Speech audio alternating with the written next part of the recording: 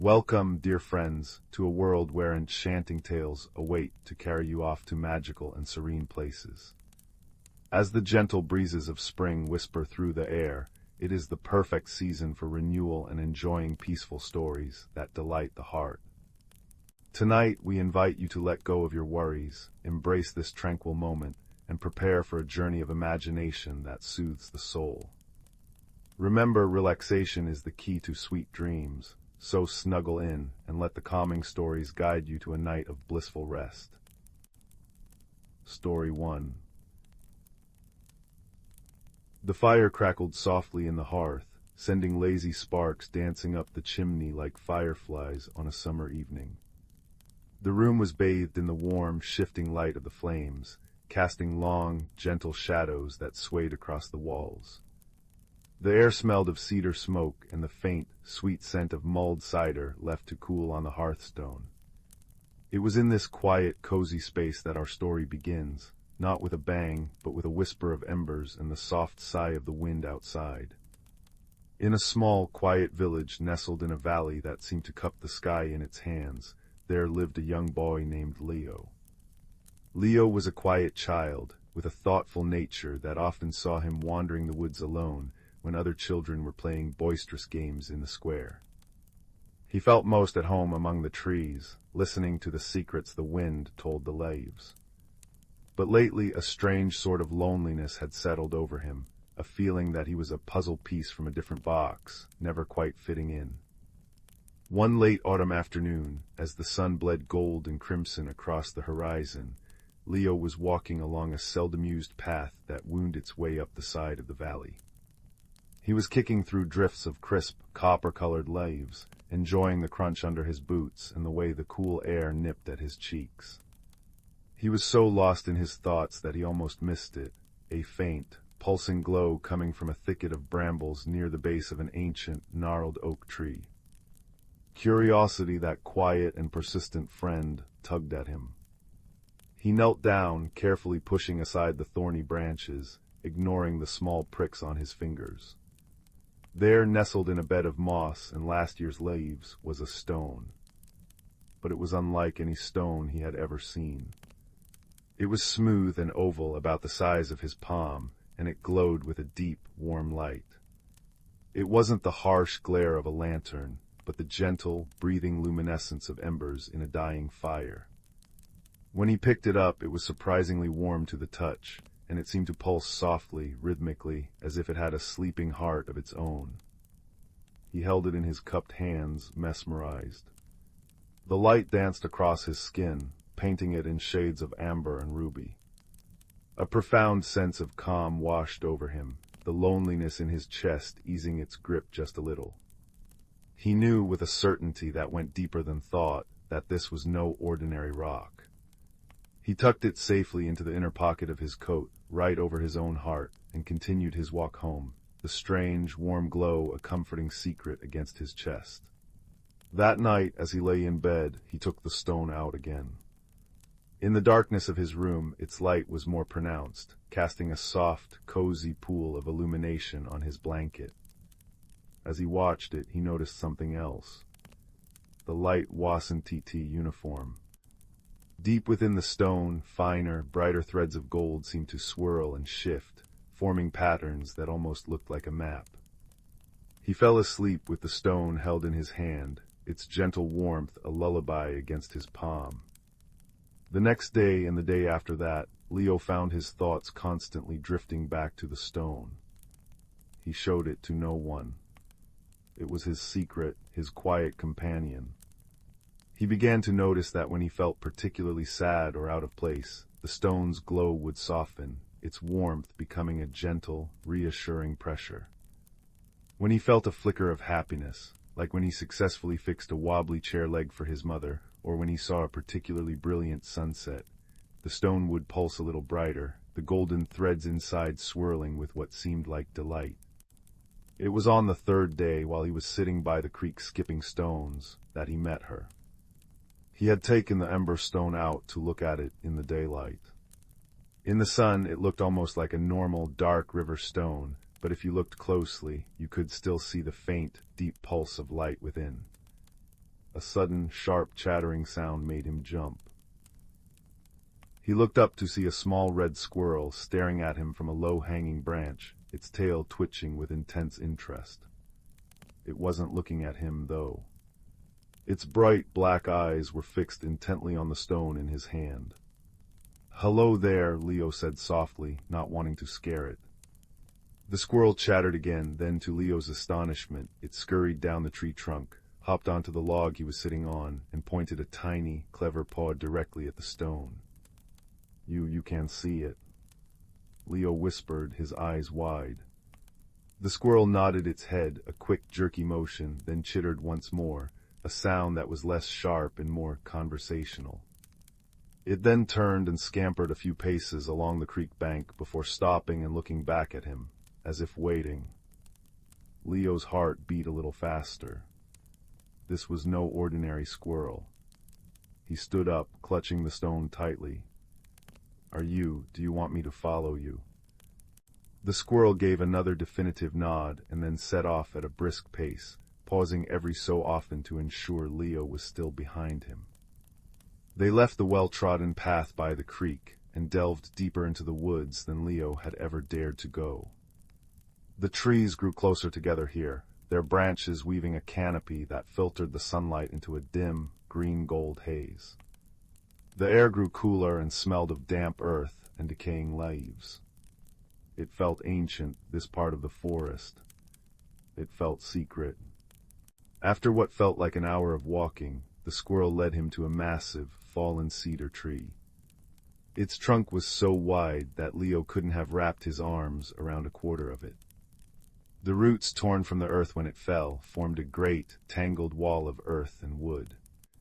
The squirrel disappeared into a crevice between two of the largest roots. Leo hesitated for only a moment before getting down on his hands and knees and squeezing through after it. He emerged not into a dark, muddy hole, but into another world. He found himself standing at the edge of a small, hidden clearing. The light here was soft and dappled, not from the sun, but from thousands of tiny, bioluminescent fungi that clung to the trees and the underside of the great fallen log, glowing with a soft blue and green light. The air was warm and still, carrying the gentle, melodic sound of a hidden spring and the rich, sweet scent of night-blooming flowers. Fireflies, their light a perfect match for the gold in his stone, drifted lazily through the air. In the center of the clearing was a small, perfectly round pond, its surface so still it looked like a disk of polished obsidian reflecting the fungal stars above. And sitting on a smooth stone by the pond, patiently waiting, was an old badger. Her fur was grizzled with age, and her eyes held a deep, ancient wisdom. The red squirrel scurried over to her, chittering excitedly, and she gave a slow, acknowledging nod. "Welcome, Leo," the badger said, her voice a low, gravelly rumble that was as comforting as the sound of the earth itself. "We have been waiting for one who could find the Heartstone." Leo stood frozen, his mouth slightly agape. He looked from the badger to the squirrel and back to the stone in his hand, which was now glowing more brightly than ever, its light harmonizing with the soft glow of the clearing. You can talk," he managed to stammer. "The world is full of voices, young one," the badger said gently. "Most people simply forget how to listen. My name is Alara, and this busy fellow is Pip." The squirrel Pip chattered a greeting, puffing out his chest proudly. "You said Heartstone?" Leo asked, holding out the glowing rock. Alara nodded slowly. "It is a piece of the forest's own heart. It is drawn to those who feel a little lost, a little separate. It senses a loneliness that yearns for connection. It does not grant wishes or perform great magic. Its power is quieter, subtler. It helps its bearer find their way not to treasure, but to themselves." Leo looked down at the stone, understanding dawning on him. Its comforting warmth, the way it responded to his moods, it wasn't magic in the storybook sense. It was a guide. "For a long time," Alara continued, her gaze soft, "the balance of this glen has been off. The songs of the stream are a little sadder. The light of the fungus stars is a little dimmer. There is a gentle mystery here, a sorrow that needs mending. The Heartstone has chosen you, Leo. It believes you are the one who can help us discover what is wrong. Leo felt a flutter of fear in his stomach. Me, but I'm just a boy. I don't know how to fix a forest. You do not need to know how, Alara said. You only need to be willing to listen. The Heartstone will light your path, and we will walk it with you.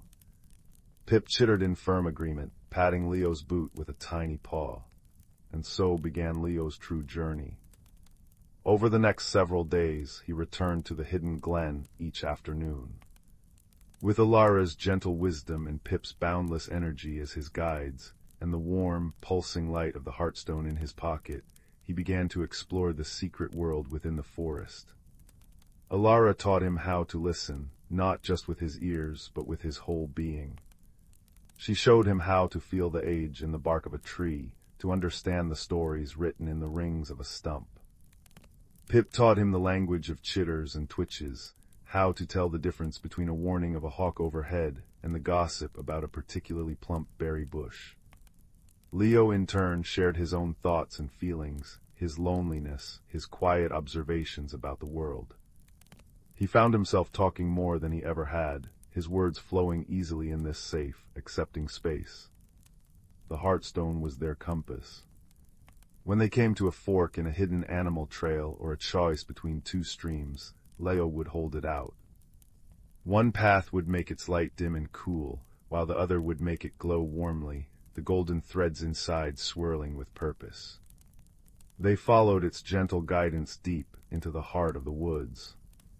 They discovered a family of foxes whose den had been partially flooded by a blocked stream, and together they worked to clear the debris, the young kits watching with wide, curious eyes. They found a grove of ancient apple trees that had stopped bearing fruit, and Leo, remembering something his grandfather had once said, carefully cleared the choking ivy from their trunks.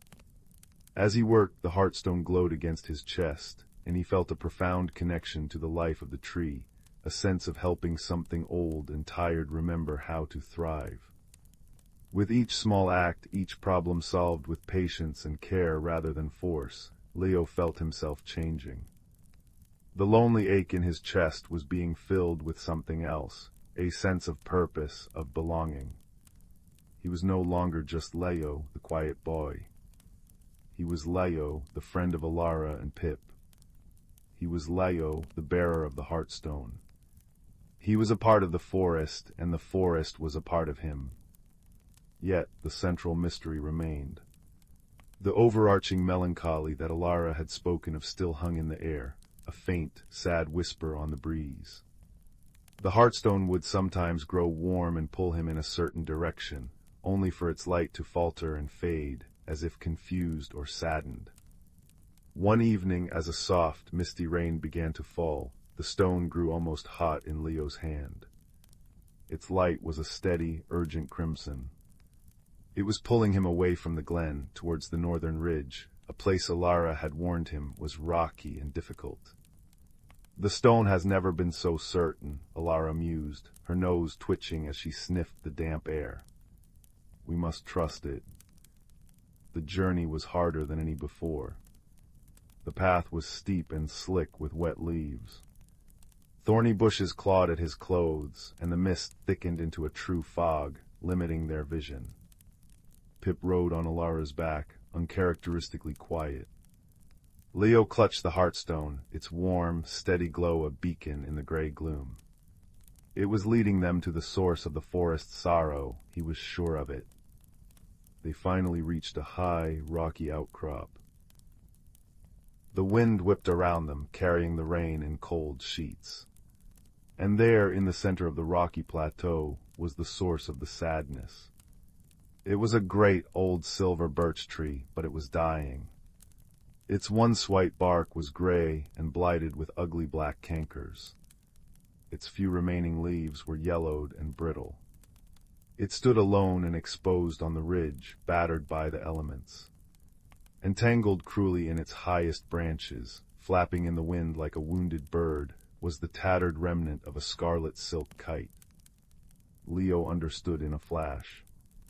The kite, lost by some child from the village long ago, was not just a piece of litter. Its synthetic material was poisoning the tree, its string cutting into the delicate branches, its bright, unnatural color a constant, stressful insult to the ancient spirit of the birch. The tree was in pain, and its pain was echoing through the entire forest, a silent, suffering heart whose rhythm affected all the life around it. "But it's so high," Leo said, his voice nearly carried away by the wind. "I can't reach it." Alara looked at the tree, then at Leo, her wise old eyes full of a deep, shared sorrow. "The stone brought you here, Leo. It did not bring you here to show you a problem you cannot solve. It believes you can." Leo looked at the heartstone in his hand. It was blazing now, not with red urgency, but with a pure, golden-white light, so bright he could barely look at it. The golden threads inside were no longer swirling randomly. They had coalesced into a single, brilliant, unwavering point of light. He understood. The stone wasn't just for finding paths. It was a reminder of the light he carried inside himself. He took a deep breath, the cold air filling his lungs. He looked at the tree not as an impossible task, but as a friend in need. He thought of all he had learned, the patience of Alara, the cleverness of Pip, the quiet strength of the forest itself. He wasn't just a boy anymore. "I have an idea," he said.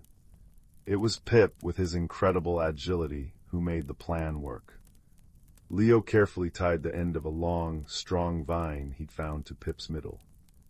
The little squirrel, understanding immediately, scampered up the blighted trunk with the vine trailing behind him.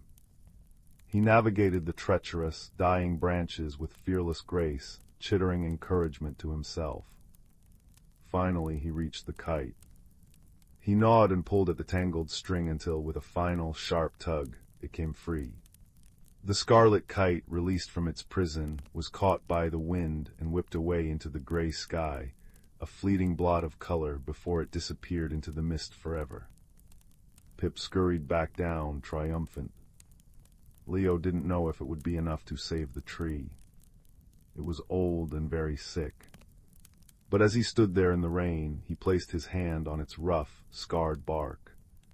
He closed his eyes and poured all his hope, all his newfound love for the forest, into that touch. He felt the heartstone grow warm, then hot, and a wave of gentle, golden light flowed from his hand, spreading across the tree's trunk like liquid sunshine. He didn't see the blight recede or the leaves regrow. That would take time, seasons, perhaps years. But he felt it. A shift. A release. A deep, shuddering sigh that seemed to move through the very rock beneath his feet. The wind softened. The rain gentled from a stinging downpour to a soothing drizzle. The oppressive sorrow that had clung to the air simply lifted, like a blanket being pulled away. They made their way back to the hidden glen in a peaceful, weary silence. The fungal stars seemed to shine brighter, their light clearer. The song of the hidden spring was lighter, more musical. The very air tasted sweeter. The mystery was solved. The sorrow was mended. Back by the still, dark pond, Alara looked at Leo, her eyes shining with a pride as deep and warm as the earth. "You see," she rumbled softly, "the stone did not lead you to a place. It led you to become the person who could heal this place. You found your way, Leo. You found your light." Leo looked down at the heartstone. It was no longer blazing, but had returned to its gentle, ember-like pulse. Yet it felt different. It felt complete, as if its job was done. "I think," Leo said softly, "it's time for the heartstone to return to the forest." He knew it in his soul. It had guided him, and in doing so, had taught him how to guide himself. Alara nodded. "It will sleep again until it is needed by another searching heart." Leo knelt by the edge of the pond. He held the stone for a moment longer, feeling its familiar, comforting warmth for the last time. Then he gently placed it into the moss at the water's edge. As soon as it left his hand, its light faded, sinking deep into its core until it looked like nothing more than a smooth, dark river stone. It was resting. Pip chittered softly and climbed onto Leo's shoulder, nuzzling his cheek. Alara rested her heavy, warm head against his knee. He was not losing a magical object. He was gaining a family, a home, a place where he truly belonged. The loneliness was gone, replaced by a steady, warm glow inside his own chest, a light he now knew he had carried all along. The fire in the hearth has burned low now, my dear listener. Its logs collapsed into a bed of glowing, pulsing embers that paint the room in soft shades of orange and red. The story is told. Leo returned to his village, still the quiet boy, but now a boy with a secret world in his heart. He knew the paths to the hidden glen, and he visited his friends often, sharing his life with them as they shared the life of the forest with him. He learned that the greatest journeys are not those that take you over mountains and across seas, but those that lead you inward to discover the strength, kindness, and light that has been there all along. He learned that friendship can be found in the most unexpected of places, and that even the smallest heart can hold the warmest, truest light, a light that can guide you home, transform sorrow into hope, and burn steady and true through any darkness. So, as you drift towards sleep, let the memory of the Heartstone's gentle glow be a comfort to you. Remember that you, too, carry a special light within you. Let it warm you, guide you, and remind you that you are never truly alone. The fire crackles its last, a soft, sleepy sound. The embers breathe their warm, slow light into the room. The world outside is quiet and still. It is time to close your eyes, to let the warmth of the story wrap around you like a soft blanket, and to journey into your own dreams, peaceful and full of light. Story 2. The attic smelled of forgotten things, of cedar and old books, of dust motes dancing in the slanted afternoon light. Leo had been sent up to find a spare quilt for his visiting cousin, a task he'd undertaken with a sigh. But as he moved past towers of cardboard boxes and shrouded furniture, his foot brushed against something small and metallic that skittered across the floorboards with a soft clink-clink-clink. Curious, he knelt. It was a compass, but unlike any he had ever seen. Its casing was tarnished brass, etched with swirling patterns that looked like vines. Instead of the usual N, S, E, and W, the cardinal points were marked by tiny, beautifully rendered symbols: a heart, a key, a feather, and a star. The needle, rather than pointing north, spun in slow, lazy circles before settling, with a gentle whir, toward the heart. Leo picked it up. It was warm in his palm. That evening, sitting by the crackling fireplace with the compass in his lap, he examined it under the soft glow of the lamp. His grandmother, knitting in her rocking chair, paused and peered over her spectacles. "Ah," she said, her voice like the rustle of autumn leaves. "You've found the heart compass." "The what?" "It doesn't point to places," she explained, her needles clicking a soft rhythm. "It points to what matters, but it only works for the one who holds it, and only if they are brave enough to follow where it leads." That night, Leo placed the compass on his bedside table. As he drifted to sleep, he heard it, a faint, melodic ting-ailing like distant wind chimes. He dreamed of a path through a misty wood, lit only by the gentle glow of fireflies. The next morning, the compass needle was pointing steadily toward the feather. Leo felt a strange pull, a quiet insistence in his chest. He decided to follow it. His journey began not in a distant land, but in his own backyard. The compass led him past the vegetable patch, through the rustling raspberry bushes, and to the old oak tree at the very edge of the property. There, nestled in the gnarled roots, was a small, moss-covered door he had never noticed before. A soft tap-tap-tapping came from within. Leo knelt and knocked gently. The door creaked open a fraction, and a bright, beady eye peered out. State your business, chirped a high, reedy voice. I'm following this compass, Leo said, holding it up. The door swung open to reveal a sparrow dressed in a waistcoat made of woven grass. He adjusted a pair of tiny spectacles on his beak. A heart compass, well, that changes everything. I am Professor Pippin, and you are lost. I'm not lost, Leo said. I'm in my own backyard. The worst kind of lost, the sparrow tutted, hopping onto Leo's outstretched hand. To be lost where you think you know the way. The compass has brought you to me because you need a guide. The path you must walk is not on any map. It is a path of courage, and it is measured in heartbeats, not miles.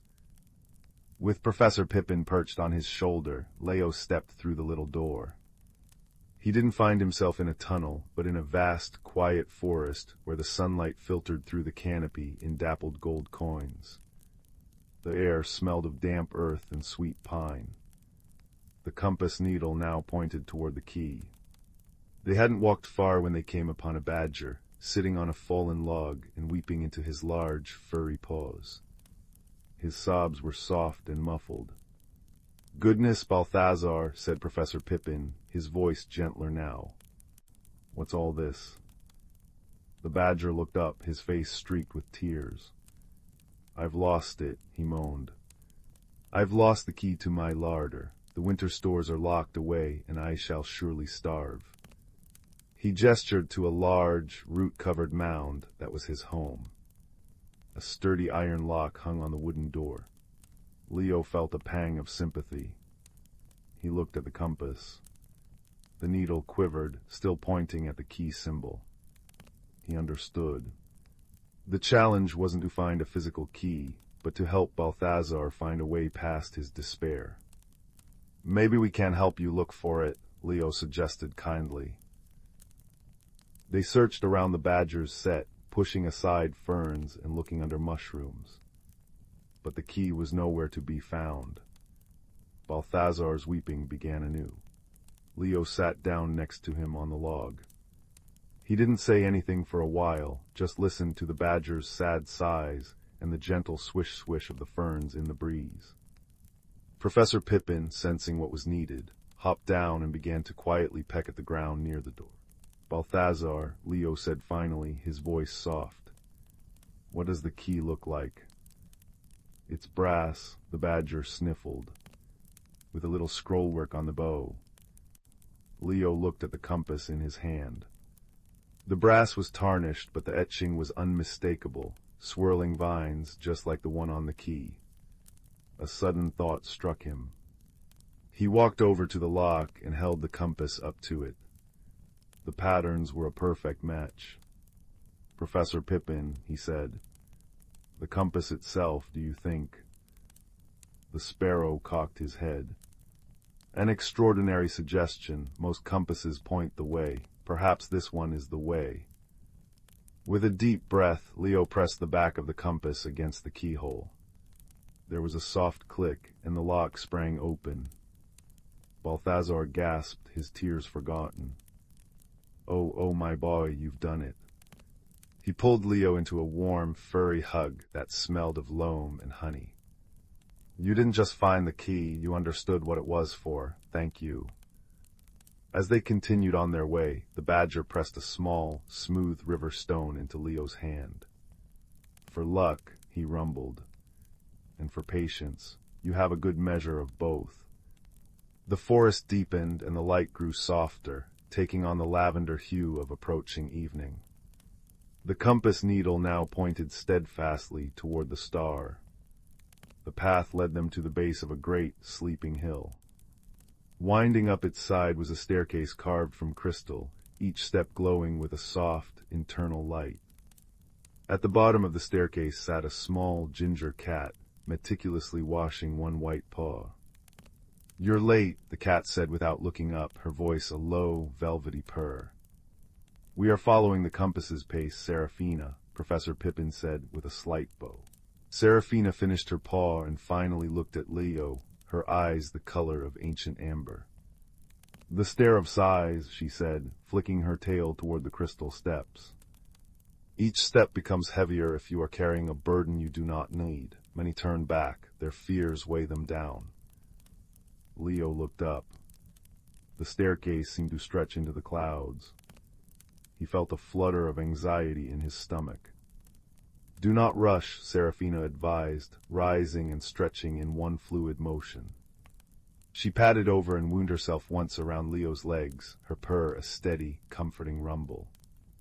"Breathe, the staircase listens to your heart, not your feet." Leo took the first step. It was light as air. The second was the same. On the third step, a cold thought crept in. What if I fail? The step beneath his foot suddenly felt like lead. He paused, his breath catching. "Ah," purred Serafina, who was now walking beside him. "You've picked up a worry, put it down." "How?" Leo asked, his voice tight. "By remembering that you are here," she said simply. "You are following your heart, that is never a failure." Leo took a deep breath, filling his lungs with the cool evening air. He let the worry go, picturing it as a dark stone he dropped over the side of the staircase. The step immediately lightened. He continued upward step by step, with Professor Pippin flitting ahead and Serafina a soft, purring presence at his side. Whenever a heavy thought arose, a fear of the dark, a doubt in his own courage, he would stop, breathe, and let it go. The river stone from Balthazar felt warm and solid in his pocket, a reminder of the patience he had already shown. Finally, they reached the top. The world fell away below them, a tapestry of dark greens and deep blues under a sky now dusted with the first silver stars. In the center of the small plateau stood a pedestal, and on it rested a single, perfect, glowing crystal in the shape of a star. The compass in Leo's hand grew warm. The needle spun one last time and settled, pointing directly at his own chest. He understood. He walked to the pedestal and placed the compass down beside the star crystal. The two objects began to glow, their light merging into one soft, radiant pool. "The journey is complete," Professor Pippin chirped softly. "You have followed your heart through kindness, patience, and courage. You have learned that the greatest treasures are not found, but earned." Serafina rubbed her head against his leg. "And you have left your burdens on the stairs. You are lighter now." Leo felt it was true.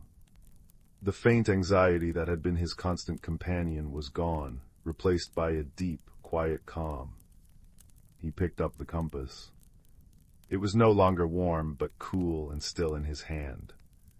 The needle now pointed, as any ordinary compass would, to the North Star twinkling brightly overhead. The path back was not a path at all. One moment he was on the hilltop, the next he was stepping out of the little mossy door in the old oak tree, back into his own familiar backyard. The first rays of the moon were silvering the grass. Professor Pippin and Serafina were gone, but he felt their presence in the gentle rustle of the leaves and the distant, contented purr of his own house cat, who came to weave through his legs. That night, as Leo lay in bed, the compass on his nightstand was silent. There was no ting-a-ling, only the soft crackle of the dying fire in the next room and the comfortable creak of the house settling around him. He held the smooth river stone in his hand. He wasn't the same boy who had climbed into the attic. He had journeyed far without ever leaving home. He had discovered that courage wasn't about not being afraid, but about moving forward even when you were. He learned that kindness could unlock doors that physical keys could not, and that patience could lighten the heaviest load. He closed his eyes, the images of the glowing staircase and the kind-eyed badger and the wise sparrow drifting through his mind like pleasant dreams. He slept not with the excitement of an adventure ahead, but with the profound peace of one completed, his heart full, his spirit light, safe and sound in the cozy certainty of home. Story 3. The fire crackled softly in the hearth, casting dancing orange shadows upon the walls of the quiet room. The scent of aged oak and a hint of cinnamon from a long-finished tea filled the air, a blanket of warmth and safety.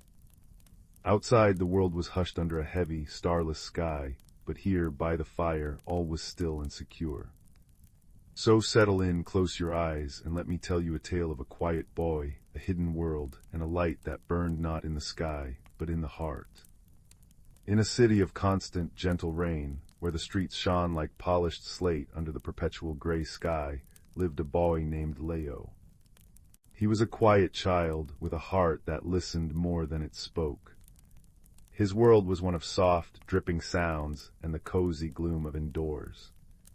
His home was a small apartment above his grandfather's old bookshop, a place that smelled wonderfully of dust, glue, and the whispered secrets of 1,000 stories.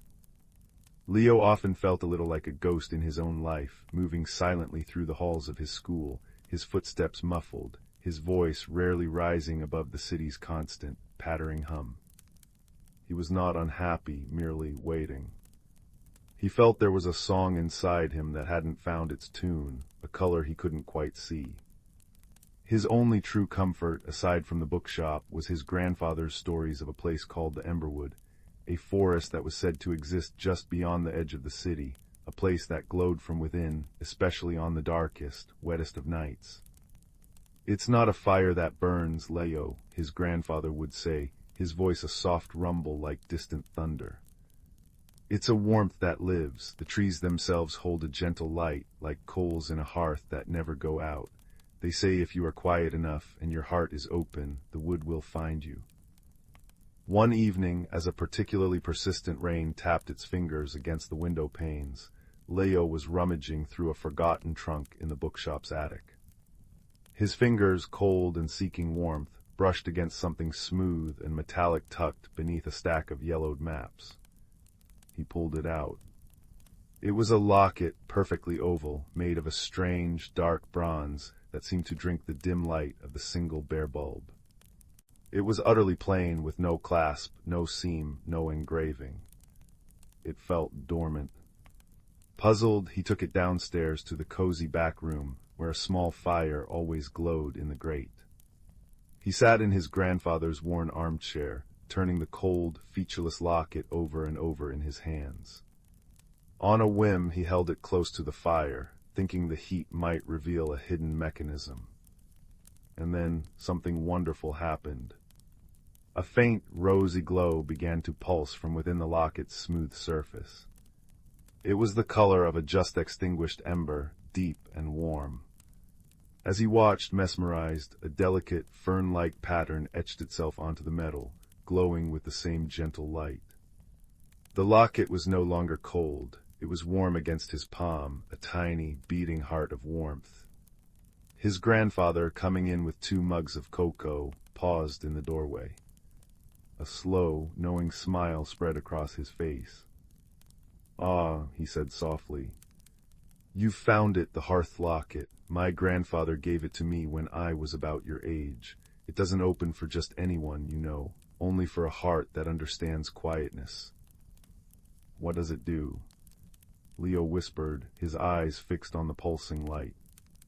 "It is a key," his grandfather said, settling into the chair opposite.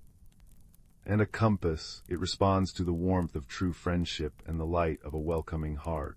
It's said to guide the way to the Emberwood." That night Leo fell asleep with the locket tucked safely under his pillow. Its gentle ember-like warmth seeped into his dreams, which were filled with the scent of damp earth and growing things, and the soft, visual echo of a distant, golden light. The next day was a Saturday, draped in its usual blanket of soft gray. But Leo felt different. The locket, which he wore on a leather cord under his shirt, was a constant, warm presence against his chest. It was a secret, a promise. He decided to go for a walk, not with any destination in mind, but simply to walk, to see if the locket would guide him. He wandered away from the familiar, cobbled streets towards the forgotten edges of the city, where the old canal, choked with reeds, marked the boundary between the urban and the wild. The rain had eased to a fine mist that clung to his jacket and beaded on the bare branches of the winter trees. He walked for what felt like hours, the city sounds fading behind him until all he could hear was the squelch of his own boots in the mud and the lonely cry of a distant bird. He was about to turn back, his courage waning, when he felt it, a distinct, gentle pull. It wasn't a tug on the cord, but a feeling, a soft insistence from the locket itself, a warmth that seemed to pulse in a specific direction.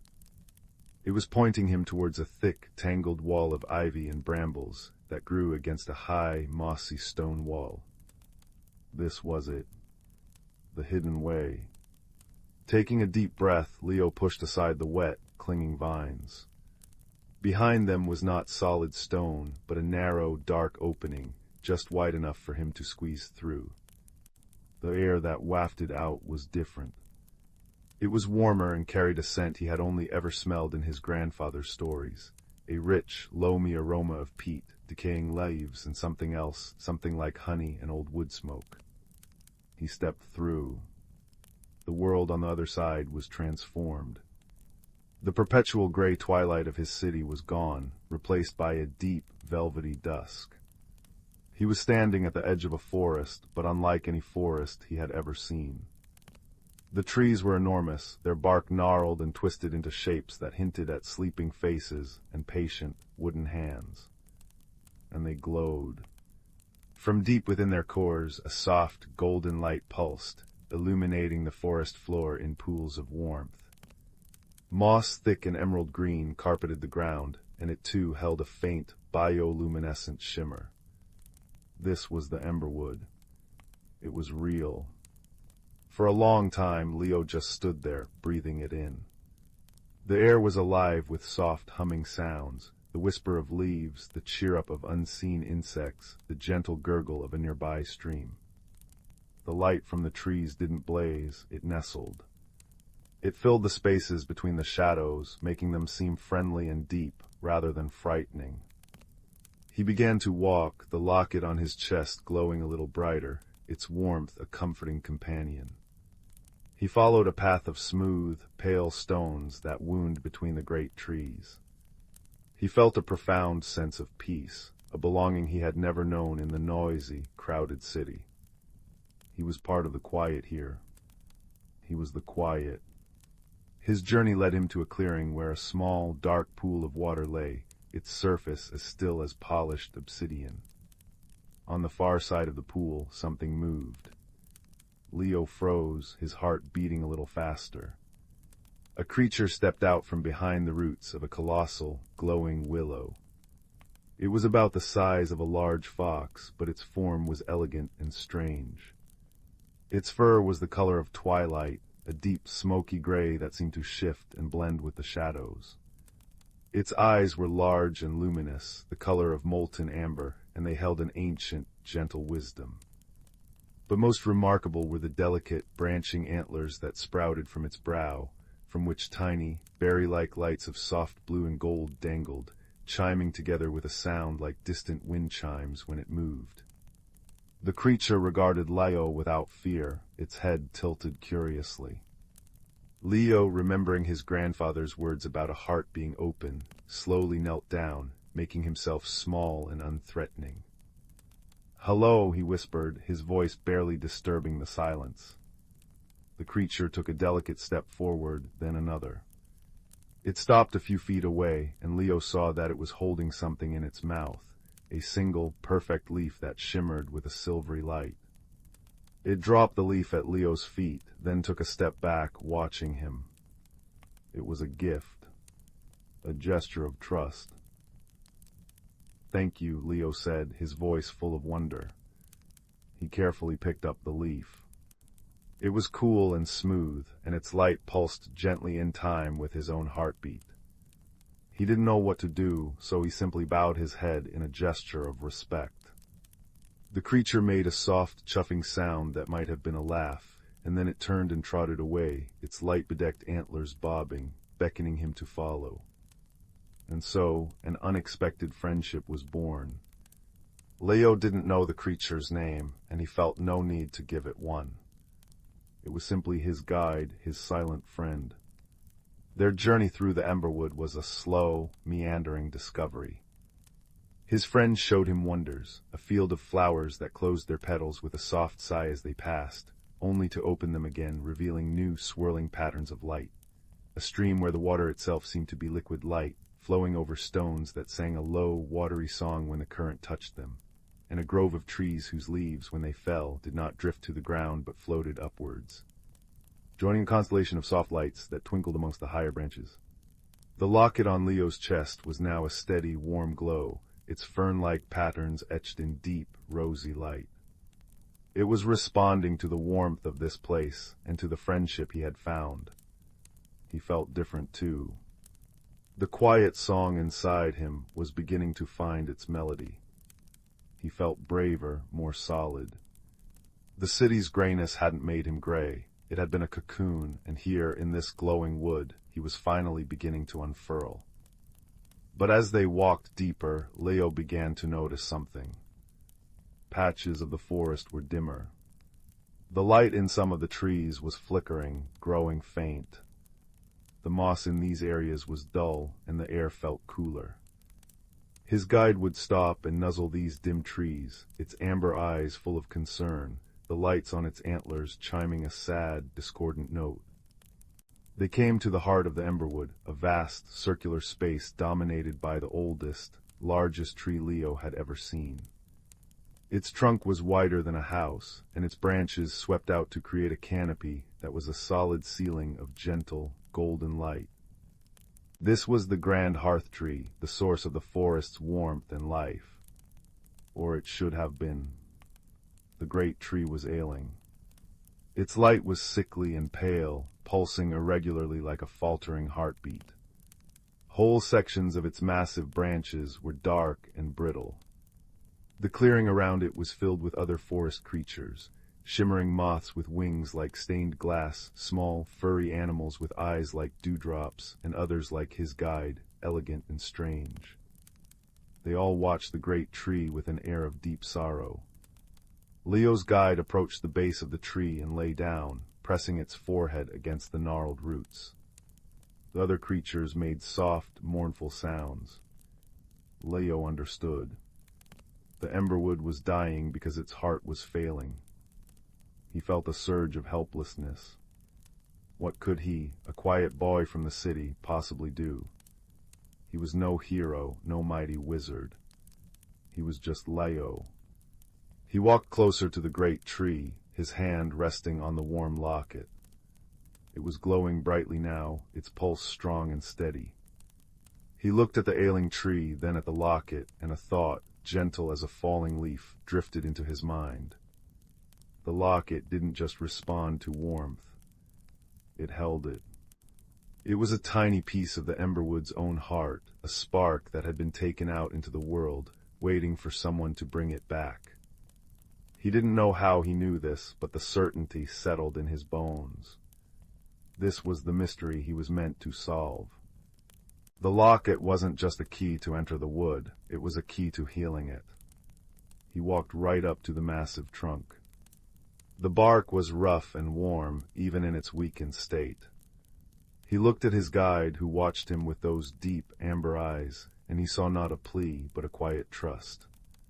Taking a deep breath, Leo lifted the locket from his neck. He pressed it flat against the trunk of the grand hearth tree. For a moment, nothing happened. Then the fern-like patterns on the locket began to glow with an intensity that was almost too bright to look at. The light flowed from the locket, seeping into the bark of the tree like liquid gold. It spread in rivulets, tracing the ancient patterns in the wood, flowing up into the branches and down into the roots. A deep, resonant hum filled the clearing, a sound that was not heard with the ears but felt in the soul. The tree began to change. The dark, brittle branches softened, their wood growing supple once more. The pale, sickly light brightened, deepening to a rich, healthy gold. The light pulsed once strongly, and then settled into a steady, radiant glow that flooded the entire clearing with warmth and life. All around, the dim trees of the forest responded. Their own lights brightened, their leaves rustling with a sound like soft applause. The moss shimmered with renewed vigor. the emberwood was whole again. The locket, its task complete, fell from the tree into Leo's waiting hand. It was cool and plain once more, its light and patterns gone. But it felt different now, not dormant but content. Its purpose had been fulfilled. Leo's guide stood and came to him, nudging his hand with a cool, velvety nose. The other creatures of the forest gathered around, not crowding him, but simply being present, their eyes reflecting the restored light of their home. It was a thank you, silent and profound.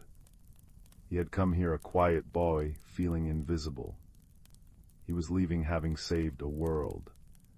He had not done it with strength or magic spells, but with a quiet heart, a willingness to listen, and the courage to offer a small, warm thing when it was needed most. His guide led him back to the edge of the wood, to the wall of ivy that separated the two worlds. At the threshold, the creature stopped. It looked at Leo for a long moment, its amber eyes holding his, and then it bowed its magnificent, light-strewn head. Leo bowed in return. No words were needed. Their friendship was a thing woven from shared silence and a shared purpose, and it would warm them both, always. He stepped back through the ivy, into the familiar, damp chill of his own world. The city was the same, the rain was still falling, but Leo was not. He walked home through the gleaming streets, his hand in his pocket, fingers curled around the now plain locket. He felt the quiet song inside him, and now he knew its tune. It was the tune of growing things, of gentle light, and of a friendship that spanned two worlds. He climbed the stairs to the apartment above the bookshop. His grandfather was waiting in the armchair by the fire, a book open on his lap. He looked up as Leo entered, and his eyes, old and wise, saw the change in his grandson immediately. He saw the new steadiness in his gaze, the quiet confidence in his posture. Leo walked over to the fire and held out the locket. "I gave it back," he said simply. His grandfather took the locket, a slow smile spreading across his face. He didn't ask for details. He didn't need to. He could see the whole story reflected in Leo's calm, bright eyes. "It looks like it found its way home," his grandfather said, his voice thick with emotion. "And so, I think, have you." That night, as Leo lay in bed, the cities rang a familiar lullaby on the roof. He felt the emberwood's warmth not as a memory, but as a part of him. It was a steady, glowing coal in the hearth of his own heart. He had been transformed not by a grand adventure, but by the simple, profound act of listening, of trusting, and of giving. He had learned that the smallest light, held with courage and offered with love, could rekindle the greatest of fires. And as he drifted into a deep and peaceful sleep, his dreams were not of glowing forests or magical creatures, but of a simple, enduring warmth, a light that would burn steady and true within him forever. The fire in the hearth downstairs settled into a bed of glowing embers, its work done for the night, its warmth a promise of a new day. And in the quiet room all was still, all was safe, all was well. Sleep now. The story is told. Let your own dreams find their gentle light. Story 4. In the velvet expanse where stars are sown like diamond dust across the cosmic tapestry, there drifted a small, forgotten observatory known as the Starlight Haven. It was not a place built by machines alone, but grown, a living structure of crystalline lattices and softly glowing moss that fed on starlight. Its walls hummed with a gentle, resonant frequency, and its viewports opened not to cold emptiness, but to swirling nebulae in hues of lavender and rose, where newborn stars blinked awake in luminous cradles. Here in this quiet corner of the cosmos, two beings found refuge. Kalen was from a world of whispering forests and shimmering lakes, a place where the very air sometimes rippled with color to express emotion. He was slender and graceful, with skin that shifted in hue like mother of pearl, and eyes that held the soft light of a twilight sky. When he felt joy, his fingertips glimmered with gold. when he was thoughtful, a gentle blue aura surrounded him. He communicated not with words, but with these shifting colors and with delicate, fragrant pollen scents he could release into the air, each scent a feeling, a memory, an idea. Then there was Arnala, from a planet of deep, resonant caves and humming crystal formations. She was small and sturdy, with a hide like polished river stone, and long, sensitive ears that twitched at the faintest harmonic vibrations in the air. Her people spoke through music, not songs with words, but pure tones, harmonies that conveyed meaning through pitch and rhythm. A happy trill meant greeting, a low, soft drone could mean sorrow or empathy. Arnala's heart beat in time with the music of the spheres, and she could hear the faint, singing pulse of distant suns. They had both arrived at the Starlight Haven by chance. Kalen's lightsail craft damaged by a solar flare, Arnala's resonance drive malfunctioning after passing through a silent nebula. At first, they did not know how to be with one another. The first time Kalen, feeling friendly, glowed a warm sunset orange and released a scent of blooming night flowers, Arnala's ears flattened. To her, that particular harmonic of color and scent felt like a jarring, off-key note. She answered with a confused, warbling hum that made Kalen's light flicker uncertainly. For days they moved around each other in the crystalline halls of the haven, careful, curious, but distant. The heart of the observatory was a great domed garden where strange, starlit flora grew in soft, glowing beds. Luminescent moss carpeted the ground, and vines heavy with bioluminescent berries climbed the walls.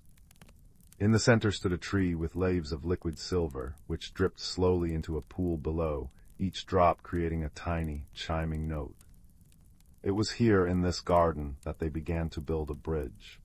Kalen noticed that Arnala would often sit by the silver tree, her eyes closed, listening. He saw how the chimes of the dripping silver seemed to calm her. So one evening, as the nebula outside swirled in a slow, majestic dance, he approached. He did not glow or release scent. He simply sat nearby and watched the stars. Arnala, sensing his presence, opened her eyes. She saw the way the starlight caught in his pearlescent skin, and she felt no discord. Slowly she began to hum, a simple, questioning tone rising gently at the end. Kalen turned. He understood the tone as one might understand a kind glance. Carefully he let a soft, buttery yellow light emanate from his hands, a color of peace. That was the beginning. They began to explore communication. Kalen learned that if he glowed in rhythmic pulses, Arnala could interpret them as a kind of visual music. She in turn discovered that by humming in certain harmonic sequences, she could create vibrations in the air that Kalen could feel as gentle pressures against his skin, each pattern a different meaning. Their first true collaboration was the creation of a shared shelter within the garden, a bower woven from the silver-leafed branches and the glowing vines.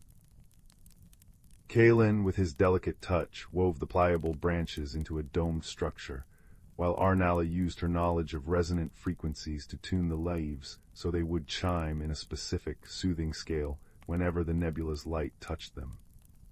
It became their safe space, a little sanctuary of harmony and light, where they could be together without the vastness of space feeling quite so immense. Of course, misunderstandings arose, but these became sources of laughter and learning, not strife. One afternoon, Kalen was trying to express his concern for a flickering light panel in the observatory. He glowed a deep, steady blue, the color of serene lakes on his homeworld, which signified focused attention. But to Arnala, that particular shade of blue, combined with his stillness, resonated as a profound, mournful chord. She hurried over, humming a low, comforting drone and patting his arm with her sturdy hand, her large eyes full of sympathy. Kalen was confused for a moment, his light flickering in question. Then he realized his thinking blue was her sadness blue. He let his glow shift to a warm, amused pink and released a scent of sweet, sun-warmed grass. Arnala's ears perked up, and she let out a series of short, chirping trills, her people's sound for laughter. They had learned something new about each other. Another time, Arnalla was humming a complex, joyful melody, a story song about the great singing crystals of her home. To her, it was a celebration. But the high, rapid frequencies made the crystalline walls of the haven vibrate in a way that caused Kalen's own resonant body to feel a strange, dizzying buzz.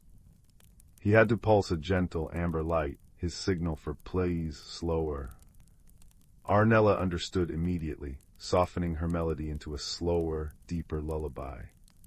He in turn found that if he glowed in soft, pulsing patterns along with her music, it created a beautiful synesthesia of light and sound that delighted them both. Their deepest connection, however, was forged in the quiet moments. Every cycle, when the great nebula outside settled into its most tranquil state, they would go to their bower, sit side by side on the soft moss, and watch the distant stars. There were no colors or hums needed then. They simply were together. Kalen would watch the slow, majestic drift of a star cluster, his light dimmed to a soft, contented glow. Arnalla would listen to the silent music of the cosmos, her ears swiveling gently as if tracking a symphony only she could hear. In those moments, the vast, incredible differences between them, their origins, their bodies, their ways of perceiving the universe, melted away.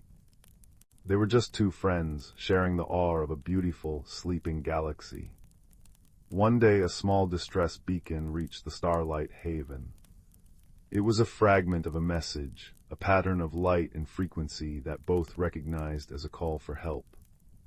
A ship was adrift in the silent nebula, its crew in stasis, its systems failing. They worked together without hesitation. Kalen, using his innate understanding of light, recalibrated the haven's great crystalline lens to focus a beam of pure, guiding starlight toward the lost ship.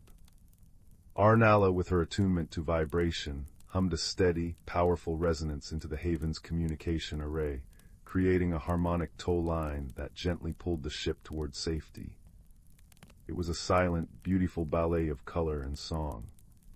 Kalen's whole body shone with a brilliant, determined white, while Arnalla's hum was a deep, unwavering chord of strength. They were speaking two entirely different languages, yet they were saying the same thing: you are not alone. We are here. The ship was saved. Its crew, a quiet, furry species who communicated through touch, never knew the precise nature of their rescue. But as their ship powered up and prepared to journey home, they sent one simple message, a wave of profound, grateful warmth that washed over the entire Starlight Haven. It was a feeling both Kalen and Arnalla understood perfectly.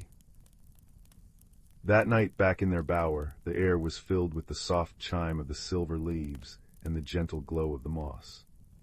Kalen was radiating a soft, gold androse light, a color of deep contentment and affection. Arnalla was humming a slow, meandering melody that spoke of friendship and home. Kalen reached out and very gently placed his glowing hand on Arnalla's sturdy arm. She did not flinch.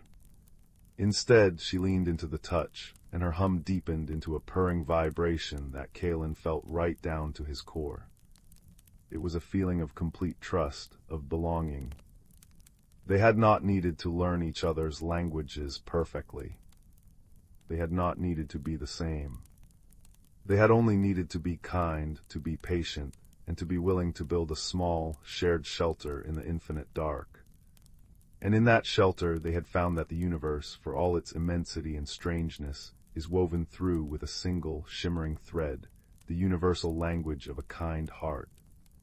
And as the nebula outside swirled in a final, beautiful display of violet and gold before the long night, the two friends sat together in their garden, watching the distant stars, silent and understood, forever bound by the gentle, unbreakable bonds of cosmic friendship. Story 5.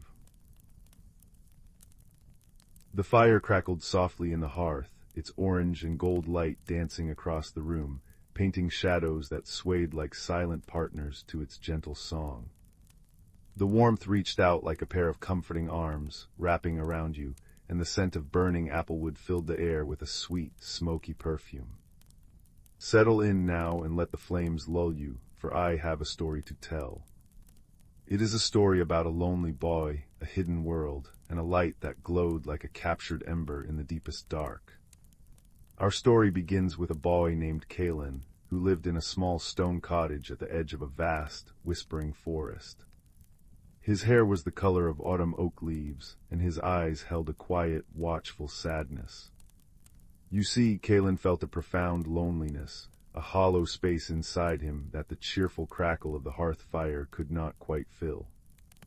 He would often sit on the mossy stump outside his door, listening to the wind sigh through the pines and watching the smoke from the chimney curl into the twilight sky, wondering if there was a place in the world where he truly belonged. One evening, as a deep violet dusk settled over the land, Kalen was gathering kindling at the forest's edge. The air was growing cold, and he could see his breath puffing out in little silver clouds. It was then that he noticed something unusual. Nestled amongst the roots of a great, ancient willow tree was a soft, pulsing glow. It was not the sharp white of a star, nor the yellow of a candle flame. It was a deep, warm russet red, the color of a banked fire's heart, of a single ember holding its heat through the long night. Curiosity, a gentler cousin to fear, stirred within him. He crept closer, the dried leaves crunching softly under his boots. There, half buried in the loam, was a smooth, oval stone, no larger than his palm. And from within its depths that gentle, pulsing light emanated, casting a soft radiance that made the surrounding moss and ferns look as if they were bathed in the last light of a setting sun. He reached out, his fingers trembling slightly, and picked it up. It was warm to the touch, not hot, but holding a steady, comforting heat, like a loaf of bread fresh from the oven. He closed his hand around it, and the warmth seeped into his skin, traveling up his arm and settling in his chest, making that lonely hollow feel, for the first time in a long time, a little less empty. He took the stone home, placing it on the windowsill beside his bed. That night he slept more deeply and peacefully than he had in years, the stone's soft glow painting his dreams in hues of amber and gold. The next day and the day after that, Kalen found his thoughts returning to the stone. It was more than a mere trinket, it felt like a promise. On the third day, as a soft, misty rain began to fall, he made a decision. He would follow the stone's gentle guidance.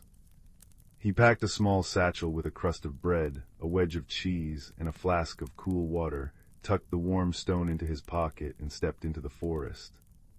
The journey was not one of dramatic perils or roaring beasts.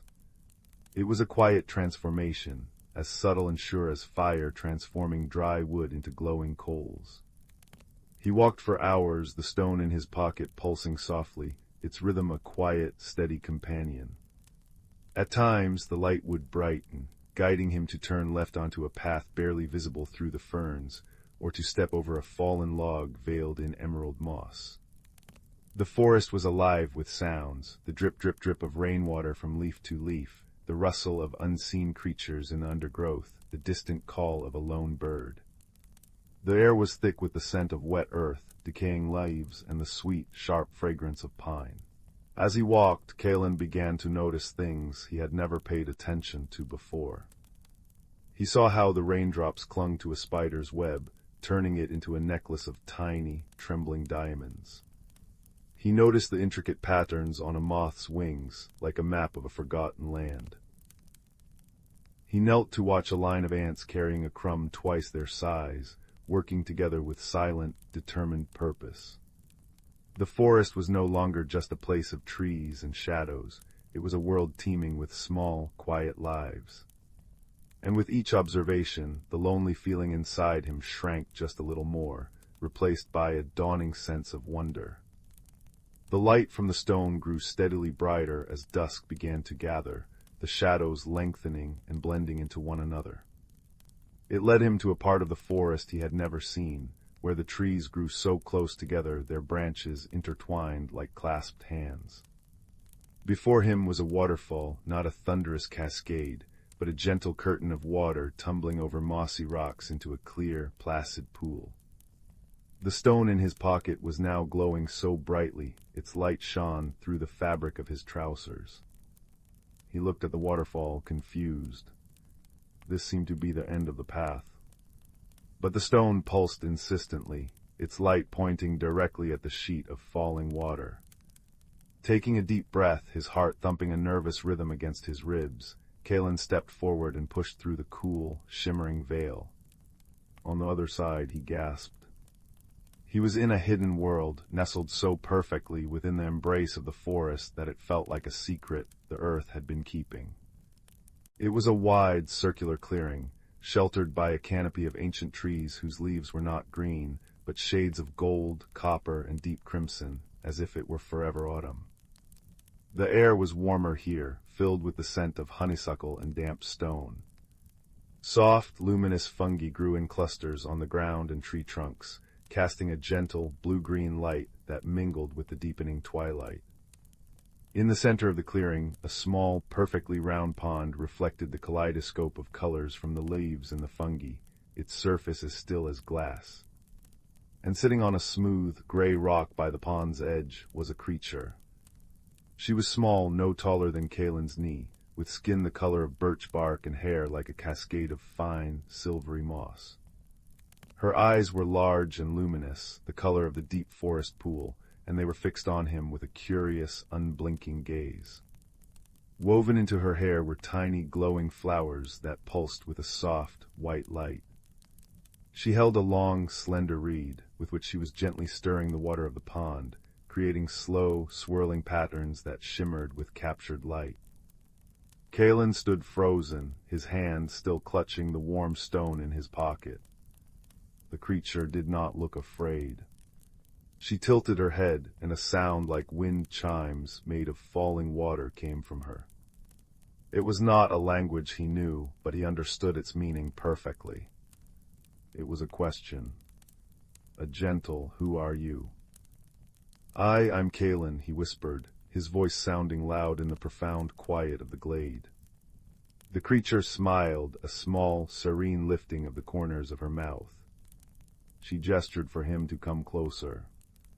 As he approached, he saw that the patterns she was drawing in the water were not random. They were stories. In the shimmering swirls, he could see the shape of a soaring bird, the outline of a running fox, the slow, patient growth of a tree. He slowly opened his hand, revealing the glowing stone. The creature's eyes widened, not in surprise, but in recognition. She reached out a slender, twig-like finger and touched the stone.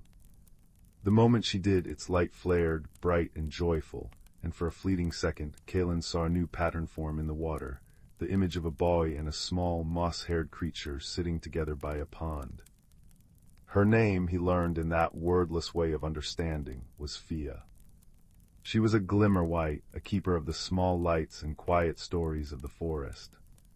The stone, she explained through a series of chiming sounds and images in the water, was a hearth ember, a fragment of the first light that ever burned at the world's core. It did not belong to anyone. Instead, it sought out those who needed its warmth, those whose own inner light had grown dim with loneliness.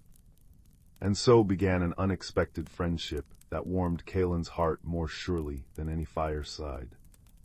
He visited Fia in the hidden glade every day. She showed him her world.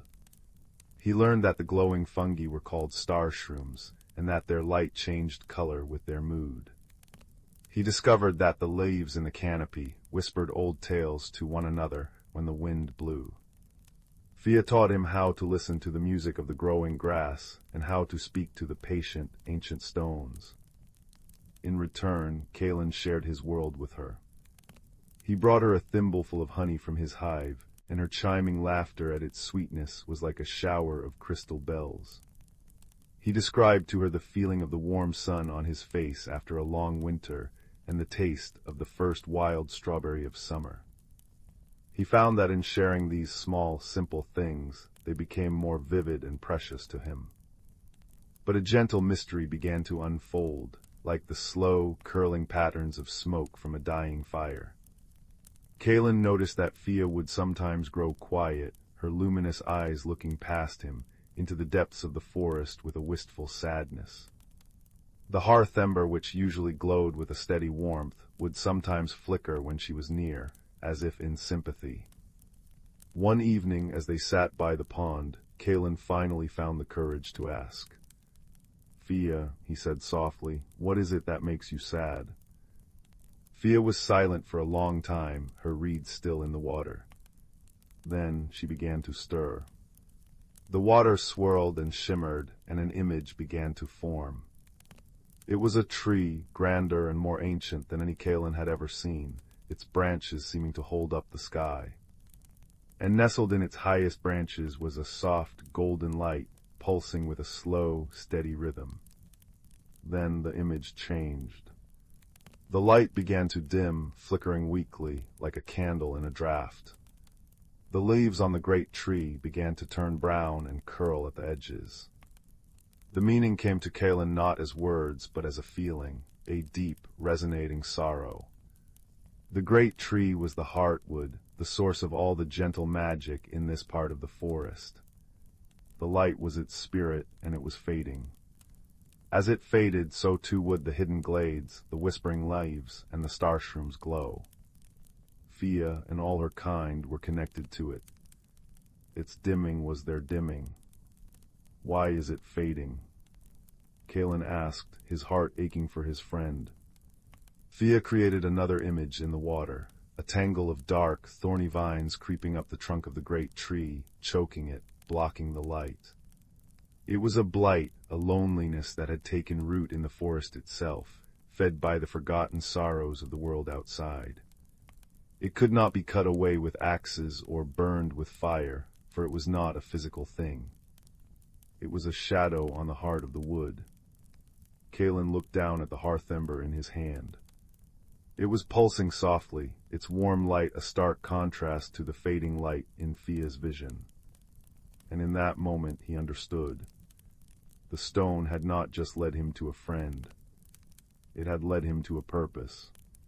Its warmth was the antidote to the cold loneliness of the blight. "We have to help it," Kalen said, his voice firm with a resolve that surprised him. "We have to take the ember to the heartwood." Fia's eyes met his, and for the first time he saw a flicker of hope in their deep pools. She nodded, a slow, solemn gesture. Their journey to the heartwood was the final stage of Kalen's transformation. It was not a long journey in miles, but it was a passage through the deepest, quietest parts of the forest. The air grew colder as they walked, and the familiar, comforting sounds of the woods fell away, replaced by an oppressive silence. The trees here were gnarled and twisted, and the ground was bare of moss and fern. The thorny vines from Fia's vision were everywhere, creeping over everything, their shadows seeming to drink the very light from the air. The hearth ember's glow was now a small, brave beacon in the encroaching gloom. Fia moved more slowly here, her own natural light dimmed by the pervasive sadness. Kalen walked beside her, his presence a shield. He talked to her, his voice a low, steady murmur in the silence.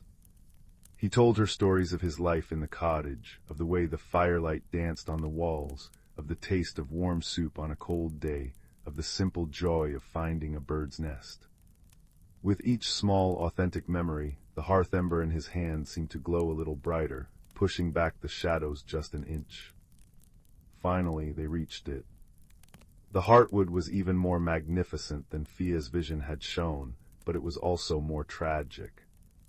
Its massive trunk was thick with the dark, choking vines, and the golden light from its branches was so faint it was barely a memory. A profound, aching loneliness filled the clearing, a feeling so heavy it was difficult to breathe. Kalen knew what he had to do.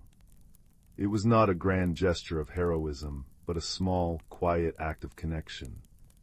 He walked forward, the thorns snagging at his clothes, until he stood at the very base of the great tree. He placed his hand, the one holding the hearth ember, flat against the rough bark. He closed his eyes. He thought of Fia's chiming laughter. he thought of the warmth of his hearth at home. He thought of the patient ants and the diamond-studded spider web. He thought of the friendship that had filled the hollow space inside him.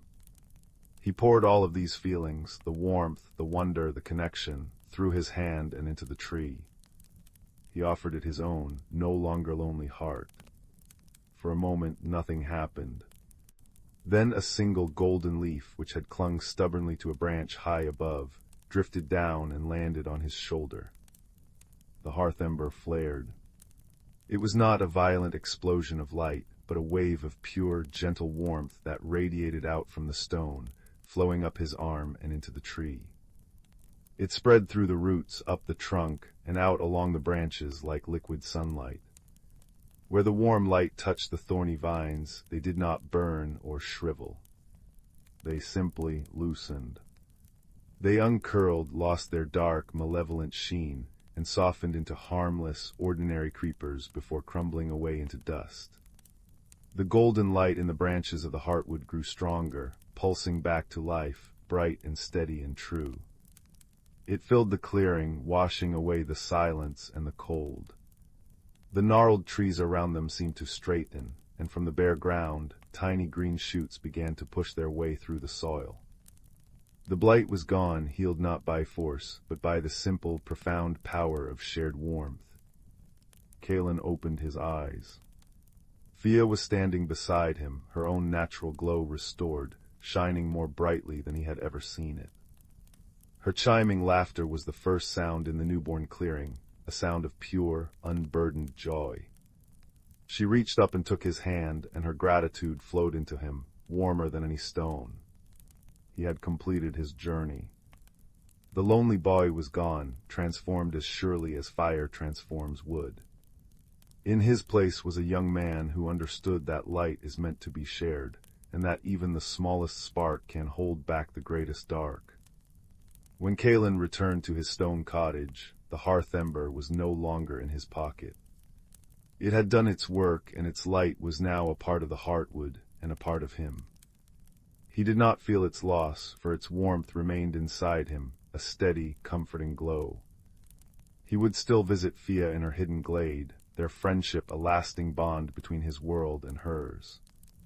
And now, as the fire in our own hearth begins to burn low, its embers glowing with a soft, sleepy light, remember Kalen's story. Remember that even on the darkest of nights, there is always a light that glows like a captured ember.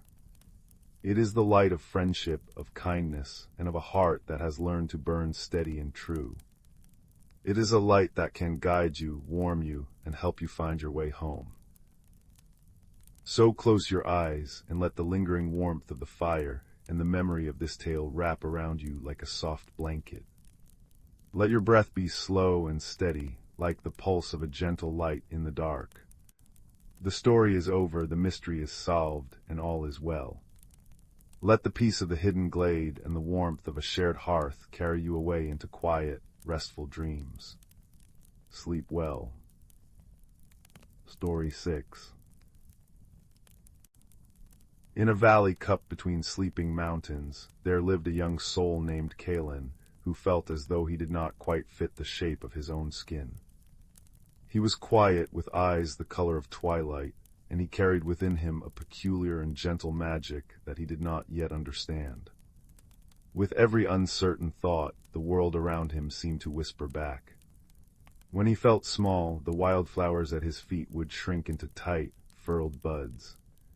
When a spark of curiosity lit within him, the moss on the old stone walls would glow with a soft, green luminescence. His home was a small stone cottage with a garden that was more wild than tame, a reflection of his own untended spirit. It was here that his quiet metamorphosis began, not with a dramatic event, but with a single, persistent feeling of wrongness, a sense that he was a seed that had been planted in the wrong season, waiting for a sun that never quite arrived. One evening, as a soft, lavender dusk settled over the valley, Kalen noticed something new. A patch of soil near the old well, usually barren, had sprouted a peculiar, silvery plant. It had leaves like velvet and a single, closed bud that seemed woven from moonlight itself. As he knelt, a feeling of profound sadness washed over him, a loneliness so sharp it made his chest ache. And as the feeling crested, a single, shimmering tear fell from his cheek onto the soil. Where the tear landed, the silvery plant trembled. The moonlit bud unfurled, not into a flower, but into a tiny, perfect cocoon, spun from what looked like threads of starlight. It pulsed with a soft, rhythmic light, like a sleeping heartbeat. A voice, as warm and granular as freshly turned earth, spoke from behind him. "Ah, the first one. I wondered when you would begin." Kalen turned to find an old woman standing there. She was not there a moment before, yet her presence felt as natural and expected as the coming night. She wore a cloak patched with moss and faded velvet, and her eyes held the deep, knowing calm of ancient forests. She introduced herself as Alara, a tender of transformations. "What is it?" Kalen asked, his voice barely a whisper. "It is a waiting place," Alara said, her fingers gently brushing the cocoon. "A space for what you are ready to let go of and for what is ready to be born. Your garden, you see, is not just a garden. It is a map of your heart, and it seems your heart is preparing for a journey." And so, Alara became his mentor, appearing in the garden at moments when Kalen's confusion threatened to overwhelm him. She never gave direct answers, but instead offered small, gentle tasks. "Today," she would say, "water the roses with the memory of a kindness you received." And when Kalen did, focusing on the time a stranger had returned his lost scarf, the roses bloomed into enormous, fragrant flowers of the deepest crimson, their color the very embodiment of grateful warmth. His changes began to manifest in beautiful, non-threatening ways. One morning, after nights spent reading by firelight and feeling a flicker of genuine interest in tales of far-off seas, he awoke to find the skin on his forearms dusted with a delicate, iridescent pattern, like the inside of an abalone shell. It shimmered in the light, a quiet testament to his expanding world. He was not frightened, only curious. The garden responded in kind. The vegetable patch began to sprout peas that glowed like tiny lanterns. Alara nodded in approval. "The shell protects the soft, growing life within," she murmured. "You are learning to protect your own gentle nature." The small victories accumulated with the patience of a growing vine. There was the day he managed to voice a small opinion to a neighbor, and the willow tree in the corner of the garden wept leaves of pure, spun gold. There was the afternoon he finished a drawing he was proud of, and the air around him hummed with the scent of honey and lemon balm. Each act of quiet courage, each moment of self-acceptance, was mirrored by the magical ecosystem around him. The colors of the flowers shifted with his understanding. The bluebells turned a confident, sky blue when he acknowledged a skill. The lavender turned a serene, silvery purple when he allowed himself a moment of peace. He spent hours tending to the first, silvery cocoon. It was not a chore, but a meditation. He would sit beside it, breathing slowly, and imagine the sadness and loneliness inside it being slowly woven into something new, something strong and beautiful.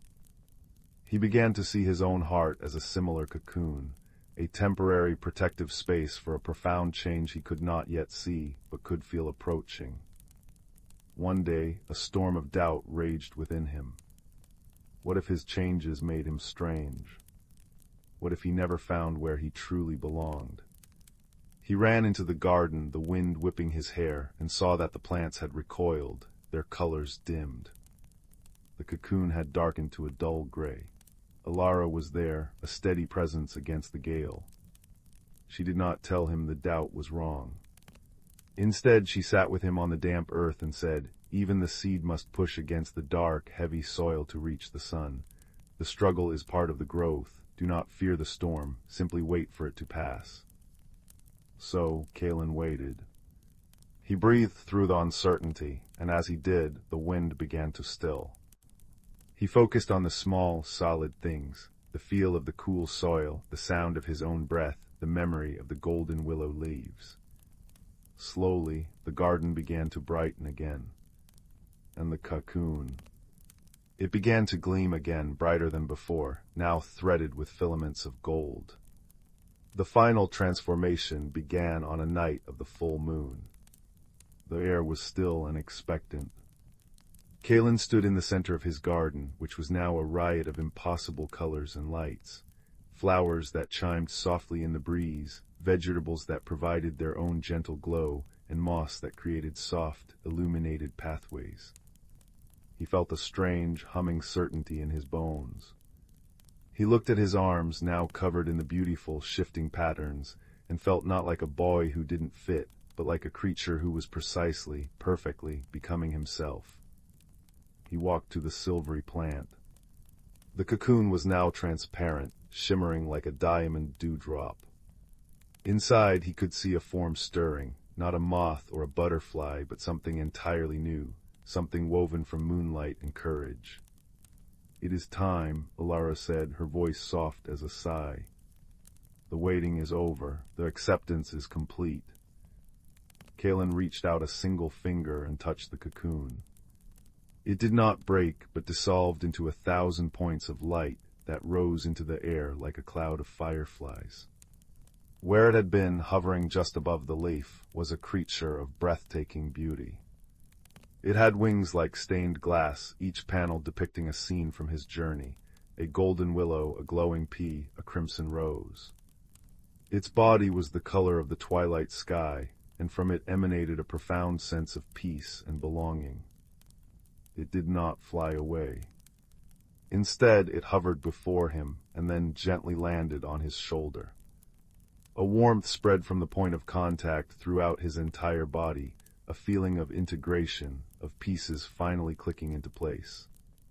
He looked down at himself and saw that the iridescent patterns on his skin were now softly glowing, a permanent, gentle light from within. He was not a boy anymore, nor was he something else entirely. He was Kalen, fully and completely himself, a tender of a magical heart garden, a friend to transformations, a creature of both earth and starlight. Alara smiled, a smile that held the wisdom of 1,000 such gentle metamorphoses. "The cocoon was never for what was inside the garden," she whispered. "It was for what was inside you, and now that it has served its purpose, your true work begins."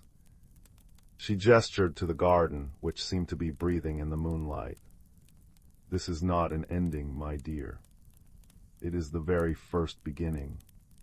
Now you must tend not only to your own garden, but help others find the seeds within themselves." And as the first light of dawn tinged the edges of the sky, Kalen felt a profound comfort, not in spite of the changes he had undergone, but because of them. He had learned that change was not something to be feared, but a natural, patient, and beautiful unfolding, as inevitable and gentle as the dawn after a long night. He stood there in his glorious, humming garden, with his new companion on his shoulder, ready to welcome the new day and all the gentle transformations it would bring. Story 7. The fire crackles softly in the hearth, a gentle, whispering sound that seems to breathe along with the quiet night. Its light dances upon the walls, casting long, swaying shadows that move like sleepy giants. The warmth it gives is a soft, woolen blanket wrapping around you, and the scent of burning applewood is sweet and comforting in the air. It is in this cozy space, with the wind humming a low tune outside the window, that our story begins. It begins with a boy named Kalen, who lived in a small cottage much like the one you might be imagining, nestled at the edge of a great, whispering forest. Kalen was a kind-hearted boy with a mind that was always racing, like a startled rabbit. He found it terribly difficult to be still. His hands always needed to be whittling a stick, his feet always needed to be tapping a rhythm, and his thoughts were a flock of chattering sparrows, never settling on a single branch. This meant that the deep, quiet magic of the world often passed him by, unnoticed. His grandfather, a man with eyes the color of a kind sky and hands etched with the lines of a long and gentle life, would often watch Kalen with a soft smile. "The world holds its breath for those who know how to listen, Kalen," he would say, his voice a low, rumbling echo of the fireplace. "But you must be still to hear it." One evening, as the autumn air grew crisp and the last of the sunlight bled away into a violet dusk, Kalen's grandfather called him to the hearth. In his palm he held something small and dark, no larger than a plum. It was a knot of wood, twisted and gnarled, but it was from no ordinary tree. "This," his grandfather said, his voice dropping to a whisper that mingled with the fire's crackle, "is an ember-heart. It comes from the very core of the oldest, wisest tree in the silent wood, a tree that has seen centuries turn like pages in a book.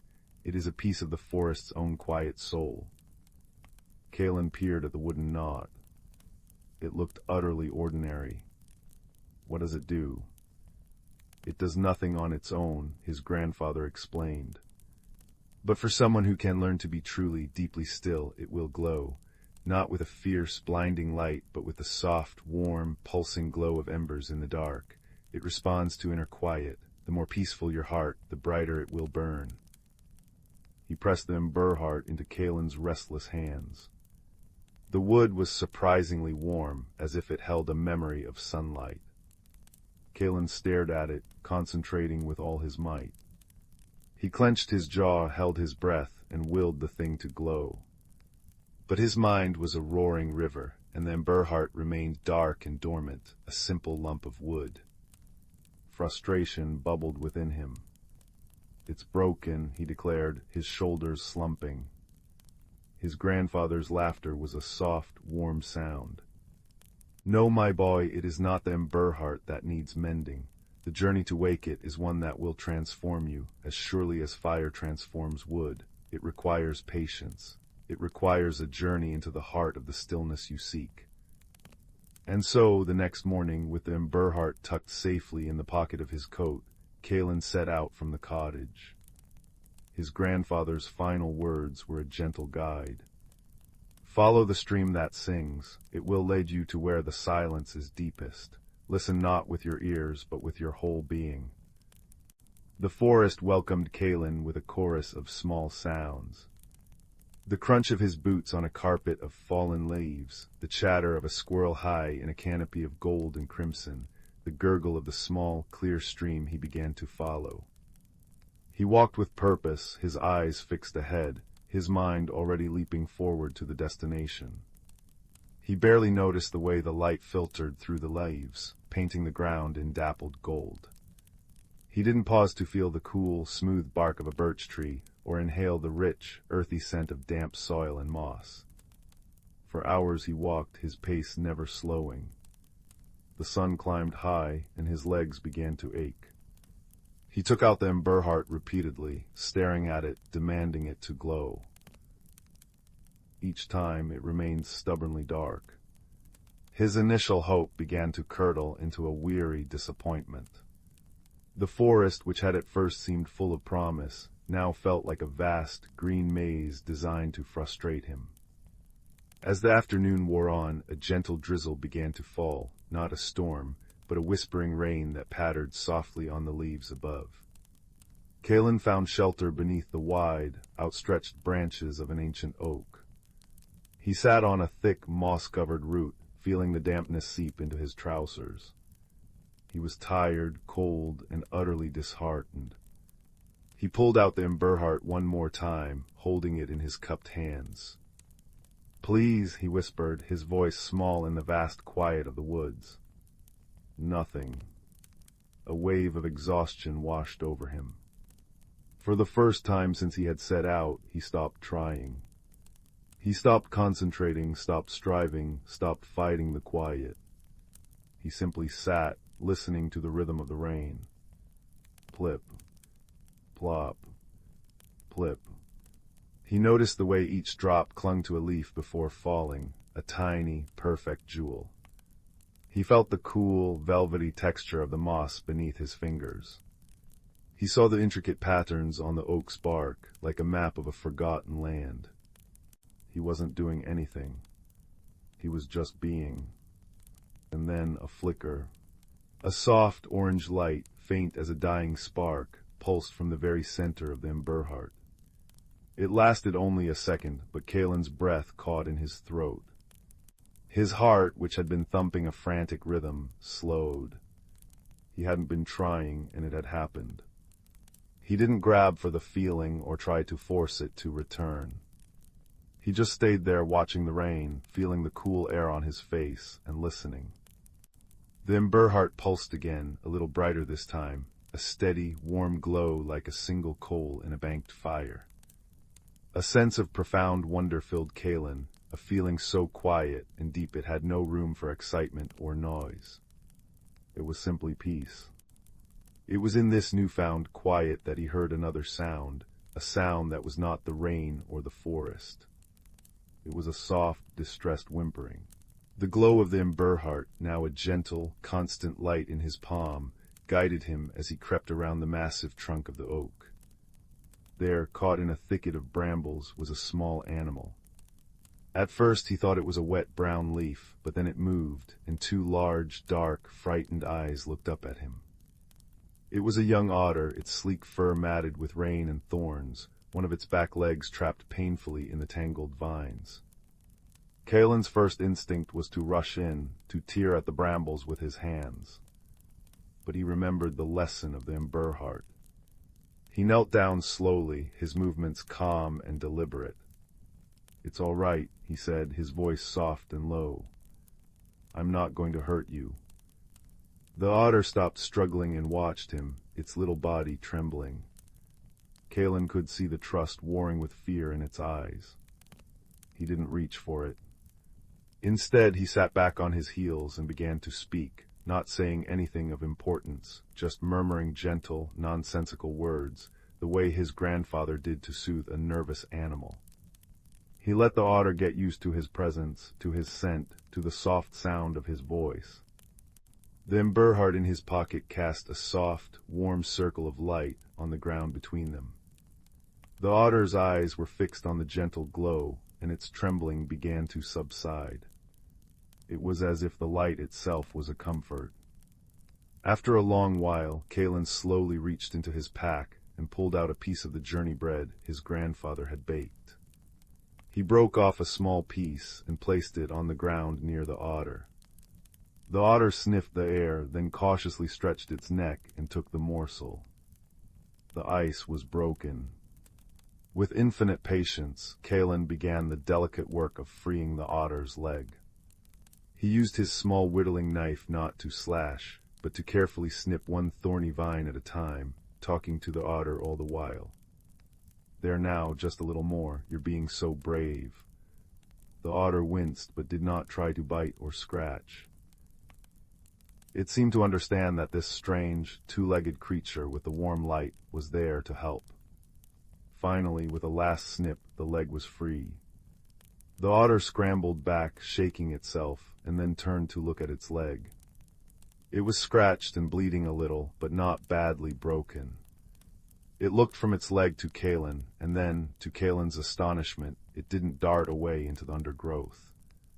It took a hesitant hop forward, then another, until it was close enough to gently nudge Kalen's knee with its damp nose. It was a gesture of pure, unspoken thanks.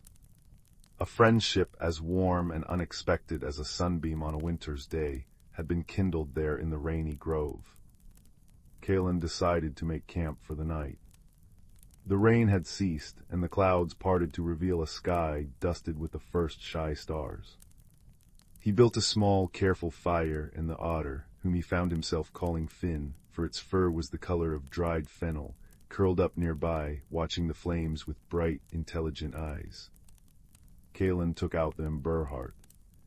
Now, when he held it, its glow was steady and strong, a little hearth of his own making. It was no longer a task to be accomplished, but a companion on his journey. The next day, Finn did not leave. He trotted along beside Kalen as they continued to follow the singing stream, sometimes scampering ahead, sometimes slipping into the water to swim with an effortless, joyful grace. With Finn by his side, the forest seemed to open up to Kalen in a new way.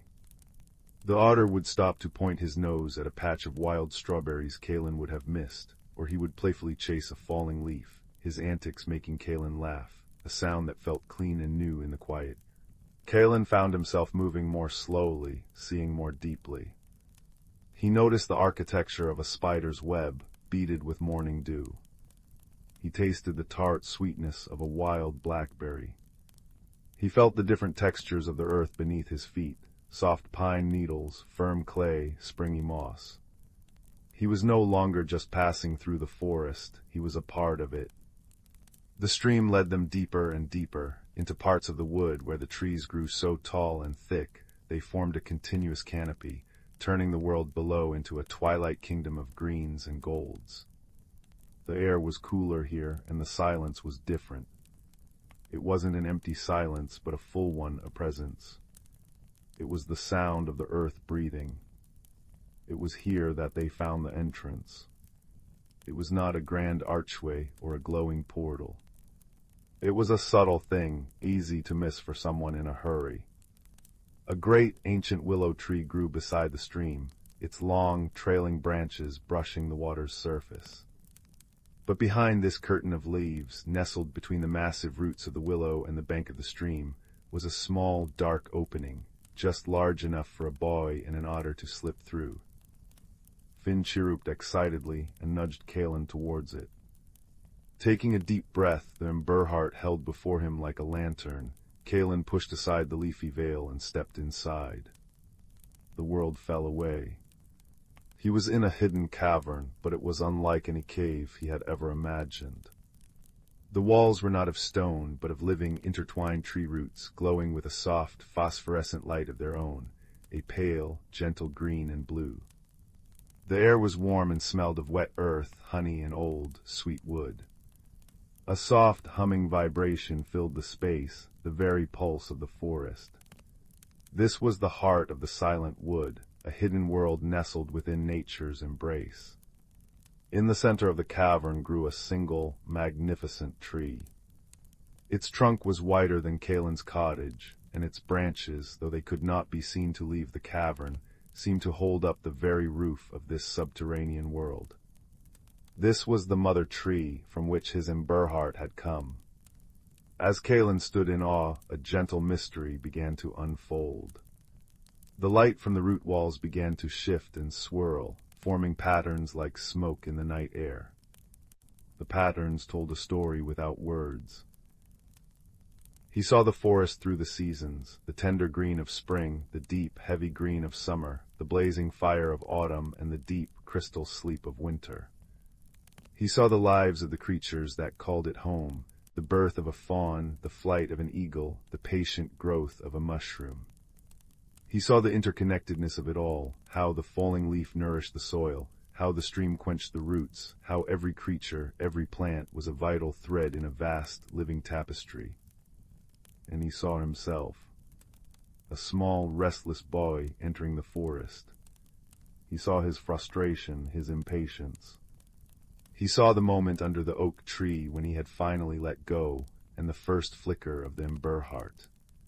He saw his kindness to Finn, and how that simple act had opened his heart even wider. The glowing patterns showed him that his personal growth was not a grand, dramatic event, but a series of small, authentic moments, a decision to be patient, an act of compassion, a choice to listen. The ember-heart in his hand was now glowing with a radiance that filled the cavern, its light a warm, golden orange that danced and merged with the cool blues and greens of the roots. It was no longer just responding to his quiet, it was harmonizing with the very soul of the forest. He felt a profound sense of belonging, understanding that his own small, steady heart was a part of this great, beating heart of the world. He did not know how long he stood there, bathed in the silent, storytelling light.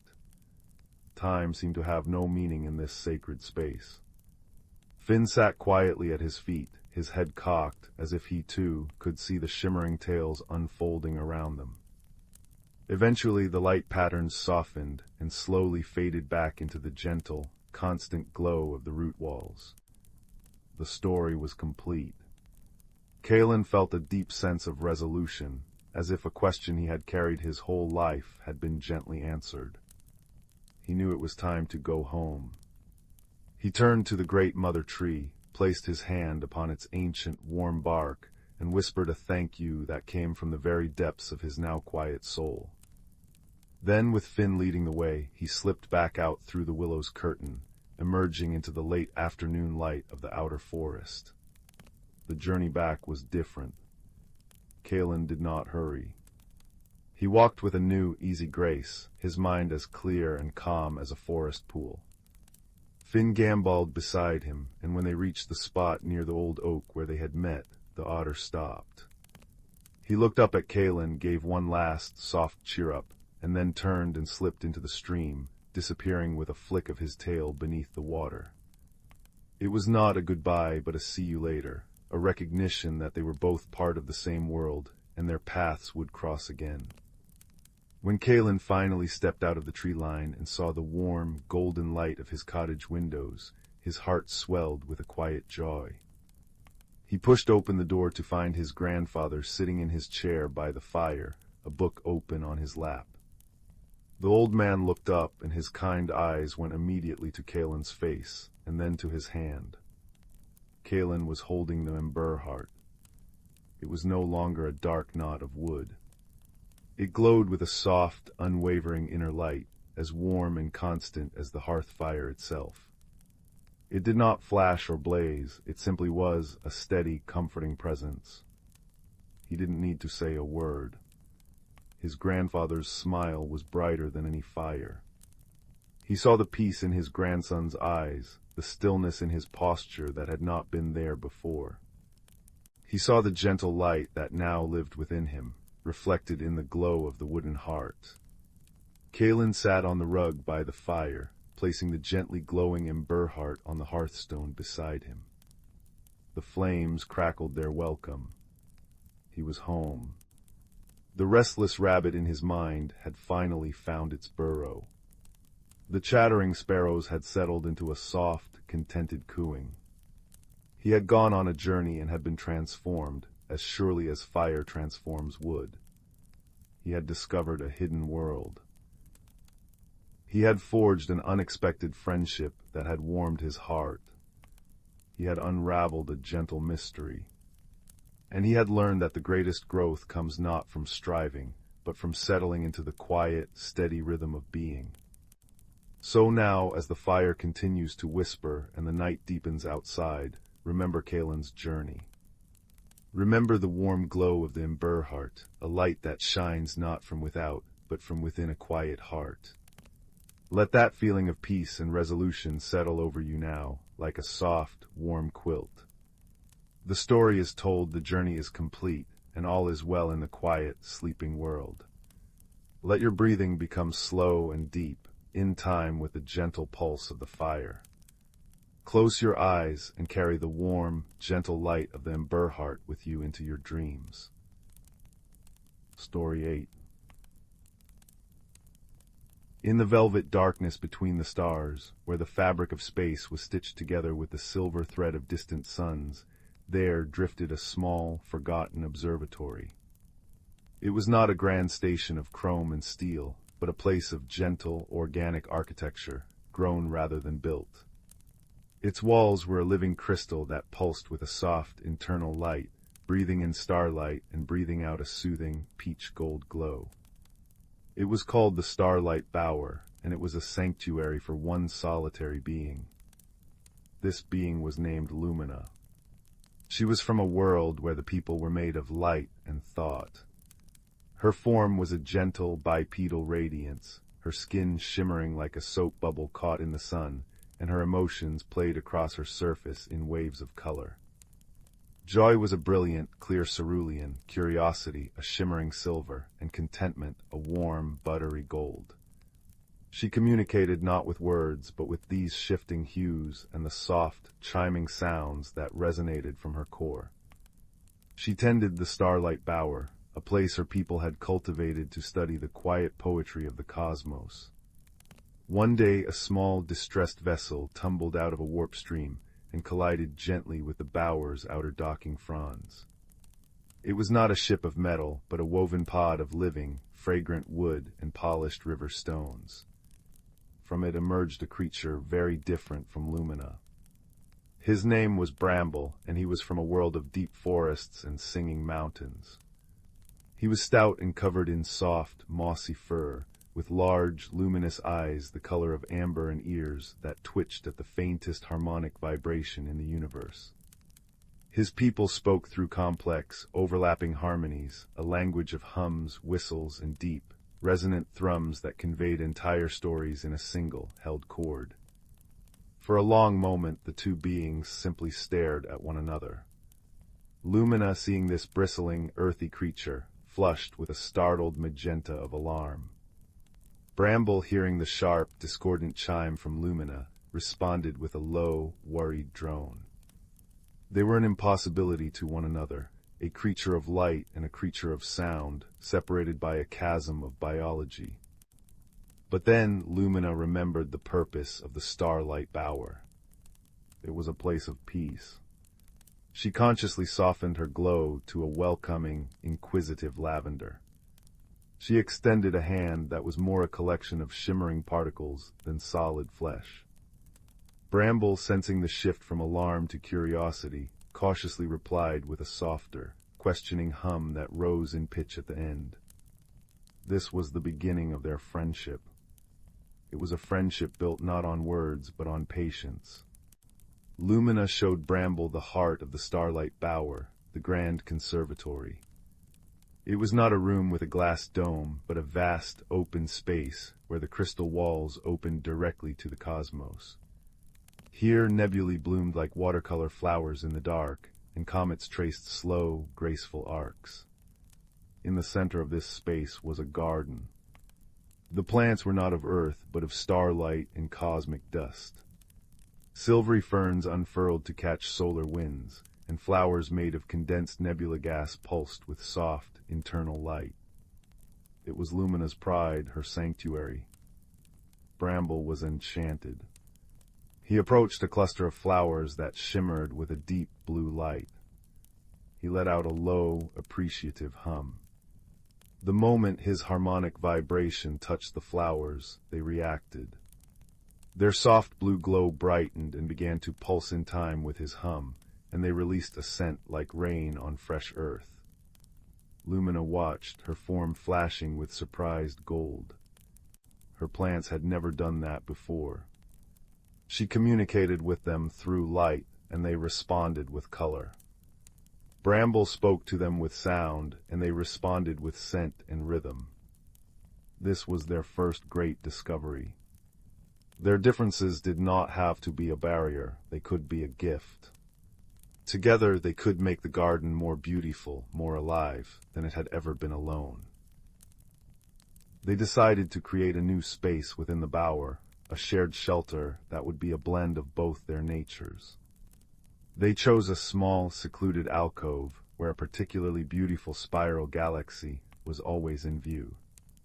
Lumina used her innate connection to light to encourage the crystalline walls to grow, forming a delicate, arched ceiling that filtered the starlight into 1,000 tiny rainbows that danced on the floor.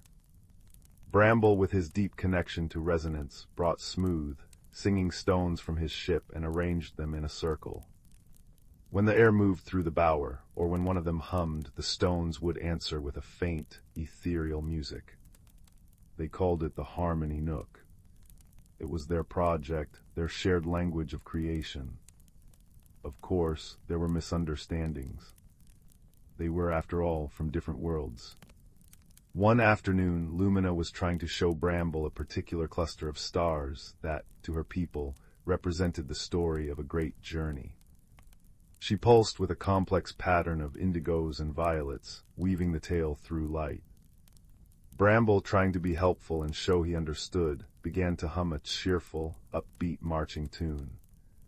To him, it was a song of travel and adventure. To Lumina, the sudden, loud harmonic clashed violently with the quiet, sorrowful meaning of her indigo tale. She flinched, her light dimming to a confused and hurt gray. Bramble stopped immediately, his ears drooping. He had seen the gray and knew it was a color of distress. He let out a soft, questioning warble. It took time. Lumina slowly pulsed a pale, slow blue, the color of explanation. She then showed him a simple, happy yellow, and as she did, she pointed to his chest where his heart would be. Bramble understood. He hummed a single, soft, happy note. She glowed yellow in return. Then she showed him the indigo again, and this time he responded with a low, mournful drone that perfectly matched her color's emotion. A wave of brilliant, relieved gold washed over Lumina. They had learned to translate. The misunderstanding had not driven them apart. It had given them a new key to one another's hearts. Another time, Bramble was trying to repair a section of the crystal wall that had grown dull. He began to tap it rhythmically with a small, resonant hammer, finding the precise frequency to stimulate its growth. The sharp, percussive ting-ting-ting was, to his ears, a beautiful, constructive sound. To Lumina, who perceived the world as a continuous fluid tapestry of light, the sudden, repeated flashes of hard, white light that erupted from the crystal with each tap were jarring and painful. She chimed a sharp note of protest. Bramble froze, his hammer poised. He looked at her, saw her flickering uncomfortably, and his large eyes filled with understanding sadness. He put the hammer down and instead began to simply hold his broad, warm hands against the crystal. He hummed a deep, steady, grounding note. The crystal, responding to the sustained vibration, began to glow with a soft, steady light, healing itself slowly and gently. Lumina pulsed with a warm, grateful rose color. He had found another way, a way that was harmonious for them both. Their quietest, most cherished moments were spent in their harmony nook, simply watching the universe turn. They would sit together on the soft, mossy floor Bramble had cultivated, surrounded by the dancing rainbows and the faint music of the stones. Lumina would rest her luminous form against Bramble's warm, furry side, her light casting a soft halo around them both. Bramble would hum a low, contented melody, a tune without a beginning or end that spoke of peace and companionship. In these moments, they needed no translation. Watching a supernova bloom in the distant black like a fiery orchid, or a meteor shower paint silver scratches across the sky, they shared the same awe. Lumina's light would glow with a soft, wondrous silver, and Bramble's hum would rise to a high, clear chime of delight. Their emotions were in perfect sync, a duet of light and sound. They had discovered the universal language. It was not color, nor was it harmony. It was kindness. It was the patience to learn, the willingness to be wrong, and the courage to try again. It was the shared silence that was fuller than any noise, and the shared joy that was brighter than any star. One day, a signal reached the starlight bower. It was for Bramble. His people had found his trajectory and were coming to retrieve him. The day of his departure arrived. There was a sadness in the bower, a dimness in the light, and a silence in the air. As Bramble stood by his wooden pod, he turned to Lumina. He did not hum a sad farewell. Instead, he began the most complex, beautiful harmony he had ever created. It was a song that contained the memory of their first meeting, the joy of building the harmony nook, the lessons from their misunderstandings, and the deep, abiding peace of their stargazing silences. It was the story of their friendship, told in sound. Lumina listened, her form utterly still. Then, as his song reached its final, lingering note, she began to glow. She did not simply flash a single color. She painted the air around them with light. A tapestry of lavender for their first hello, gold for their discoveries, rose for their gratitude, and a deep, steady blue for their friendship. It was her life's most eloquent speech, a story told in light, a perfect answer to his song. Bramble's amber eyes glistened. He understood every hue. He climbed into his pod, and with a final, soft hum that meant, "I will remember," he departed. The starlight bower felt emptier for a time. The garden still grew, but it no longer pulsed to a harmonic song. The harmony nook was still beautiful, but its music was fainter. But Lumina was not sad for long. For she knew that across the vast, dark ocean of space, there was a being of moss and melody who was her friend. And sometimes when she sat in their nook, she would feel a faint, familiar harmonic vibration humming through the very fabric of space, a greeting sent across the light years. And she would answer with a pulse of warm, buttery gold, a light that would travel through the void, a beacon of a friendship that had learned to speak the only language that truly matters, a language that needs no words, only a kind and open heart. Story 9. The fire crackled softly in the great stone hearth, its light dancing across the faces of those gathered close. The scent of pine smoke and beeswax candles filled the air, and the worn velvet cushions of the armchairs seemed to sigh with contentment. Outside, the first true snow of winter was beginning to fall, each flake a tiny, silent promise against the window panes. It was on such a night, when the world holds its breath, that stories feel most alive. So let me tell you a story about a boy named Rowan, who lived in a village nestled in a valley where the river sang, and the mountains stood like silent, watchful guardians. Rowan was a quiet child, thoughtful and observant, with eyes the color of the forest floor after rain. He often felt a little out of place, like a single ember that had rolled away from the main fire. While the other children played boisterous games of chase, Rowan preferred to walk the winding paths that threaded through the ancient woods behind his home, his hands in his pockets, his ears tuned to the whispers of the trees. His most treasured possession was a small, smooth stone he had found years before, half buried in the moss by the river bank. It was an unremarkable thing to most, a river stone of deep, smoky gray. But when Rowan held it in his palm and concentrated, when he felt a particular kind of quiet happiness, the sort that comes from seeing the first crocus of spring or the perfect geometry of a spider's web beaded with dew, the stone would glow.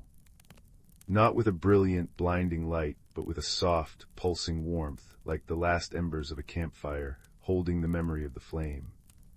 He called it his ember-stone, and its gentle light was his secret. One afternoon, deep in the amber-tinted heart of autumn, Rowan was following a badger trail he'd never noticed before. The air was crisp, carrying the rich, decaying scent of fallen leaves. He paused to watch a red squirrel scold him from a branch, its tiny body a vibration of indignant energy. As he stood there, a strange sound reached his ears. It wasn't the chatter of the squirrel or the rustle of the wind. It was a sound of distress, a soft, frantic, scraping sound, punctuated by little whimpers. Pushing through a curtain of weeping willow branches, Rowan found the source. A young fox kit, its fur the color of burnt copper, was trapped. Its back leg was caught fast between two fallen logs that had collapsed together like a clumsy trap. The little creature was exhausted, its sides heaving, its bright eyes wide with fear. It stopped struggling as Rowan approached, watching him with a mixture of terror and desperate hope. "SHHH," Rowan murmured, his voice as soft as thistledown. "It's all right, I won't hurt you." He knelt, his knees sinking into the cool, damp earth. He could see the problem immediately. The logs were too heavy for him to lift alone. He tried to gently pull the fox's leg free, but the wood held it fast. The kit yelped, a sharp, pained sound that made Rowan's heart clench. Okay, he soothed. "I'll find another way." He looked around, his mind racing. He needed a lever, something strong enough to pry the logs apart. As he searched, the afternoon light began to fade, and a chill crept into the air. The fox started to shiver. Without thinking, Rowan pulled the ember-stone from his pocket. He held it close to the frightened animal, focusing not on his own fear, but on a feeling of deep, determined kindness. He pictured the fox running free, its brush held high. The stone responded, glowing with a steady, buttery light that pooled around the trapped leg, radiating a gentle, comforting warmth. The fox stopped shivering. It looked from the glowing stone to Rowan's face, its intelligent eyes seeming to understand. It let out a soft, trusting sigh. Just then, a flicker of movement in the gathering dusk caught Rowan's eye. A tall, slender figure stepped from behind the broad trunk of an oak tree. It was a woman, though unlike any Rowan had ever seen. Her hair was the color of silver birch bark, and her clothes seemed woven from shadows and moss. Her eyes were ancient and kind, the color of a twilight sky. "You have a kind heart, child of the valley," she said, her voice like the sound of wind through pine needles. "And a rare gift." Rowan, startled, closed his hand over the ember-stone, but its light seeped through his fingers. "I was only trying to help," he said. "And so you shall," the woman replied. She moved forward, her steps making no sound on the forest floor. She didn't touch the logs. Instead, she placed a long-fingered hand on the fox's head and hummed a low, resonant note. The wood itself seemed to sigh and relax. The smaller log shifted just enough for Rowan to gently pull the fox's leg free. The kit scrambled up, limping for a moment before shaking itself. It gave Rowan one last, unreadable look, then darted into the undergrowth and was gone. The woman turned her serene gaze to Rowan. "The forest is grateful, but the balance is delicate. The heart of the wood, the great ember that gives life to this hidden world, is fading. Its light grows dim, and with it, the magic that holds everything in harmony." A hidden world. Rowan whispered, his own small stone feeling suddenly very heavy in his hand. "All around you," she said, gesturing to the trees that now seemed to watch and listen. "It exists in the spaces between the shadows, in the quiet moments before dawn. It is the world of the ember-born, those touched by the heart's light. I am Anya, a guardian, and the heart needs a keeper. One who understands that true warmth comes not from a blazing fire, but from a steady, enduring glow." She looked pointedly at Rowan's closed fist. "Your stone is a piece of the heart, long lost. It called to you, and you answered. Now the whole calls to its part. Will you help us, Rowan? Will you journey to the heart of the wood and lend it your light?" A journey. Into a hidden world. Fear prickled down Rowan's spine like ice. He was just a boy. He got nervous speaking in front of his class. How could he possibly save a magical forest? But then he thought of the fox's trusting eyes. He thought of the quiet joy he felt in these woods, the way the ember-stone glowed when he was at peace. This was his home, seen and unseen. He couldn't let its heart go dark. He took a deep, shaky breath and opened his hand. The ember-stone pulsed, as if in encouragement. "I'll try," he said. Anya's smile was like the first glimpse of the moon on a cloudy night. "Then follow me." She led him to a great, ancient yew tree, its trunk gnarled and split with age. She pressed her palm against the bark and whispered words Rowan couldn't understand. The air began to shimmer, like heat haze on a summer road. The solid wood of the tree trunk rippled, and a doorway appeared, outlined in a soft, greenish light. "Step through," Anya said. "The path will find you." Swallowing his fear, Rowan stepped forward. There was a sensation of being turned inside out, a dizzying moment of silence and swirling color, and then his feet were on solid ground again. But it was not the ground he knew. He stood in a forest, but it was a forest spun from dreams. The trees were vast, their canopies so high they seemed to brush a sky that was perpetually tinged with the colors of sunset, rose, lavender, and deep gold. Giant luminous mushrooms clustered at their roots, glowing with a soft, blue light. The air was warm and smelled of honey, damp earth, and something else, something wild and sweet he couldn't name. Fireflies, or what looked like fireflies, drifted lazily, their lights twinkling like tiny stars. This was the hidden world. Anya was beside him. "We must make for the Glimmerwood where the heart resides. The way is not long, but the path is particular. It responds to the traveler. Your feelings will shape it. Fear may make it treacherous. Courage will make it clear. Kindness will make it safe. And so their journey began. The path was not a dirt trail, but a ribbon of moss that seemed to unroll before them, glowing faintly. At first, Rowan was too awestruck to feel anything but wonder, and the path was smooth and easy. They passed a stream where the water flowed like liquid crystal, and fish with scales of opal and moonstone leaped in graceful arcs. But soon, doubts began to creep in. What if he failed? What if his little light wasn't enough? As these thoughts clouded his mind, the path ahead grew thorny. Gnarled black brambles twisted up from the ground, and the friendly-looking mushrooms now seemed to watch him with malevolent intent. The warm air grew cold. "Steady, Rowan," Anya said, her voice calm. "The woods mirror your heart. Remember why you are here." Rowan closed his eyes and thought of the ember-stone in his pocket. He thought of the fox running free. He focused on the feeling of the warm light, the simple, steadfast desire to help. When he opened his eyes, the thorns had receded, and the path was clear once more. They walked for what felt like hours, yet the strange, twilight sky never darkened. They encountered other creatures of the hidden world. A family of badgers, much larger and wiser-looking than any in Rowan's world, nodded to them solemnly as they passed. A great owl with feathers like polished jet swooped down to greet Anya, its voice a soft, deep hoot that seemed to ask a question.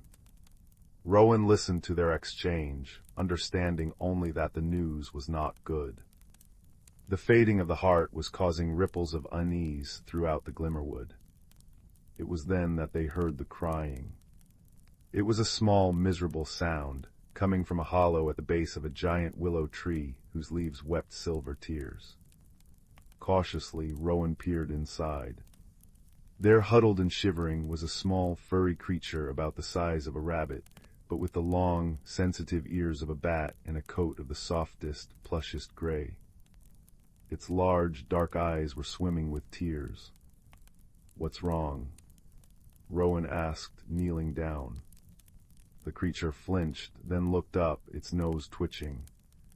"I'm lost," it warbled in a tiny, squeaky voice. "The paths, they changed. The light is all wrong. I can't find my way back to my warren. My name is Pip." Rowan's immediate instinct was to hurry. The heart was fading. They didn't have time for this.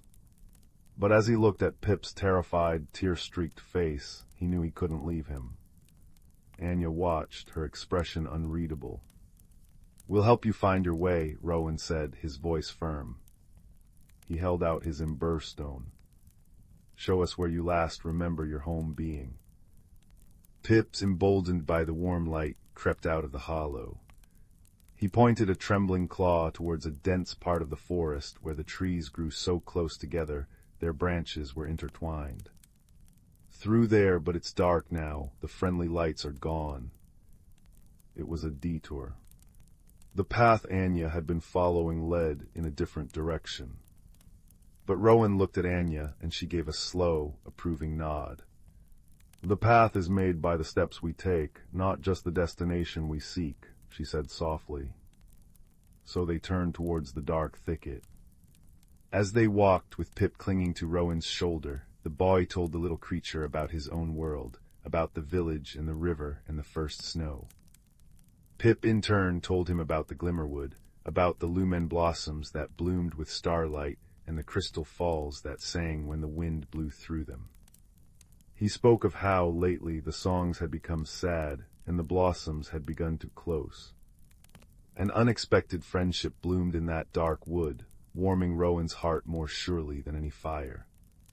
He realized that his journey was not just about reaching the heart, it was about the connections he made along the way. His empathy, his willingness to stop for a lost creature, was part of the light he carried. Eventually, guided by Pip's increasingly confident directions, they found the warren, a series of cozy burrows beneath the roots of a great, benevolent-looking tree. Dozens of other creatures like Pip came tumbling out, chittering with relief and joy. Pip turned to Rowan, his eyes now bright with happiness. "Thank you," he squeaked. "You saved me." He reached into his own tiny burrow and brought out a small, smooth acorn. "This is a sun seed. It doesn't look like much, but it holds the memory of a perfect summer day. Maybe it will help you on your journey." He pressed it into Rowan's hand. As they said their goodbyes and turned back towards the main path, Rowan felt different. Lighter, somehow, and more certain. The friendship had fortified him. The forest began to change. The vibrant colors leached away, leaving everything in muted shades of gray and brown. The luminous mushrooms were dim, their light guttering like dying candles. The very air felt thin and tired. They had reached the glimmerwood, and it was fading before their eyes. In the center of a wide clearing stood the heart of the wood. It was not a fiery, blazing thing, as Rowan had half imagined. It was a great crystalline structure, like a geode cracked open, but instead of sharp facets, it was formed of smooth, rounded layers, like the inside of a seashell. At its core, a light should have been pulsing, strong and steady. But now it was only a faint, flickering glow, no brighter than a single candle flame fighting a strong draft. Tendrils of a creeping gray moss, the same color as the fading forest, clung to its base, leeching away its vitality. "This is the blight," Anya said, her voice heavy with sorrow. "It feeds on doubt, on loneliness, on the belief that one small light cannot make a difference. It has been growing for a long time." Rowan approached the heart. He could feel its weakness, a profound tiredness that echoed his own deepest fears of being insignificant. The gray moss seemed to pulse, feeding on that very feeling. He thought of all the reasons he couldn't do this. He was just one boy. His light was small. But then he thought of Pip's grateful face.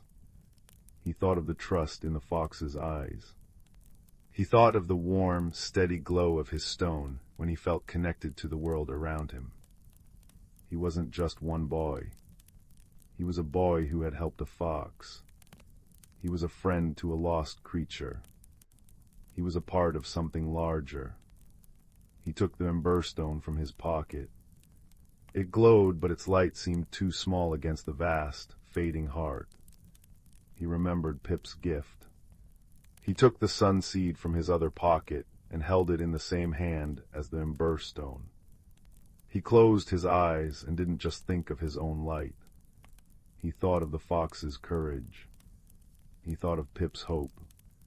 He thought of Anya's steadfast guardianship.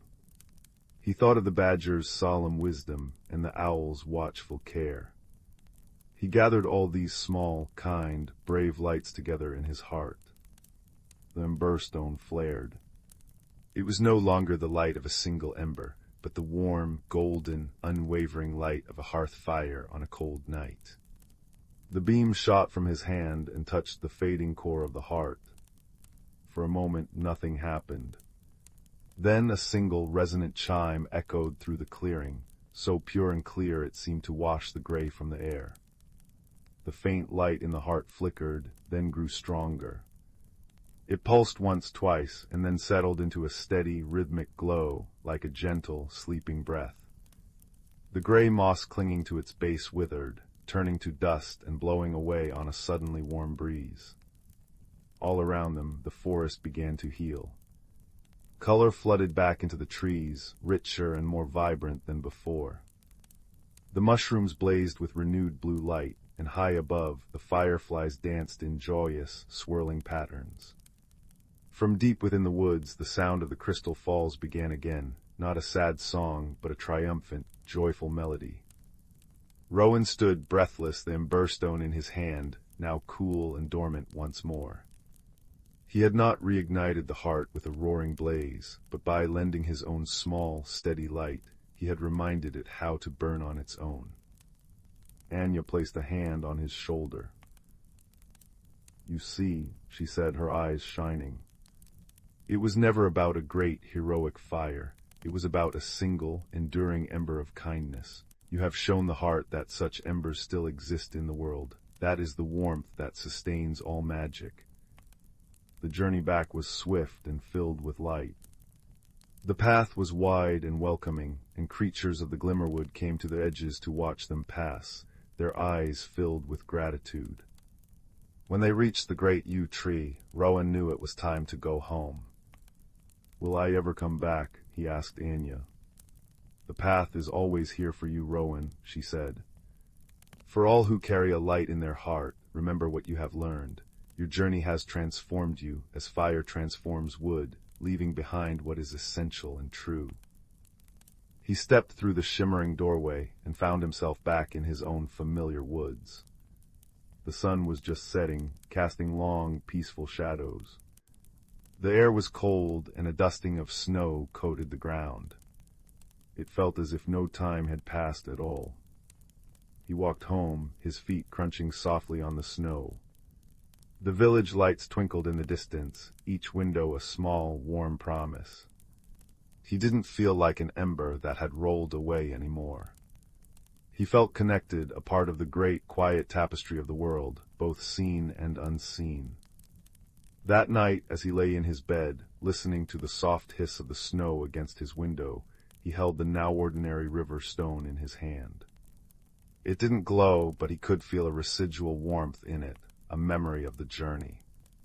He had faced his fears, forged an unexpected friendship, and learned that the smallest light, when born of kindness and connection, could hold back the greatest darkness. He closed his eyes, and his dreams were not of roaring fires, but of a gentle, steady glow in the heart of a magical wood, of silver willow leaves and the grateful eyes of a small, lost creature. And in that peaceful resolution, surrounded by the quiet of the winter night and the memory of warmth, Rowan drifted into a deep and restful sleep, his own heart glowing steady and true. Story 10. In the quiet, hush-filled hours when the moon is a polished pearl and the stars are scattered sugar dust, there exists a place just beyond the edge of your eyelids. It is a land called Somnia, where the rules are pleasantly pliable and the silliness is softer than a dandelion puff. Tonight we shall visit a particular corner of it, a valley known as the topple-down Teacup, where the rivers run backwards and the trees grow with their roots tickling the sky. Our story begins with a dragon named Pippin. Pippin was not a fire-breathing, treasure-hoarding sort of dragon. Oh no. He was a porcelain-polishing, biscuit-dunking sort of dragon. His great passion, his absolute joy, was collecting teacups. He had cups that chimed like bells when you tapped them, cups painted with sleepy ladybugs, cups that were perpetually warm, and one very special cup that was said to contain a tiny, silent thunderstorm at the bottom. His cave was not filled with gold, but with lovingly arranged shelves that curved like a nautilus shell, each one home to a different family of delicate china.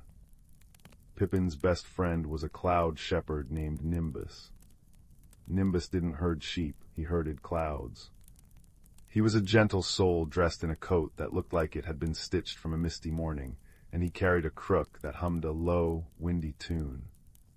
His job was to guide the fluffy, white cumulus clouds to their pastures in the sky for grazing on starlight, and to gently nudge the grumpy, gray rain clouds over the farms that needed a shower. His flock drifted behind him with soft, woolly whooshes and the occasional gentle plink of a stray raindrop. One perfectly upside-down Tuesday, a problem plopped into the topple-down teacup. It began with a sound that was entirely out of place. Boing. Pippin, who was carefully dusting a cup with a pattern of waltzing badgers, paused. What, he murmured, was that? Boing. Hic. It came again, followed by a tiny, flustered hiccup. Pippin put down his feather duster and waddled to the mouth of his cave. Outside, the world was its usual, charmingly illogical self. The backwards river, which flowed merrily uphill, gurgled its usual wet, reverse gurgle.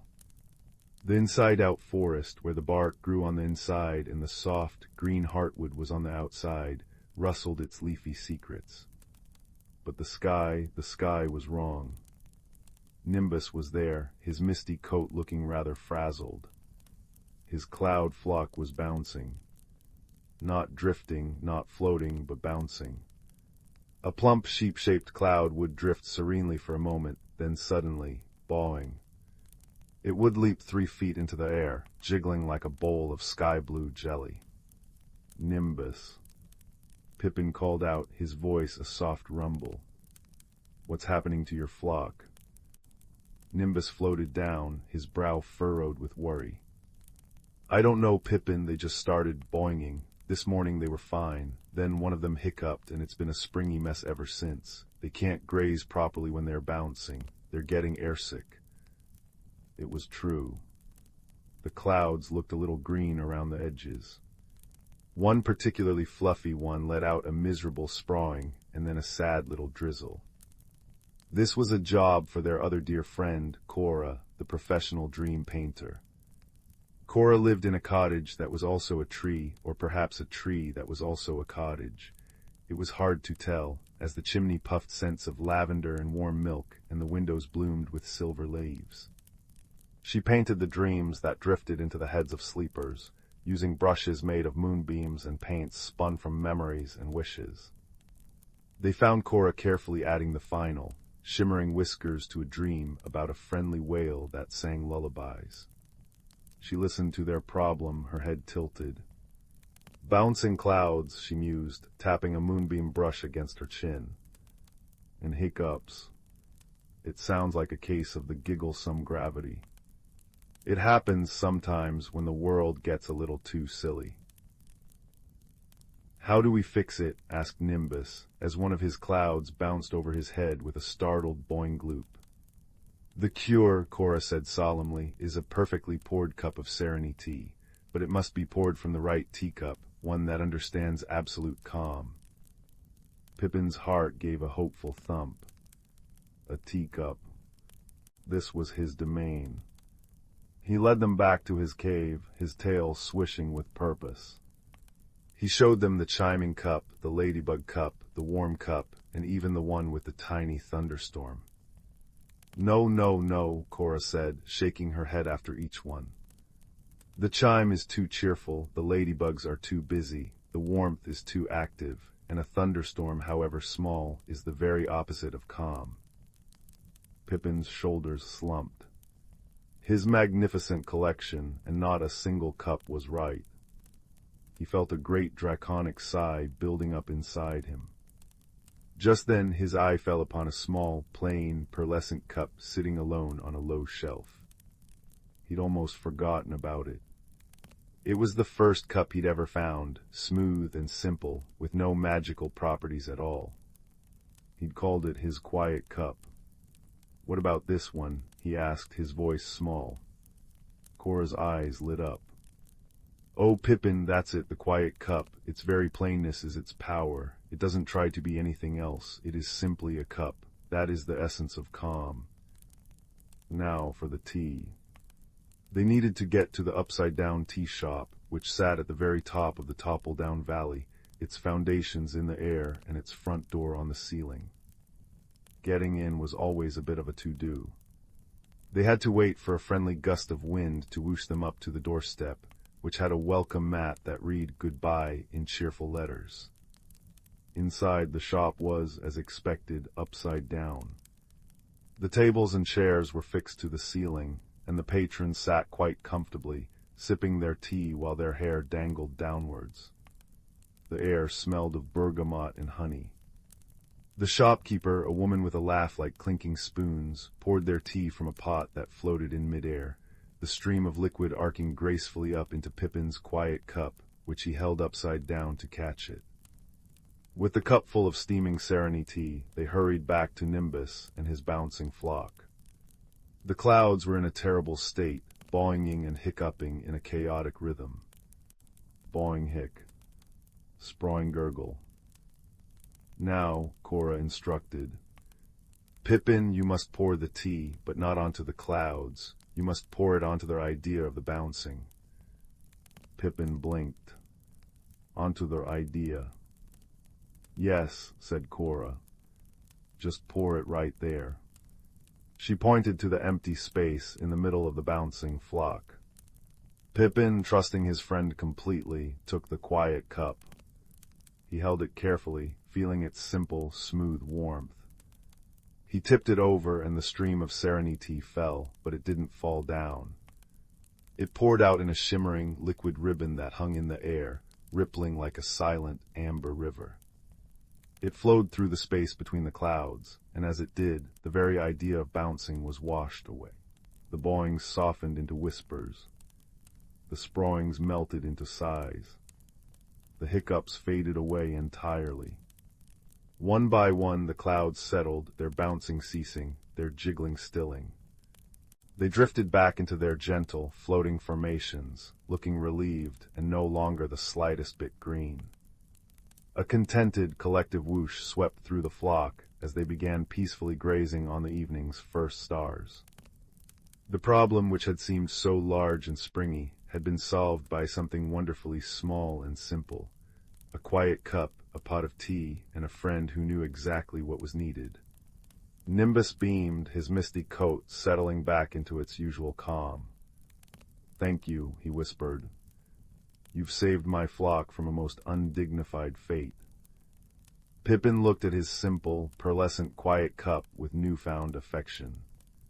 It wasn't flashy or magical, but it held a different kind of magic altogether, the magic of stillness.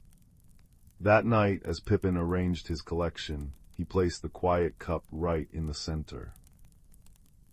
And Cora, the dream painter, went back to her tree cottage and painted a new dream for all the children of Somnia. It was a dream of a gentle dragon and a cloud shepherd, of a quiet cup and a ribbon of tea that hung in the air, washing away all worries with a soft, soothing, shing sound. And somewhere in a cozy room lit by a flickering fire, a listener smiles a sleepy smile, their breaths deepening, their own little clouds of worry drifting peacefully away on a backwards river, soothed by the gentle, silly, and perfectly simple magic of a world where even the biggest bawing can be settled with a cup of tea. Sleep well. Story 11. The fire crackled in the hearth, its light a dance of ancient gold and amber against the darkened room. It was in this light, so like the glow of remembered sunsets and long-extinguished candles, that a story of roots and remembrance began to stir. It is a story for a quiet night, a story that winds like a river through time, and it begins with a young woman named Anya. Anya felt a peculiar restlessness in her bones, a sensation of being both firmly planted and yet utterly unrooted. She lived in the old family cottage, a place that smelled perpetually of beeswax, dried lavender, and the faint, sweet dust of ages. Her grandmother, Ilara, who had raised her within these very walls, was now a memory as soft and worn as the velvet armchair by the fire. It was in the deepest part of autumn, when the world was shedding its skin, that Anya felt the pull of the past most strongly. The catalyst was a small wooden music box, left to her in her grandmother's will. It was not ornate, its dark oak was scarred with the gentle scratches of time, and its brass key was tarnished to a soft, greenish hue. For months it had sat on the mantelpiece, a silent, forgotten sentinel. But on this particular evening, as the wind whispered secrets to the eaves, Anya felt compelled to lift its lid. Inside there was no ballerina, no intricate mechanism of spinning mirrors. Instead, nestled on a bed of faded crimson velvet, was a small brass constellation map, its stars punched through the metal in precise, tiny holes. Beneath it, almost hidden, was a slip of paper with a single, looping line of script in her grandmother's hand. "Listen for the song the stars are singing." Puzzled, Anya turned the key.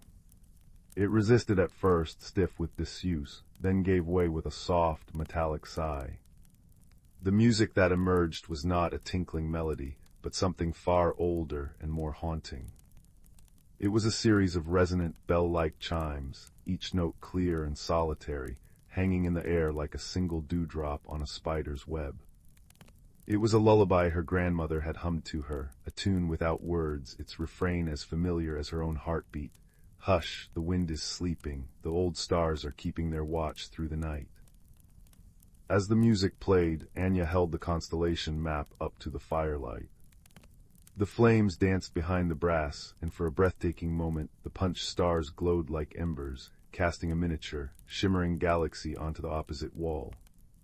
She traced the patterns with her finger, a swan, a bear, a crown, names her grandmother had taught her on summer nights spent on a blanket in the garden. That night she dreamed. She was not in her bed, but standing in a field of silvered grass under a sky so thick with stars, it seemed a solid tapestry of light. The air was cool and carried the scent of frost and ripe apples. A figure stood beside her, a woman with hair as white as milkweed floss and eyes that held the same deep, knowing light as the stars above. It was her grandmother, Alara, but younger, her face unlined by the years Anya remembered. "You found the song, little one," the grandmother in the dream said, her voice the rustle of autumn leaves. "Every family has its own melody. Ours is written in the stars." "I don't understand," Anya whispered, the dream feeling thick and real around her. "The map is a key," Alara explained. "It does not show you where to go, but when to listen. Each constellation holds a story, our stories." She pointed a slender finger to the constellation of the swan, Cygnus. "Look there." And as Anya looked, the stars seemed to swirl and coalesce, pulling her into another story, a story within her dream. She was no longer in the field, but in a small, bustling village at the foot of a great mountain. A young man, her great-great-grandfather Kale, was saying goodbye to his own mother. He was leaving to seek his fortune across the ocean, his heart a tumult of fear and excitement. His mother, her face etched with a love as vast as the sky, pressed a small woven charm into his hand, a simple thing of braided rye straw. "Remember," she told him, her voice trembling only slightly, "no matter how far you wander, you are under the same sky. Look for the swan at dusk. It will guide you home." And she hummed the same lullaby, the same refrain. "Hush, the wind is sleeping, the old stars are keeping their watch through the night." The scene shifted like turning a page. Anya saw Kale on a storm-tossed ship, clutching the straw charm, his eyes fixed on a patch of clearing sky where Cygnus flickered bravely. She saw him in a new land, lonely and poor, planting an apple tree from a seed he'd carried in his pocket, singing the lullaby to it as if it were a child. She saw him, years later, teaching the stars and the song to his own daughter, passing down the promise that the sky was a blanket shared by all their kin, past and present. The dream released her, and she found herself back in the starry field with her grandmother. "He thought he was leaving everything behind," Alara said softly. "But he carried the most important things with him. The stories, the song, the way of looking at the sky." Anya woke with a start, the melody of the music box still echoing in her mind, the feel of the star-chilled air still on her skin. The following days were filled with a new purpose. She began to dig deeper, not just into the music box, but into the cottage itself. In a trunk in the attic, wrapped in tissue paper that crumbled at her touch, she found a quilt. It was not a masterpiece of perfect stitching, but a patchwork of lives. A scrap from her grandmother's wedding dress, a square from her great-grandfather's work shirt, a piece of floral cotton from a dress worn by the daughter of Kale, the immigrant. As she unfolded it, a faint scent of rose petals and cedar rose to meet her. She spread it on her bed, and that night she dreamed again. This time she was in a sun-drenched kitchen, the air thick with the smell of baking bread and simmering plum jam. A woman with kind eyes and flour-dusted hands, her great-grandmother Leora, was teaching her daughter, a girl of about 10, how to knead dough. "The secret," Leora was saying, her voice a warm murmur, "is not in the recipe, my dove. It is in your hands. You must put your love into it. You must think of the people who will break this bread with you." She began to hum the lullaby, and the daughter, with solemn concentration, joined in. Hush, the wind is sleeping. The scene within the scene unfolded. Anya saw Leora as a young bride, nervous in her new home, trying and failing to replicate her mother-in-law's bread. The older woman, instead of criticizing, had simply placed her own work-worn hands over Leora's and guided them, saying, "The dough remembers the hands that have touched it before. Let it feel their strength." It was a lesson in patience, in the quiet transfer of wisdom, in the act of building a family not by blood alone, but by shared effort and grace. Anya woke with the taste of imaginary bread on her tongue, and the understanding that the quilt was not just an object. It was a map of kindnesses, of small daily acts of love that had woven the family together. She began to see her ancestral guides everywhere, not just in dreams, but in the world around her. She saw her grandmother's patience in the slow, steady growth of the ivy on the cottage wall. She saw Kale's courage in the stubborn apple tree that still bore fruit in the garden. She saw Leora's nurturing spirit in the bees that hummed in the lavender patch. They were not ghosts but presences, patterns of being that had been woven into the very fabric of the place and the people who came after. The final piece of the puzzle came on a night of gentle rain. Anya had been reading through her grandmother's old recipe book, not for the instructions, but for the notes scribbled in the margins. "A little more honey for a sad day," one said. Alara's first birthday cake, noted beside a chocolate recipe. It was another heirloom, another vessel of memory. She fell asleep in her chair by the fire, the recipe book open on her lap.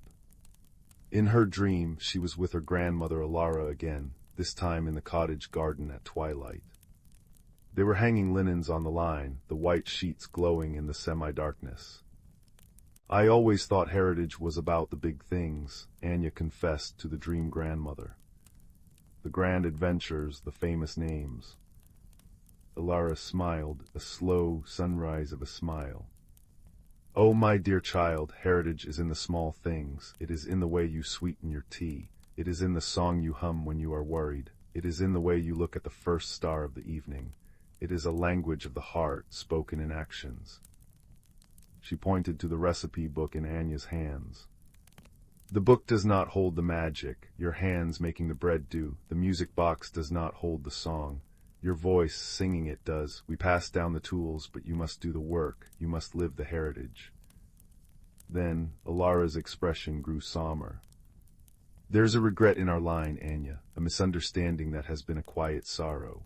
My own mother, Leora, and we had a falling out, a silly argument over a suitor she did not approve of. We were both too proud. We spoke only in polite, cold words for nearly a year before she passed. I have carried the weight of those unsaid, loving words all my life." In the dream, Alara took Anya's hand. Her touch was as real as the rain tapping on the window pane. "The greatest lesson of our lineage is not in holding on to pride, but in the courage to mend. To speak the love that is in your heart before it is too late. Do not let old regrets become your inheritance.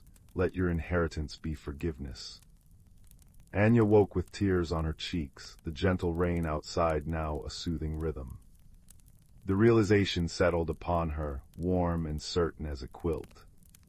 The heirlooms, the music box, the quilt, the recipe book, were beautiful, but they were only reminders. The true heritage was not locked in wood or cloth or paper. It lived. It lived in her hands as she kneaded the bread, in her voice as she sang the lullaby to the empty house, in her eyes as she looked up at the stars. It lived in the choice to be kind, to be courageous, to forgive. She stood and walked to the music box. She did not open it. Instead, she began to hum the lullaby, her voice soft but clear in the quiet room.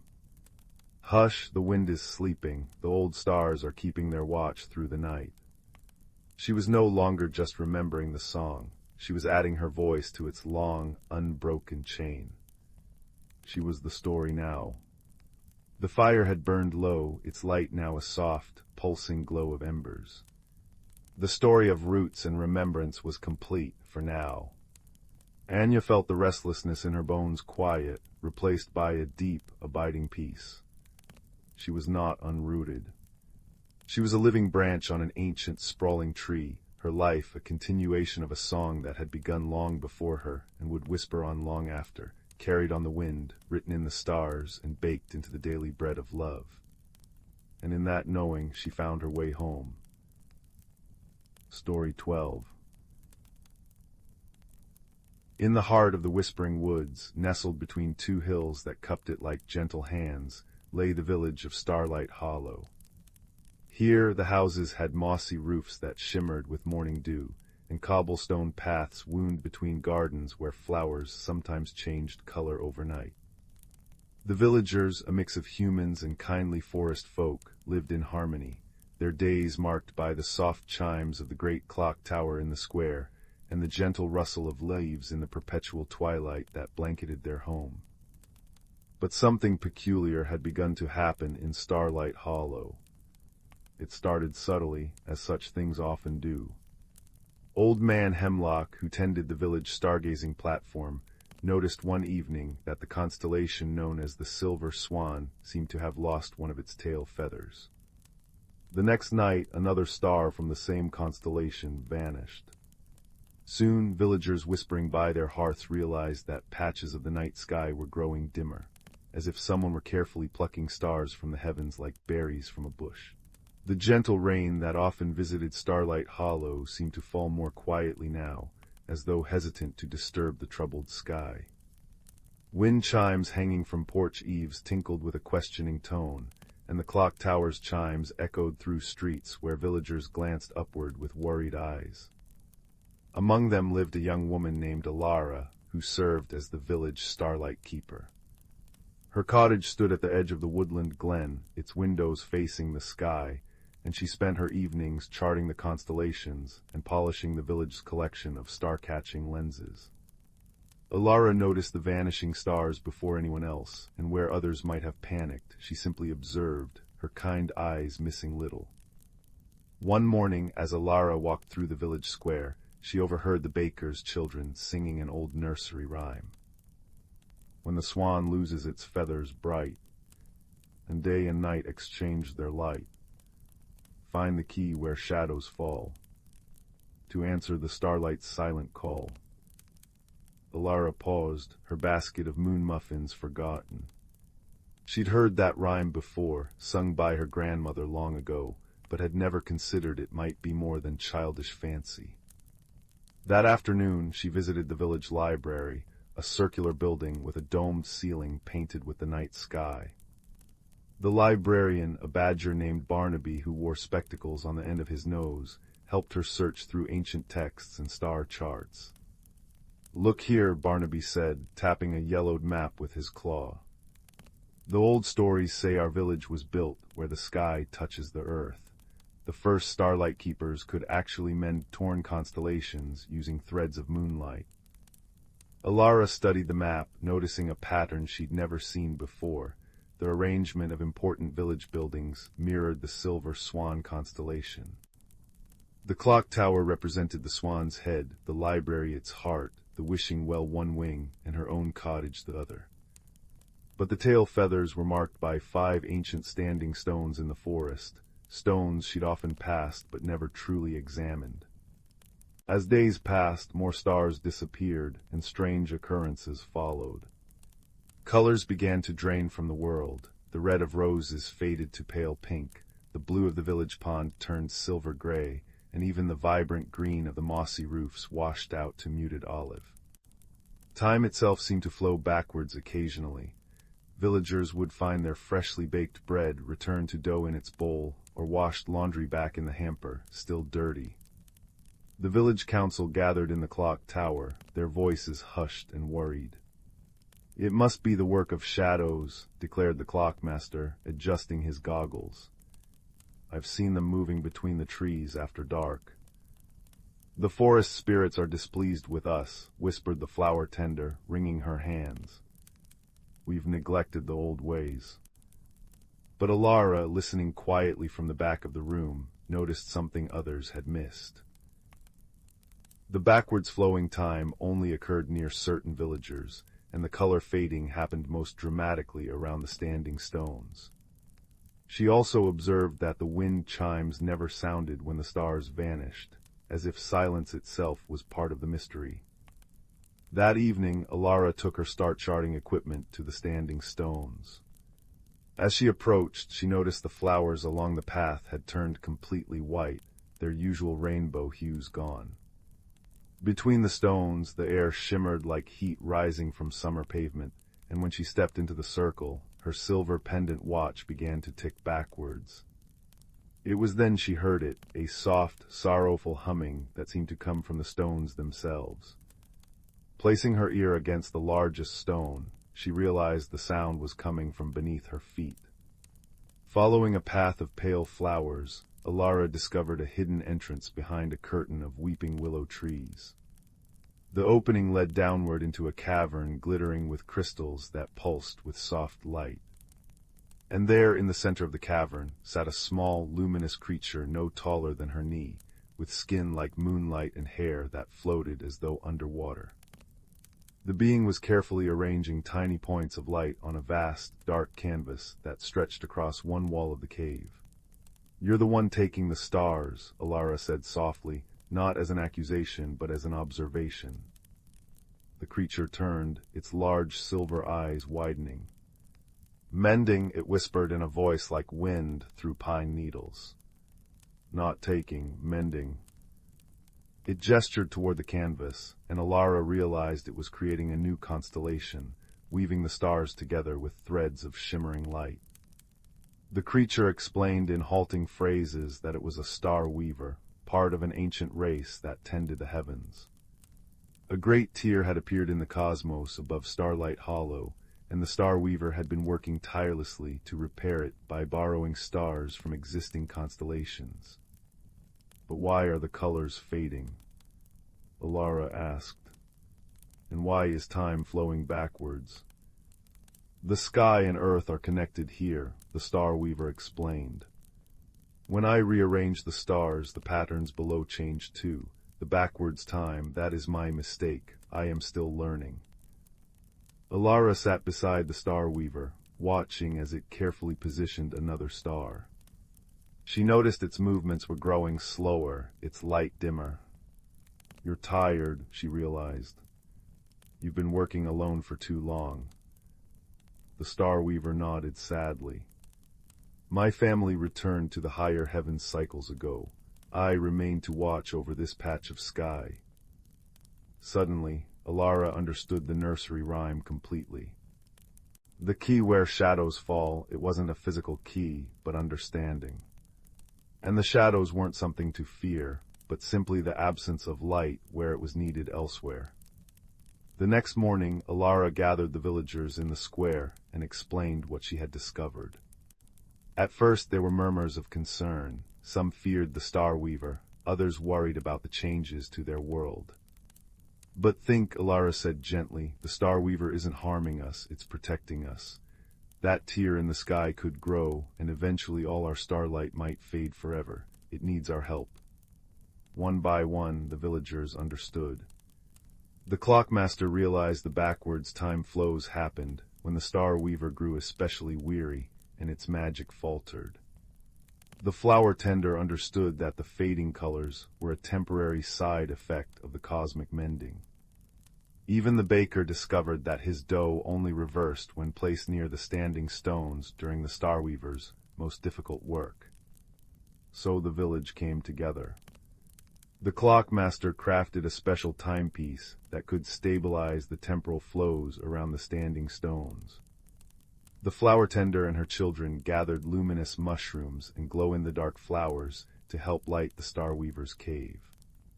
The baker created special star-shaped cakes infused with moonlight to give the creature energy. And Alara, with her knowledge of constellations, helped the star weaver design a new pattern that would mend the tear without borrowing so many stars. For 7 days and 7 nights, the villagers worked in shifts, assisting the star weaver in its cosmic task. Children sang the old nursery rhymes to keep everyone's spirits high, and the wind chimes rang cheerfully now that the silence had been broken.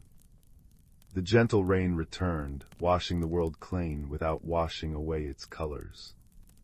On the 8th evening, as twilight settled over Starlight Hollow, the villagers gathered in the meadow to watch the sky. One by one, the missing stars returned to their constellations, shining brighter than ever before. Between them, new stars twinkled, the star weavers mending, forming a beautiful new constellation that looked like a bridge connecting the silver swan to the neighboring moon. But the most wonderful change was yet to come. As full darkness fell, the new constellation began to shimmer, and soft, colorful lights danced across the sky, the first aurora Starlight Hollow had ever seen. Ribbons of emerald, violet, and gold swayed and swirled above the village, reflecting in the pond and painting the mossy roofs with fleeting rainbows. The Star Weaver, now restored and glowing brightly, appeared among the villagers. "Thank you," it whispered, its voice now clear and musical. "You have shown me that even the smallest lights are brighter when they work together." From that night on, the Star Weaver became the village's guardian, appearing occasionally to help with particularly difficult celestial mending or to teach the children about the stars. The backwards time flows ceased, and the colors of Starlight Hollow returned, richer and more vibrant than before. The peculiar occurrences became part of the village's charm. Sometimes flowers would still change color, but now they did so in patterns that predicted the weather or marked special occasions. And every year on the anniversary of the Great Mending, the villagers would gather in the meadow with star-shaped cakes and cups of sweet moonberry tea to watch the aurora dance across the sky. The wind chimes would sing, the clock tower would chime a special melody, and gentle rain would often fall just enough to make rainbows in the lantern light. As for Alara, she continued as Starlight Keeper, but now she shared her duties with anyone who wished to learn. She often smiled, remembering how a mystery that began with missing stars had taught them all that even the darkest patches in our skies, and in our lives, can be mended with patience, observation, and the gentle light of community.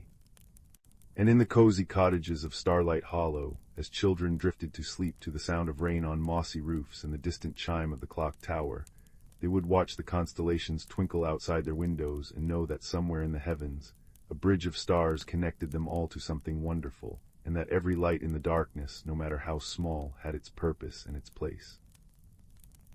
Story 13. The fire crackled softly in the hearth, sending dancing shadows across the room like silent companions gathering to listen. Outside, the wind whispered through the pine trees, but here, within these walls, warmth wrapped around you like a favorite blanket.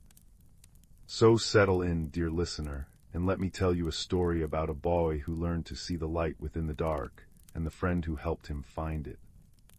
In a small village nestled in a valley that caught the sunlight like a cupped hand, there lived a boy named Kale. He was a quiet child, with thoughtful eyes the color of twilight, and a heart that often felt too big for his small frame.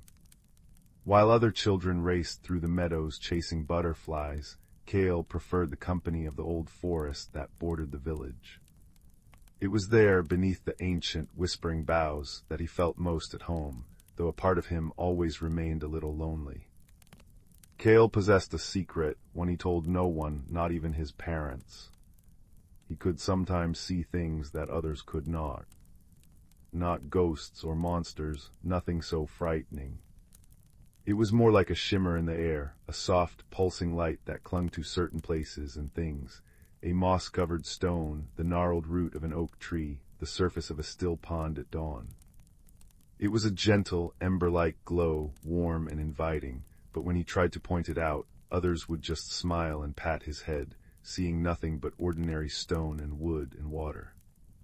So he learned to keep the glow to himself, a quiet mystery that colored his world. One afternoon, as autumn was beginning to paint the forest in fiery shades of gold and crimson, Kale was following a narrow deer path he'd never noticed before. The air was crisp, carrying the scent of damp earth and decaying leaves. He was looking for the source of a particularly strong ember glow he'd sensed from the village, a soft, persistent pulse that called to him like a silent song. The path led him deeper than he had ever ventured, past a waterfall that cascaded like liquid silver into a misty pool, and into a part of the woods where the trees grew so close together their branches wove a canopy that turned the daylight to a soft, green gloom. It was here, behind a curtain of thick, velvet moss hanging from a granite cliff face, that he found the entrance. It was not a grand archway, but a simple, narrow opening, from which the most beautiful, warm, ember glow he had ever seen was spilling forth. His heart beat a little faster, a mix of trepidation and wonder. Taking a deep breath that smelled of cold stone and rich loam, he pushed aside the moss and stepped through. The world on the other side was transformed. He stood in a hidden glen, a secret valley bathed in the soft, perpetual light of a golden hour. The air itself seemed to shimmer, warm and sweet with the scent of honeysuckle and sun-warmed stone. Giant luminous flowers, their petals glowing with a gentle internal light, dotted the landscape. In the center of the glen, a slow-moving river flowed not with water, but with what looked like liquid amber, its surface swirling with patterns of soft light. This was the Ember Vale, a place where the warmth and light Kale had only ever glimpsed existed in its fullest, most vibrant form. But Kale was not alone. Curled on a flat, warm stone by the river of light was a creature. It was about the size of a large fox, with fur the color of smoldering coals and eyes that held the deep, intelligent gleam of ancient fire. Its ears were tall and tufted, and a faint, pleasant warmth radiated from its body. As Kale approached, it uncurled itself and stood, regarding him not with fear, but with a calm, curious gaze. "You can see it," the creature said, its voice not heard with ears, but felt within Kale's mind, a sound like the soft crinkle of burning pine needles. "The glimmer, I wondered when one of your kind would find their way here." Kale, too astonished to be afraid, simply nodded. "I've always been able to see a little bit of it," he whispered, his voice echoing strangely in the quiet glen. "Out there, but never like this." The creature gave a slow blink. "Out there the glimmer is a whisper, here it is a song. I am called Fen. I am a keeper of this place." Thus began an unexpected friendship that warmed Kale's heart more thoroughly than any fireside. Day after day, he would return to the Ember Vale. Fen became his guide, showing him the wonders of the hidden world. He learned that the glowing flowers, called sun cups, stored the memory of summer days and could share their warmth if you listened closely. He saw that the amber river, the gleam stream, carried not water, but the essence of forgotten stories and gentle dreams, and that its patterns shifted with the emotions of those who lived in the vale. Fen taught him that the glimmer was not just a light to be seen, but a connection to be felt. It was the life force of the world, the quiet magic in growing things, in kindness, in creation. Kale, Fen explained, was a spark seer, a rare human able to perceive this fundamental warmth. But why can't I see it? Kale asked one evening as they sat by the gleam stream, watching motes of light dance above its surface like fireflies. Fen turned his luminous eyes to Kale. "Because you carry a spark of it inside you, little one, a quiet, steady fire. Some people have bright, roaring blazes that everyone can see, great talents, loud laughter. Yours is different. It's a hearth fire. It glows for comfort, for understanding, for seeing the beauty others miss, but like any fire, it needs to be tended." As the weeks turned to months, Kale noticed something was changing, and not just within the magical veil. The world outside began to feel different. The vibrant glimmer of the Ember Vale made the ordinary world seem grayer, quieter, and his loneliness, which had been a gentle ache, sharpened into a pang. He found it harder to be in the village, to listen to the chatter of the other children that felt so empty compared to the silent, profound conversations he shared with Fen. The more time he spent in the warmth of the hidden world, the colder his own world felt. He confessed this to Fen one day, his voice thick with a confusion he didn't fully understand. "It's like the veil has shown me what warmth truly is, and now I can't bear the cold. I don't belong out there anymore. Fen listened, the warmth from his body a steady, comforting presence. He nudged a glowing moss stone with his nose, setting its light to pulsing softly. The journey to find light often shows us the shadows more clearly, Kale. That is its purpose. It transforms you as surely as fire transforms wood. It burns away what is false, leaving behind what is true and strong. You feel you do not belong because you are comparing two different worlds. You are trying to wear your old life like a coat that no longer fits.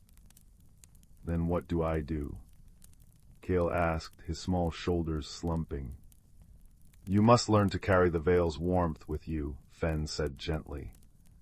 You must learn to kindle your own spark, not just see it in others. This was the true beginning of Kale's journey. It was no longer a journey of footsteps, but one of the spirit. Fen began to teach him not just to see the glimmer, but to interact with it. He showed Kale how to gently encourage the light within a drooping flower, how to hum a low, soft tune that made the moss stones glow a little brighter, how to sit in perfect stillness and feel the interconnected web of warmth that bound the entire veil together. It was difficult. Kale's first attempts were clumsy. The flowers would flicker uncertainly, the stones would remain dim. He grew frustrated, the cold feeling of not belonging seeping back in.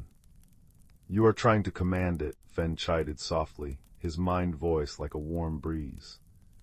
You cannot command a fire to burn, you can only create the conditions for it to thrive. Patience, little spark seer, kindness, stillness, these are the tinder for your inner flame. So Kale tried again. He stopped trying to make the glimmer respond, and instead simply offered his own quiet attention, his own genuine wonder. He remembered the feeling of his mother's hand on his forehead when he was sick, a gesture of pure, unconditional care. He let that feeling fill him as he reached out, not with his hands but with his heart, toward a small, shy sun cup that had yet to fully open. And then it happened. A soft, golden light bloomed from his own chest, a gentle radiance that mirrored the ember glow of the veil. It was his spark, no longer just a hidden sensitivity, but a visible, tangible warmth. It flowed from him and wrapped around the sun cup. The flower shuddered, then slowly, beautifully, unfurled its petals, glowing with a new, vibrant intensity. Kale gasped, looking at his own hands, which were outlined in the soft, golden light. He looked at Fen, whose fiery eyes were gleaming with pride. You see, Fen said, you do not need to be in the veil to have warmth. You carry it with you, always. This was the revelation that changed everything. The next day, Kale returned to his village not with a sense of loss, but with a new purpose. He walked through the familiar streets, and instead of seeing only the gray absence of the glimmer, he began to look for the potential for it.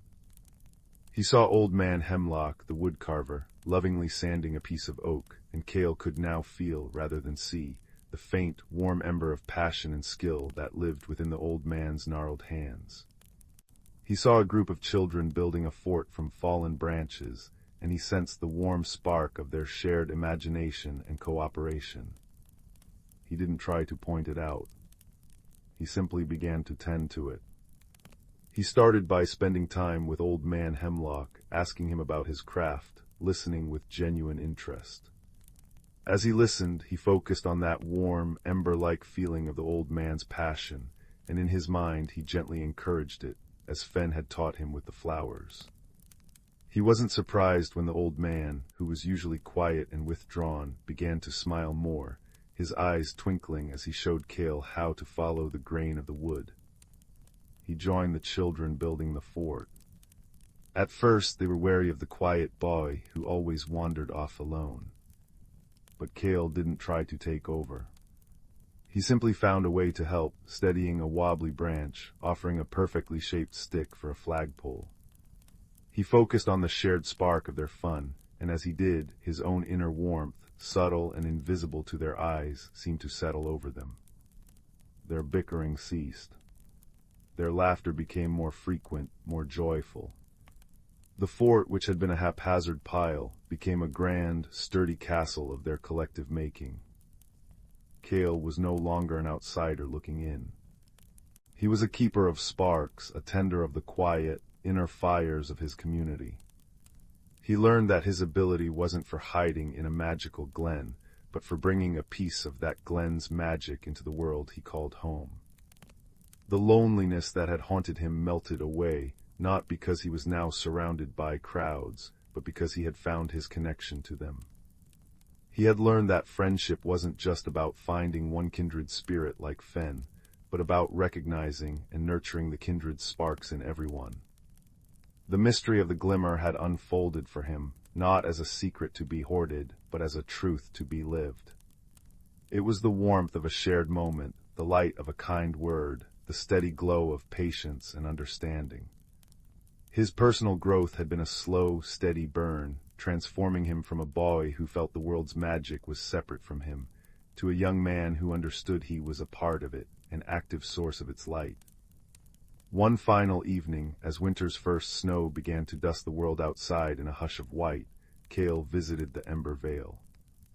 The vale was just as beautiful, the gleam stream flowing with its soft, swirling light, the sun cups glowing against the pure white snow that somehow fell here too, but melted into glittering dew on the warm flowers. He found Fen waiting for him on their usual stone. "You do not need to come here so often now, little Sparkseer," Fen said, his mind voice filled with a deep, fond warmth. "You have learned the most important lesson. The true hidden world was never just this glen. It is the world inside every heart, waiting for someone to see its light and help it shine. You have learned to be that someone." Cale knelt and wrapped his arms around Fen's warm, furry neck. "I'll never forget you or this place," he whispered. "And we will never be far," Fen replied, nuzzling him gently.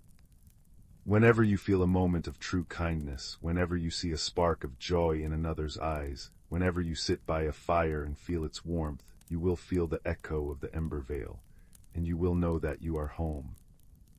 Cale stepped back through the curtain of moss, back into the familiar, cold forest. But this time the cold did not bite him. A soft, golden light emanated from within him, a personal, portable hearth fire that melted the snow at his feet and lit his path through the gathering twilight. He walked back to his village, not as a visitor from a magical land, but as a citizen of a world he now knew was brimming with its own quieter, but no less real, magic. And as he pushed open the door to his own house, the warmth of the real, crackling fire on the hearth washed over him, a perfect mirror of the warmth he now carried in his soul. He had gone on a journey and returned transformed, not by finding a new world, but by discovering the magic in his own. So remember, dear listener, as the embers in your own fireplace glow and shift, that the greatest adventures are often the ones that lead us not over distant mountains, but into the quiet, hidden valleys of our own hearts. There we can all find our own spark, our own steady, comforting light to guide us through any darkness. And with that thought to warm your dreams, it is time to close your eyes, and let the gentle rhythm of the night carry you away to a rest as deep and peaceful as the silent, glowing Ember Vale. Sleep well. Story 14. Story 15. Story 16. Story 17. Story 18. Story 19. Story 20. Story 21. Story 22. Story 23. Story 24. Story 25. 26. Story 27. Story 28. Story 29. Story 30.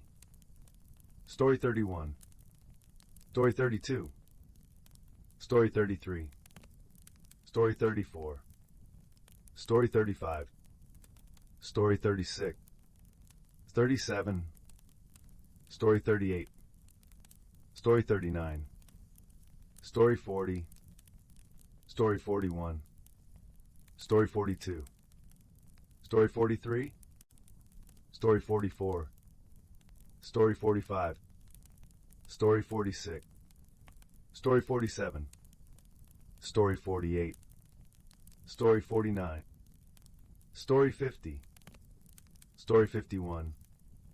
Story 52. Story 53. Story 54. Story 55. Story 56. Story 50. Story 58. Story 59. Story 60. 61. Story 62. Story 63. Story 64. Story 65. Story 66. Story 67. Story 68. Story 69. Story 70. Story 71. Story 72. Story 73. Story 74. Story 75. Story 76. Story 77. Story 78. Story 79. Story 80. Story 81. Story 82. Story 83. Story 84. Story 85. Story 86. Story 87. Story 88. Story 89. Story 90. Story 91. Story 92. Story 93. Story 94. Story 95. Story 96. Story 97. Story 98. Story 99. In a quiet corner of a valley where the mist lingered like a soft gray blanket each morning, there lived a young person named Kalin. Their cottage stood at the edge of a whispering wood, and though the world around them was full of ordinary wonders, Kalin often felt as though they were wrapped in a cloak of stillness that muted the colors of life. Each day they moved through their routines with a quiet heart, tending to their small garden, mending nets by the creek, and watching the world from their window seat as the seasons turned. Yet deep within, Kalin sensed a longing, a soft, persistent whisper that spoke of something more, something waiting to unfold. One evening, as the last light of day faded into violet twilight, Kalin noticed a subtle change. A single strand of their hair, which had always been the color of dark earth, now shimmered with a faint, silvery sheen when touched by candlelight. At first they thought it a trick of the fading day, but the next morning another strand gleamed with the pale gold of dawn. Though puzzled, Kalin felt no fear, only a quiet curiosity, like the first stirring of a seed deep in the soil. It was on such an evening, as Kalin sat by the hearth tracing the new silver threads in their hair, that a soft knock came at the door. Outside stood an elderly woman with eyes the color of moss after rain, and a smile that held the warmth of countless summers. She introduced herself as Alara, a traveler in need of shelter for the night. Without hesitation, Kalin welcomed her in, offering a seat by the fire and a bowl of steaming broth. As they sat together in the fire's gentle glow, Alara's gaze fell upon Kalin's hair. "Ah," she said, her voice like the rustle of leaves in a soft breeze. "The change has begun." Kalin looked at her, bewildered. "What change?" Alara's eyes twinkled. "The change that comes when the heart is ready to bloom. Tell me, child, have you felt lately as though you are standing at the edge of something vast and beautiful, yet unknown?" Kalin nodded slowly, their fingers tracing the rim of their bowl. "I have felt like a caterpillar wrapped in its cocoon, waiting for a season that never comes." Alara smiled. "Then it is time you visited my garden." The next morning, Alara led Kalin through the woods along a path they had never noticed before, lined with ferns that shimmered with dew. At the end of the path stood a gate woven from living willow branches, and beyond it lay a garden unlike any Kalin had ever seen. Flowers bloomed in hues that shifted with the light, petals that glowed softly in shades of understanding, leaves that rustled with whispers of courage, and vines that curled like gentle questions waiting to be answered. "This," said Alara, "is a garden that grows with the heart. It responds to the quiet transformations within us." In the center of the garden stood a tree with bark like polished amber, its branches heavy with seed pods that pulsed with a soft, golden light. Elora plucked one and placed it in Kalen's palm. "Plant this where you feel most still," she said, "and tend to it with kindness." Kalen returned home that evening, the seed cradled carefully in their hand. They chose a spot near the creek where the soil was rich and dark, and there they buried the seed, whispering a wish into the earth. Days turned into weeks, and though nothing seemed to happen above the soil, Kalen continued to visit the spot each morning, offering a few words of encouragement or simply sitting in quiet companionship. Meanwhile, the changes within Kalen continued to unfold. One morning they awoke to find that their fingertips left faint trails of light when they moved them through the air, soft, shimmering patterns that faded like breath on glass. Another day they noticed that when they hummed a tune their grandmother had taught them, the flowers in their own modest garden seemed to lean closer, their colors deepening with warmth. Each small shift felt like a victory, a step toward understanding the quiet language of their own heart. Kalen began to spend more time in the garden with Elara, learning to listen to the whispers of the plants and to recognize the subtle ways emotions could shape the world around them. They discovered that when they felt courage, the roses bloomed a fiercer red. When peace settled over them, the lavender released its scent more freely. One afternoon, as a soft rain pattered against the leaves, Kalen confessed to Elara a fear they had carried for years, a fear of being too quiet, too still, too unlike the vibrant, rushing world beyond the valley. Elara took their hand, her touch as light as a butterfly's wing. "You are like the seed beneath the soil," she said. "Change does not always announce itself with thunder. Sometimes it is the patient unfurling of a root, the slow turning of a leaf toward the sun. Your stillness is not emptiness, it is fertile ground." That night, Kalen dreamed of a cocoon woven from strands of moonlight, and in the dream, they could feel the gentle stirring of wings within. When they awoke, the first thing they saw was a tender green shoot rising from the place where they had planted the seed. It grew quickly, as if nourished by the hope taking root in Kalen's own heart. Each day the plant stretched taller, its stem sturdy and its leaves broad and velvety. Buds formed, tightly closed fists of potential that seemed to hold their breath. Then came the morning when Kalen stepped into the garden and found the plant covered in blossoms that had opened overnight.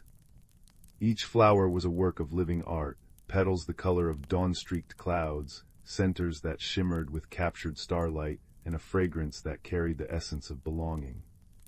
As Kalen reached out to touch one, a soft gasp escaped their lips. Their hands, which had once traced faint trails of light, now left behind delicate swirls of color that lingered in the air like watercolor brushstrokes. They ran to find Elara, who was waiting by the willow gate, her expression one of deep contentment. "You see," she said, "the garden always knows." But the greatest change was yet to come. That evening, as Kalen sat beneath the emerging stars, they felt a strange warmth spreading through their chest, not uncomfortable, but like the sun warming a stone after a long winter. They looked down and saw that their skin had begun to glow with a soft, golden light, as though they had swallowed a piece of the moon. And when they glanced into the still waters of the creek, they saw that their hair had transformed completely, no longer dark earth, but a cascade of silver and gold that shimmered like a river under starlight. For a moment, fear flickered in their heart. But then they remembered Elara's words, "Change is not something to be feared, but something to be welcomed like an old friend." They closed their eyes and breathed deeply, and as they did, the light within them steadied, becoming a gentle, constant radiance. When they opened their eyes again, they saw that the entire garden had responded, flowers glowing in harmony, leaves trembling with soft music, and the very air seeming to dance with invisible joy. Elara approached, her own form now shimmering faintly at the edges, as though she were made of light and memory. "It is time for me to continue my journey," she said. "But remember, Kalen, this is not an ending. It is a beginning. You have learned to tend the garden within, and now you must help others find their own light." She placed a hand on Kalen's shoulder, and for a moment their lights merged, gold and silver weaving together like threads in a tapestry. Then, with a smile that held all the warmth of the world, Alara turned and walked toward the woods, her form dissolving into the mist like a dream upon waking. Kalen stood alone in the garden, but they did not feel alone. The light within them felt like a companion, a quiet certainty that had always been waiting to emerge. They knew that there would be more challenges, more seasons of doubt and growth, but now they also knew that change was not a storm to be weathered, but a dance to be joined. In the days that followed, Kalen began to notice others in the valley who carried their own quiet longings. A young child who spoke to animals but feared being misunderstood, an elderly man who painted visions only he could see, a woman who heard music in the wind but had no one to share it with. One by one, Kalen welcomed them into the garden, showing them how to plant their own seeds of potential, how to listen to the whispers of their hearts. And as they did, the garden grew, spreading its magic beyond the willow gate, weaving through the valley like a promise. New flowers bloomed, each one unique, each one telling a story of patience and courage. Kalen's own light never faded. Instead, it learned to dance with the lights of others, creating patterns of connection and understanding that stretched toward the horizon. On quiet evenings, when the world settled into stillness, Kalen would often sit by the creek, watching their reflection in the water, a being of gentle radiance, surrounded by a world waking to its own beautiful possibilities. And in those moments they would feel the truth settle deep within their soul, that every ending is but a new beginning in disguise, and that the most profound transformations often begin with a single, whispered wish, planted in the dark, fertile soil of a waiting heart. The nebula outside the viewport swirled in gentle tendrils of violet and gold, like spilled watercolors dancing in zero gravity. Inside the small, orbiting habitat they called the Starlight Haven, two very different beings watched the cosmic ballet unfold. Kalen, from the crystalline world of Lyra, had skin that shimmered with soft inner light, changing hues with his emotions. When he was thoughtful, he glowed a deep indigo. When amused, flecks of gold danced across his cheeks. His long, slender fingers could weave light into temporary shapes, stories told in shimmering holograms that hovered in the air before fading like morning mist. His companion, Rin, hailed from the oceanic planet of Maris, where communication happened through complex harmonies. Her body was covered in delicate, overlapping scales that caught the light like mother of pearl, and when she moved, she created a soft, musical rustling. Her voice wasn't spoken but sung, gentle melodies that conveyed meaning through pitch and rhythm. They had found each other quite by accident when both their ships needed repairs at the same remote way station.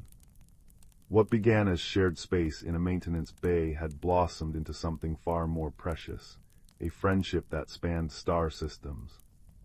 Their sanctuary, the Starlight Haven, was a forgotten observation deck they had discovered and restored together. It floated at the edge of the Calaxian Nebula, where star formation painted the darkness with newborn suns.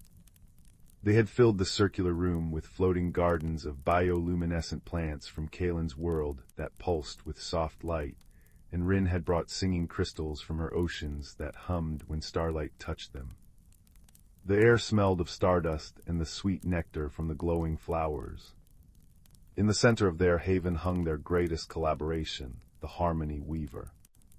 It was a delicate structure of crystalline filaments and resonant chambers that translated Kalen's light patterns into music and Rin's songs into cascades of color. Through this beautiful invention, they had learned to understand each other beyond their native ways of communication. One evening, as the nebula outside deepened to a rich plum color, Kalen noticed Rin's usual cheerful melody had taken on a somber, minor key. Her scales had dulled to a muted gray-green. He glowed a soft, questioning blue and created a hologram of a question mark floating between them. Rin responded with a melody that spoke of longing and distance. Through the harmony weaver, her song transformed into swirling silver lights that formed images of vast oceans under twin moons. Kalen understood. She was homesick. In response, he began weaving light into stories, tales of the crystal forests of Lyra, where light dancers performed for the auroras, and of the great singing mountains that hummed with the planet's rotation. As he painted with light, Rin's melody gradually brightened, her scales regaining their iridescent shine. Their days together were filled with such moments of shared discovery. Rin learned that when Kalen flashed bright orange, it meant he had discovered something wonderful. Kalen discovered that Rin's highest-pitched harmonies expressed delight, but not all their interactions were seamless. Their different biologies and cultures sometimes led to amusing misunderstandings. One morning, Kalen noticed Rin gathering moisture from the air with her scales, a normal hydration process for her species. Concerned she might be thirsty, he brought her what he considered the ultimate gesture of care on his world, a cup of liquid light, shimmering with captured starlight. Rin, touched by the gesture but unfamiliar with the substance, attempted to drink it. The result was a symphony of sneezes that sent musical notes bouncing around the room, each sneeze accompanied by Kalen flashing bright pink with surprise and concern.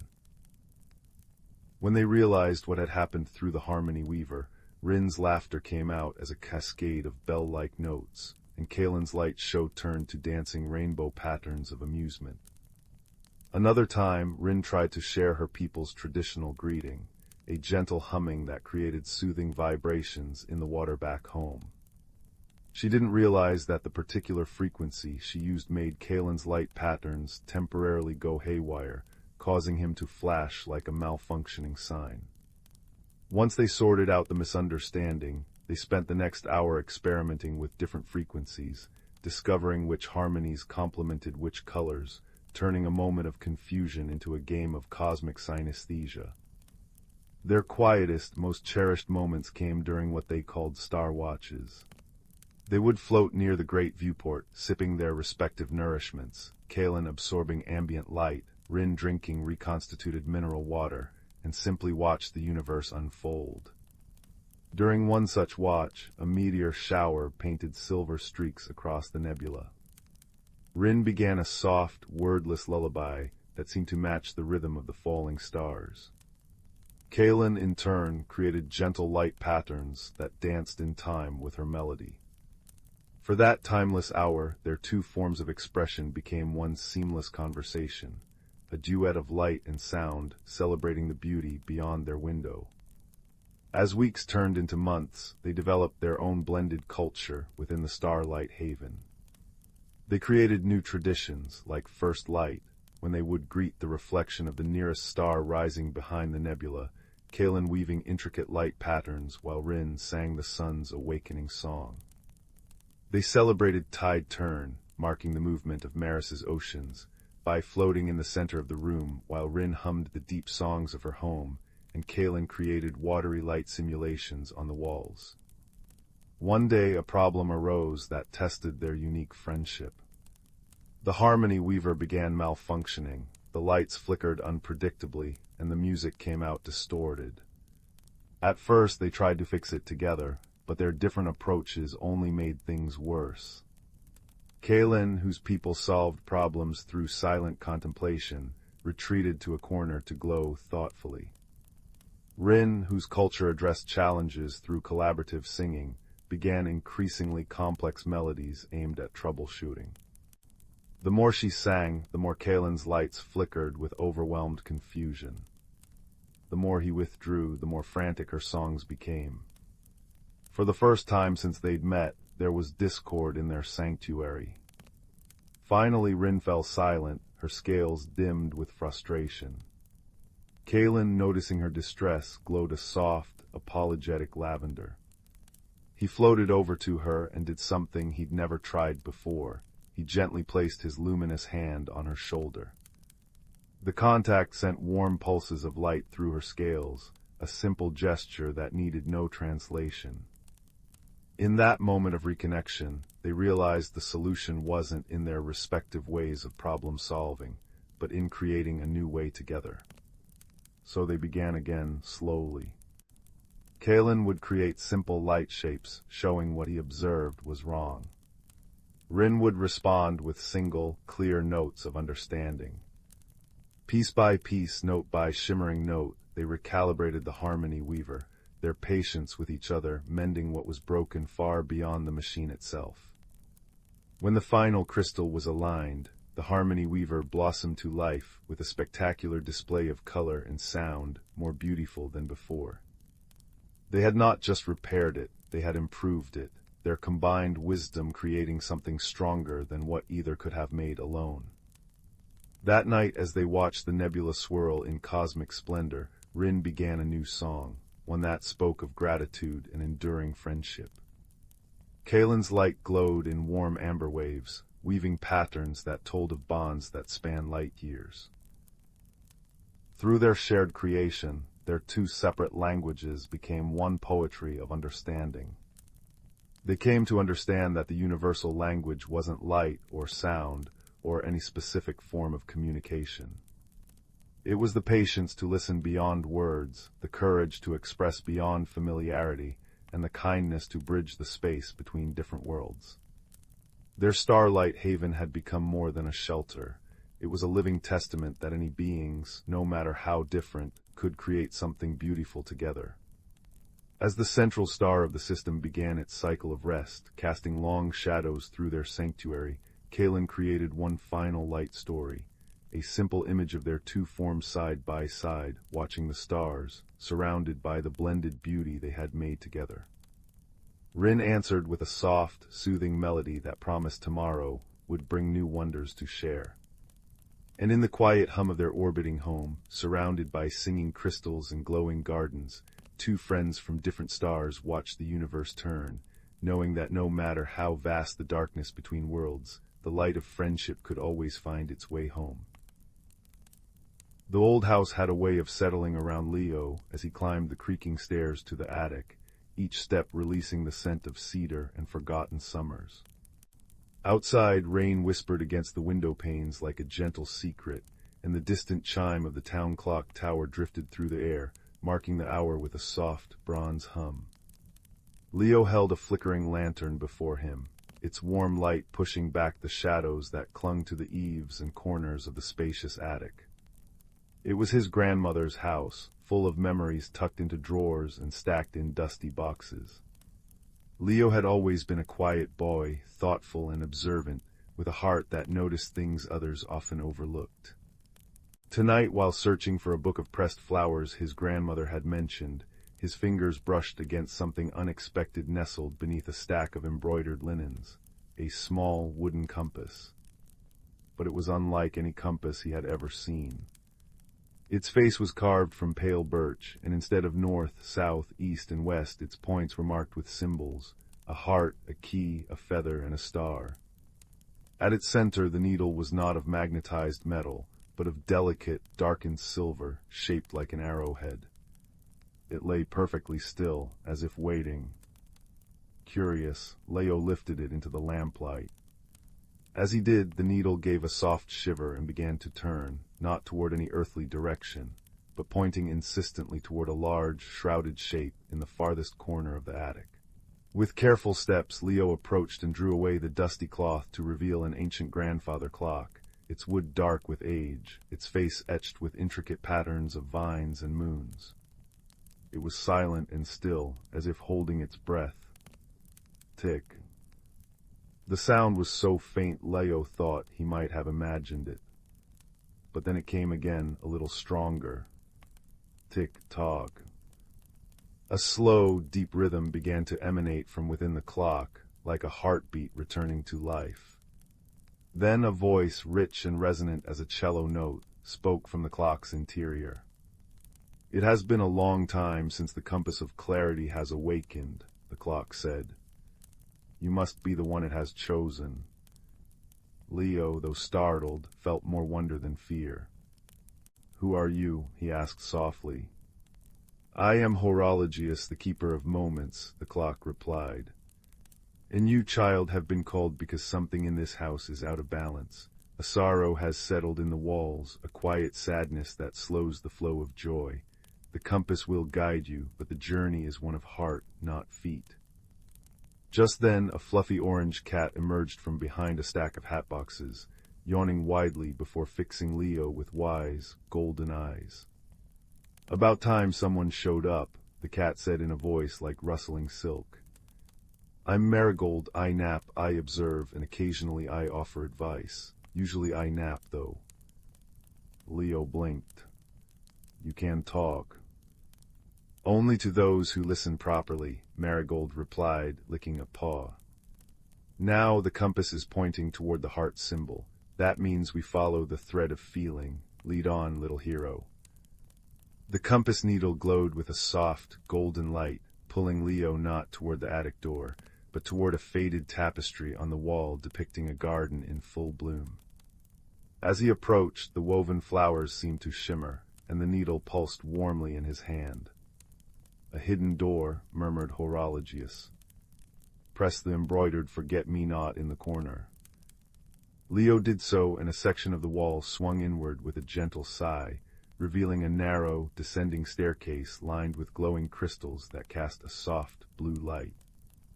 The air smelled of old paper and lavender. Down we go, said Marigold, trotting ahead with her tail held high. Try not to trip. I'd hate to have to explain that to your grandmother. The stairs spiraled down into a cozy, circular room that Leo had never seen before. It was a library, but unlike any other. Books lined the walls not by title or author, but by color and feeling, warm hues of joy, cool tones of solace, bright sparks of inspiration. In the center of the room sat a small, nervous-looking candle, its flame flickering uncertainly. Oh dear, the candle wisped, its light trembling. Visitors, I'm Lumina. I'm supposed to illuminate the stories, but lately, I can't seem to keep them bright. Leo knelt down. What's wrong? A draft of doubt has been blowing through, Lumina explained. It makes the stories fade, words lose their meaning, memories grow dim. The compass in Leo's hand now pointed toward the key symbol. He looked around, thinking, maybe we need to find the source of the draft. Marigold leaped gracefully onto a shelf.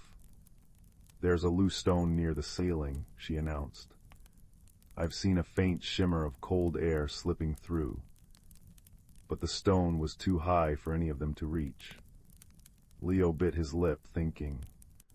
Then he remembered the patience his grandmother always showed him when he struggled with his lessons. Kindness, not force.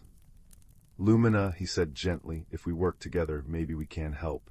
Marigold, if you climb onto my shoulders, you might be able to nudge the stone back into place. Lumina, can you light our way? The candle's flame steadied slightly. I can try. With careful movements, Leo lifted Marigold onto his shoulders. The cat stretched upward, her paws delicately probing the loose stone. A little to the left, she directed, and Leo shifted accordingly.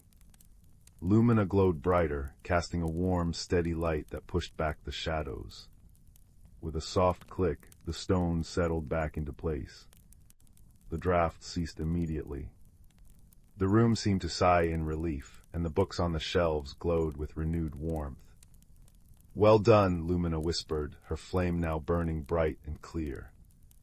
The stories are safe. But the compass needle had shifted again, now pointing toward the feather. It tugged Leo toward a large, leather-bound journal resting on a reading stand. The pages were blank. The Journal of Whispers, Horologius's voice echoed down the staircase, gentle and approving. It records what the heart needs to remember, but it only reveals its words to one who listens with compassion. Leo placed his hand on the open page. He thought of his grandmother, her gentle hands, her stories, the way her eyes sometimes grew distant with memories she seldom shared. He thought of the quiet sadness that had seeped into the house since his grandfather had passed away. She misses him, Leo said softly. She doesn't say it, but she does. As he spoke, words began to appear on the page, written in shimmering ink, not sad words, but joyful ones. Stories of laughter in the garden, of dances in the kitchen, of secrets shared under the stars. The journal was filling with light. The compass needle now turned one last time, settling on the star. It glowed so brightly that the entire room was bathed in soft, starlit radiance. And in that light, Leo saw not just a library, but a pathway of connection, between past and present, memory and hope, loss and love. He understood then. The journey was not about fixing something broken, but about remembering what was always whole. The courage was not in braving dangers, but in tending gently to the quiet places of the heart. When Leo emerged from the hidden staircase, the compass was still in his hand, but its needle was now still and peaceful. Marigold curled at his feet, purring like a little engine of contentment. From the grandfather clock came a deep, soothing chime, not marking the hour, but celebrating the moment. Leo returned to his grandmother's sitting room, where she dozed by the fire. He didn't show her the compass or speak of talking cats or hidden libraries. Instead, he opened the Journal of Whispers and began to read one of the stories aloud. His grandmother's eyes opened and she smiled, a real, full smile that reached her eyes and lit the room more brightly than any flame. And outside, the rain continued to fall softly, the wind hummed a lullaby through the trees, and the world felt, for a little while, perfectly at peace. The first frost of the season had just begun painting silver lace across the window pane when young Cora discovered the acorn. Not an ordinary acorn, mind you, but one that glowed with a soft, buttery light from within its polished shell, nestled among fallen leaves in the crook of Grandmother Rowan's garden wall. When Cora cupped it in her mittened hands, warmth spread through her fingers like sipping hot cider, and a faint melody hummed against her palms, a song of rustling ferns and distant waterfalls. Forest's heartbeat, Grandmother had murmured that evening, stirring honey into chamomile tea while firelight danced in her wise, crinkled eyes. Lost long ago when shadows grew jealous, the woods grow thin without it. Cora knew the stories, how the whispering woods bordering their village once shimmered with shared dreams between trees and townsfolk, how children used to follow foxfire lanterns to dance with mushroom-ring sprites. Now the forest stood silent and watchful, paths twisting into gloom. That night, as wind sighed through eaves like a lonely breath, the acorn pulsed against Cora's pillow. Not a demand, but an invitation. By dawn, with the acorn secured in a velvet drawstring pouch round her neck and Grandmother's knitted scarf smelling of rosemary and courage, Cora slipped through the garden gate. Winter's breath hung crisp in the air, turning each footstep on frosted grass into a tiny crunching symphony. The deeper she wandered, the stranger the woods became, not menacing but deeply alive. Birch trunks gleamed like polished bone in slanting sunlight, while ice-encased spiderwebs glittered like chandeliers. Yet an ache lingered beneath the beauty, brittle branches, two silent clearings where no birds sang, and a scent like forgotten rain. After hours of following the acorn's gentle tug, a compass in her chest, Cora stumbled into a clearing veiled by weeping willow tendrils. There, grumbling fiercely as he wrestled a thorny vine ensnaring his burrow entrance, was a badger. Blasted brambles, he huffed, his charcoal-striped fur fluffed in indignation. Grew overnight, thick as thief's lies. His name, he grumpily admitted when Cora offered help with her little pruning shears, was Thorn. And no, I don't need a human clattering about, especially one wearing a... He froze, black nose twitching toward her glowing pouch. Is that? It can't be. Wonder smoothed his gruffness like a stone worn by a river. The heart seed, they said it was gone forever. Thorn became her unlikely guide. His knowledge of route paths and squirrel highways was unmatched, but more precious was his dry humor that turned fearful shadows into mere tricks of the light. That creaking, he'd sniff as ancient oaks groaned overhead. Just old Oakheart complaining about his rheumatism. Tell him he's looking splendid and he'll quiet right down. When a sudden snow flurry blinded them near a ravine, Thorn unearthed a hidden badger tunnel smelling of damp earth and safety. Inside, bioluminescent moss coated the walls like emerald stardust, guiding their way. Forest remembers its own, Thorn murmured, his gruff voice softened. The acorn's light intensified as they journeyed, its song swelling into harmonies that made frozen streams sigh and icicles chime. It led them to a colossal hawthorn tree, its gnarled trunk split by a fissure veiled in cascading ivy. Impossible, breathed Thorn. The elders spoke of the veiled grove, but no one's found it in generations. As Cora pushed aside the ivy, warmth and the scent of sun-warmed apricots enveloped them. They stepped not into a hollow, but into a sunlit glade suspended in perpetual golden hour. Butterflies with stained glass wings drifted above flowers that chimed when touched. At the glade's heart stood a tree unlike any other, its bark shimmering like molten amber, roots cradling a hollow where a nest of woven moonlight pulsed with absence. Tiny figures emerged from blossoms and fern shadows, the verdant folk, no taller than Cora's hand, with skin like dappled sunlight and hair of spun moss. Their leader, Elder Mosshelm, stepped forward, his acorn cap hat trembling. The heartseed's return. Joy lit his leafy face, then dimmed. But see, it is wounded. He pointed a twiggy finger. A jagged piece was missing from the acorn's base, its light flickering unevenly.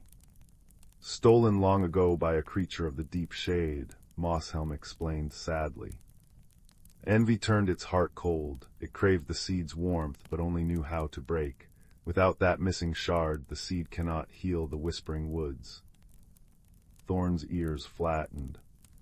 The deep shade, that's no place for sensible creatures. It was a realm of tangled, lightless roots where the forest's oldest sorrows festered. Yet Cora felt the acorn's plea resonate within her, not for itself, but for the lonely thief.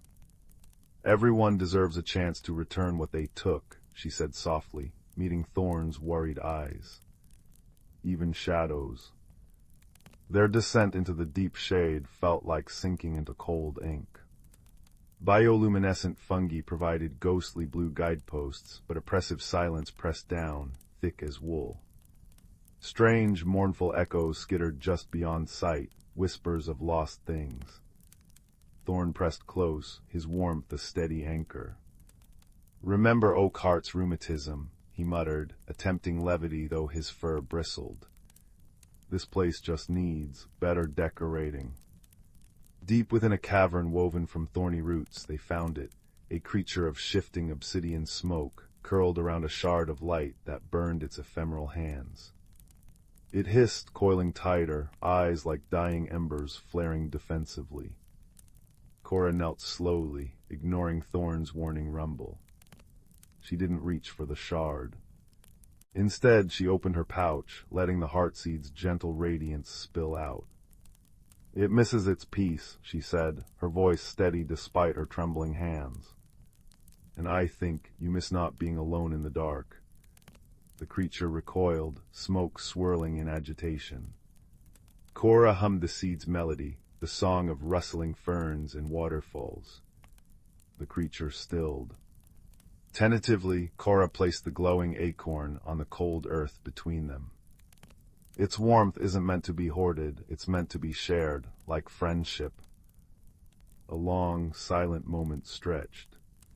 Then a thin, smoky tendril extended, not toward the seed, but toward Cora's outstretched hand. It didn't touch, but hovered, trembling with a profound, aching loneliness that mirrored the brittle woods above. Slowly, achingly, the creature uncurled. It nudged the stolen shard of light toward the heartseed with its shadowy muzzle. As the shard clicked into place with a sound like a sigh of relief, the acorn blazed with pure, golden light. The creature flinched, but the light didn't burn. It washed over its smoky form, revealing not a monster, but but a slender being with skin like twilight velvet and eyes now holding the soft gleam of distant stars. Shade, they learned its name was. Not a creature of malice but of forgotten corners, starved for connection. The return to the veiled grove was a procession of light. Shade walked hesitantly beside Cora, Thorn padding protectively close. As they emerged into the amber glow, the verdant folk gasped, then burst into joyous, tinkling laughter like wind chimes. At the heart tree, Cora placed the whole acorn back into its cradle of moonlight. The effect was instantaneous. Light pulsed outward in a wave, up the amber trunk, through the branches, and out into the whispering woods beyond the veil. Snow melted from pine needles, revealing vibrant green. Frozen streams gurgled back to life. Birdsong, tentative at first, then triumphant, erupted from every tree. The forest breathed deep, shaking off its long slumber. In the days that followed, Cora walked familiar paths transformed. Sunlight dappled through a vibrant canopy, alive with chattering squirrels and flitting sprites. Foxfire lanterns winked invitations from mossy hollows. Thorn, now a frequent visitor to grandmother's garden, especially when berry tarts were cooling, regaled them with tales of Shade, helping the verdant folk tend to the deep shade, coaxing shy glowworms and healing wounded roots. Turns out, Thorn chuckled, crumbs on his whiskers, a bit of kindness makes even the gloomiest places bloom. The night before the first true thaw, Cora stood at her window. The whispering woods shimmered under the moon, no longer a wall of secrets, but a friend breathing softly in the dark. In her hand, warmed by her touch, lay a single leaf gifted by the heart tree, its veins traced with permanent, gentle gold light. She pressed it to her cheek, breathing in the scent of damp earth and possibility.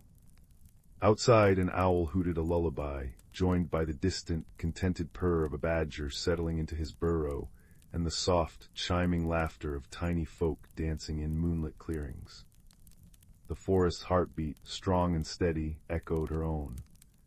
As she climbed into bed, the golden leaf glowing softly on her nightstand, Cora smiled. The greatest magic, she knew as sleep gently pulled her under, wasn't in glowing seeds or hidden groves.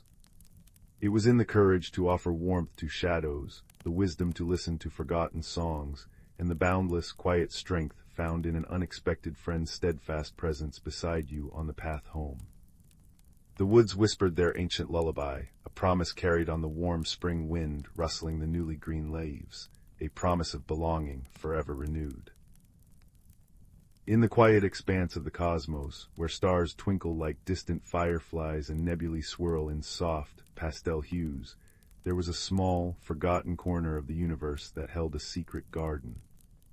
This garden was not on any planet, but nestled within the heart of a gentle space station, one that had been abandoned long ago by its builders.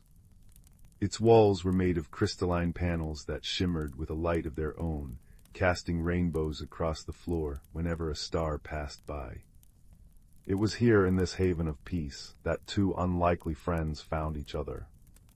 The first was a being named Kalin, who hailed from the planet Verdantia, a world where everything glowed with bioluminescent life.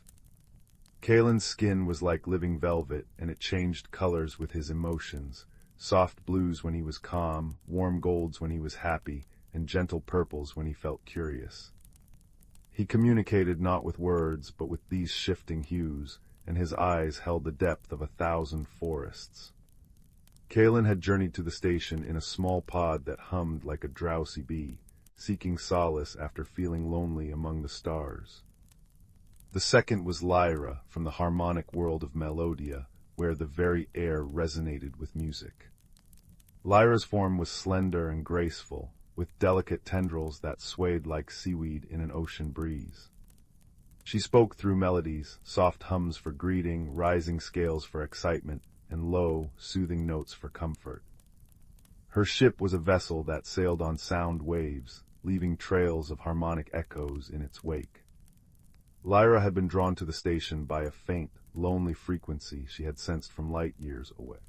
Their meeting was accidental, yet felt destined. Kalen was tending to a patch of star moss that grew in the station's garden, its leaves glowing with a soft, silvery light. Lyra entered, her footsteps creating a gentle chime against the crystalline floor. At first they froze, uncertain. Kalen's skin flushed a nervous indigo, while Lyra emitted a questioning trill that echoed through the hall. For days, they circled each other warily. Kalen would leave offerings of luminous berries from Verdantia, placing them on a smooth rock, and Lyra would respond with a gift of harmonic crystals that sang when touched. But misunderstandings arose from their differences. Once Kalen, feeling joyful, turned a bright yellow, but Lyra misinterpreted it as a warning signal from her world, where sharp colors meant danger. She retreated, humming an anxious melody that made Kalen's skin shift to a confused gray. Another time, Lyra tried to share a story through a complex symphony of notes, but the volume overwhelmed Kalen, whose ears were sensitive to sudden sounds. He flinched, his colors dimming, and Lyra fell silent, her tendrils drooping. Yet in their solitude, a spark of curiosity remained. They began to observe each other's habits. Kalen noticed how Lyra's harmonies softened when she watched the nebula outside the station's dome, and Lyra saw how Kalen's colors brightened when he nurtured the garden. Slowly, they started to experiment with communication. Kalen would point to objects and let his skin glow in a specific pattern, while Lyra would mimic the color with a corresponding melody. It was clumsy at first, a dance of trial and error, but it led to moments of shared laughter. When Kalen accidentally turned a comical shade of orange while slipping on a wet leaf, Lyra responded with a playful giggle-like trill, and they both understood the humor without words. Their breakthrough came when they decided to create a shared shelter within the station. The garden was overgrown with cosmic flora, vines that pulsed with light, flowers that bloomed in sync with passing comets, and trees with leaves that rustled like whispering stars. Together they cleared a cozy nook near the largest crystalline window, which offered a panoramic view of the Orion Nebula, its pink and blue gases swirling in an eternal dance. Kalen used his knowledge of living light to weave benches from glowing fibers, while Lyra arranged harmonic stones that hummed a gentle lullaby when sat upon. They called it the Starlight Sanctuary, a place where they could feel safe and connected. As they worked, they learned each other's quirks. Kalen discovered that Lyra's people expressed affection through duets, so he learned to change his colors in rhythm with her songs. Lyra found that Kalen's kind showed trust by sharing food, so she began to brew teas from starlight-infused petals that steeped in harmony with her melodies. Their misunderstandings became lessons in empathy. Once Lyra brought a device that projected dreamlike patterns of light, thinking it would delight Kalen, but it flickered too rapidly, causing his skin to ripple with discomfort.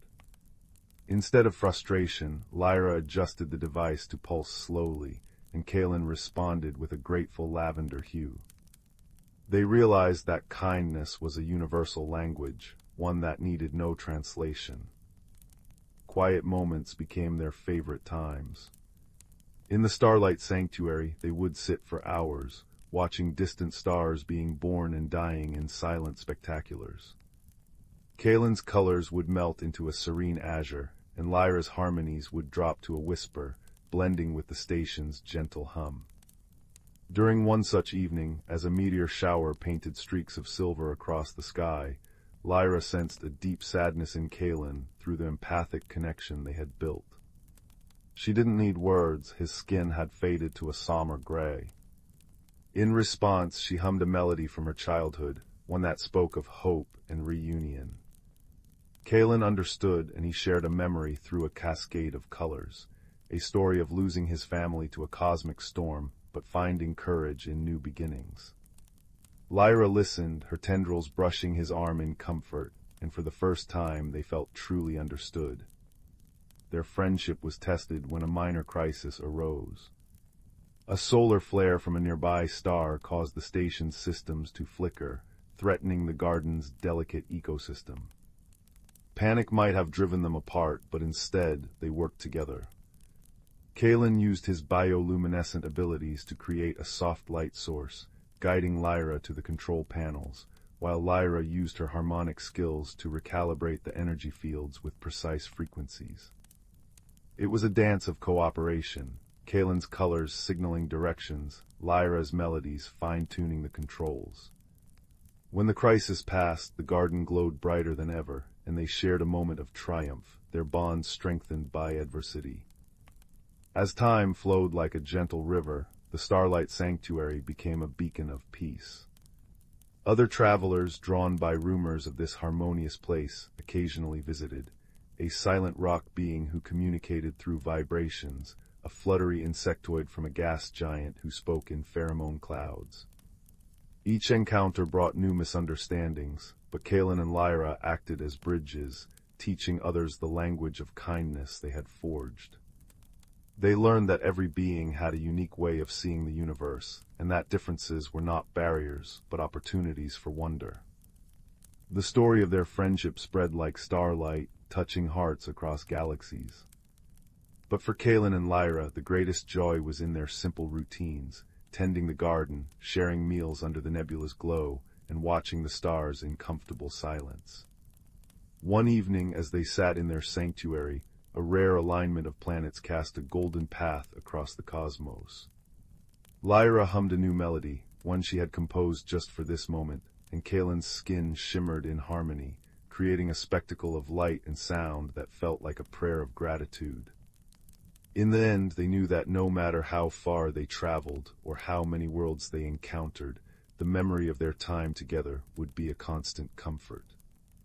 The universe was vast and often lonely, but in a crystalline garden among the stars, they had found a home in each other's hearts. And as they drifted to sleep under the watchful eyes of distant suns, they dreamed of futures filled with more laughter, more learning, and the endless, gentle language of kindness. The fire crackled softly in the hearth, its warm light dancing across the room like golden spirits. Outside, the wind whispered through the pine trees, but here, nestled in this cozy space, all was safe and still. Listen closely now, for I have a tale to tell, a story about a boy who learned that the greatest warmth often comes from the most unexpected places. In a small village nestled between rolling hills and a whispering forest, there lived a boy named Kalen. He was a quiet child, with thoughtful eyes the color of twilight and hair the shade of oak bark. While other children played boisterous games in the village square, Kalen often wandered alone along the forest paths, collecting interesting stones and listening to the secret language of the woods. One autumn evening, as the sun dipped below the hills and painted the sky in shades of violet and gold, Kalen was returning from one of his solitary walks. His pockets were heavy with smooth stones and pine cones, and his heart felt unusually light. As he approached the edge of the forest where it met the village, something caught his eye, a faint, pulsing glow coming from beneath the roots of an ancient oak tree. Curiosity, that quiet companion of lonely souls, tugged at him. Kneeling down, Kalen carefully brushed away the fallen leaves and rich, dark soil. There, nestled among the gnarled roots, was a stone unlike any he had ever seen. It was about the size of his palm, smooth and oval-shaped, with colors that shifted like captured sunset, deep oranges, soft golds, and the occasional flicker of crimson that pulsed with a gentle, rhythmic light, like embers breathing in the darkness. As Kalen's fingers closed around the stone, a wonderful warmth spread through his hand, not the harsh heat of a fire, but the comforting warmth of sunlight remembered on a chilly day. He tucked the stone into his pocket, feeling its gentle heat against his thigh as he walked the final distance home. That night, as Kalen lay in bed with the strange stone on his bedside table, he had the most peculiar dream. He dreamed of winding pathways deep beneath the earth, lit by the same gentle glow that pulsed from his stone. He dreamed of soft, melodic voices that seemed to hum through the very roots of trees, and of doors hidden in the sides of hills, waiting for just the right key to open them. When he awoke the next morning, the stone still pulsed with its soft light, and the memory of the dream felt more like a recollection than a fantasy. Throughout the day, whether helping his mother in the garden or studying his lessons, Kalen found his thoughts drifting back to the stone and the underground pathways of his dream. That evening, as twilight settled over the village once more, Kalen found himself drawn back to the ancient oak tree. The stone in his pocket seemed to grow warmer as he approached, its pulsing light quickening slightly. Standing before the massive tree, Kalen noticed something he hadn't seen before, a narrow opening between two particularly large roots, just wide enough for a boy to slip through if he turned sideways. Taking a deep breath of the crisp autumn air, Kalen squeezed through the opening. To his astonishment, instead of finding himself in the small, earthy space between roots he expected, he discovered a downward-sloping tunnel, its walls embedded with countless stones that glowed with the same gentle light as the one in his pocket. The air smelled of damp earth, growing things, and something sweet like honey and cinnamon. The tunnel descended gradually, curving gently as it went. Kalen walked slowly, his hand brushing against the glowing walls, which felt smooth and warm to the touch.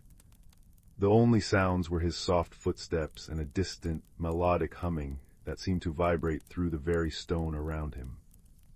After what felt like both moments and hours, the tunnel opened into a vast cavern that took Kalen's breath away. The ceiling arched high above, dotted with glowing crystals that twinkled like captured stars. Strange, beautiful plants grew in clusters, their leaves shimmering with soft light and their flowers emitting gentle chimes when the faint breeze stirred them.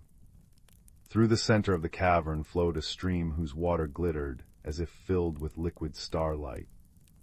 But most astonishing of all were their inhabitants. Small, gentle creatures moved about the cavern, their forms seeming to be made of earth and moss and stone.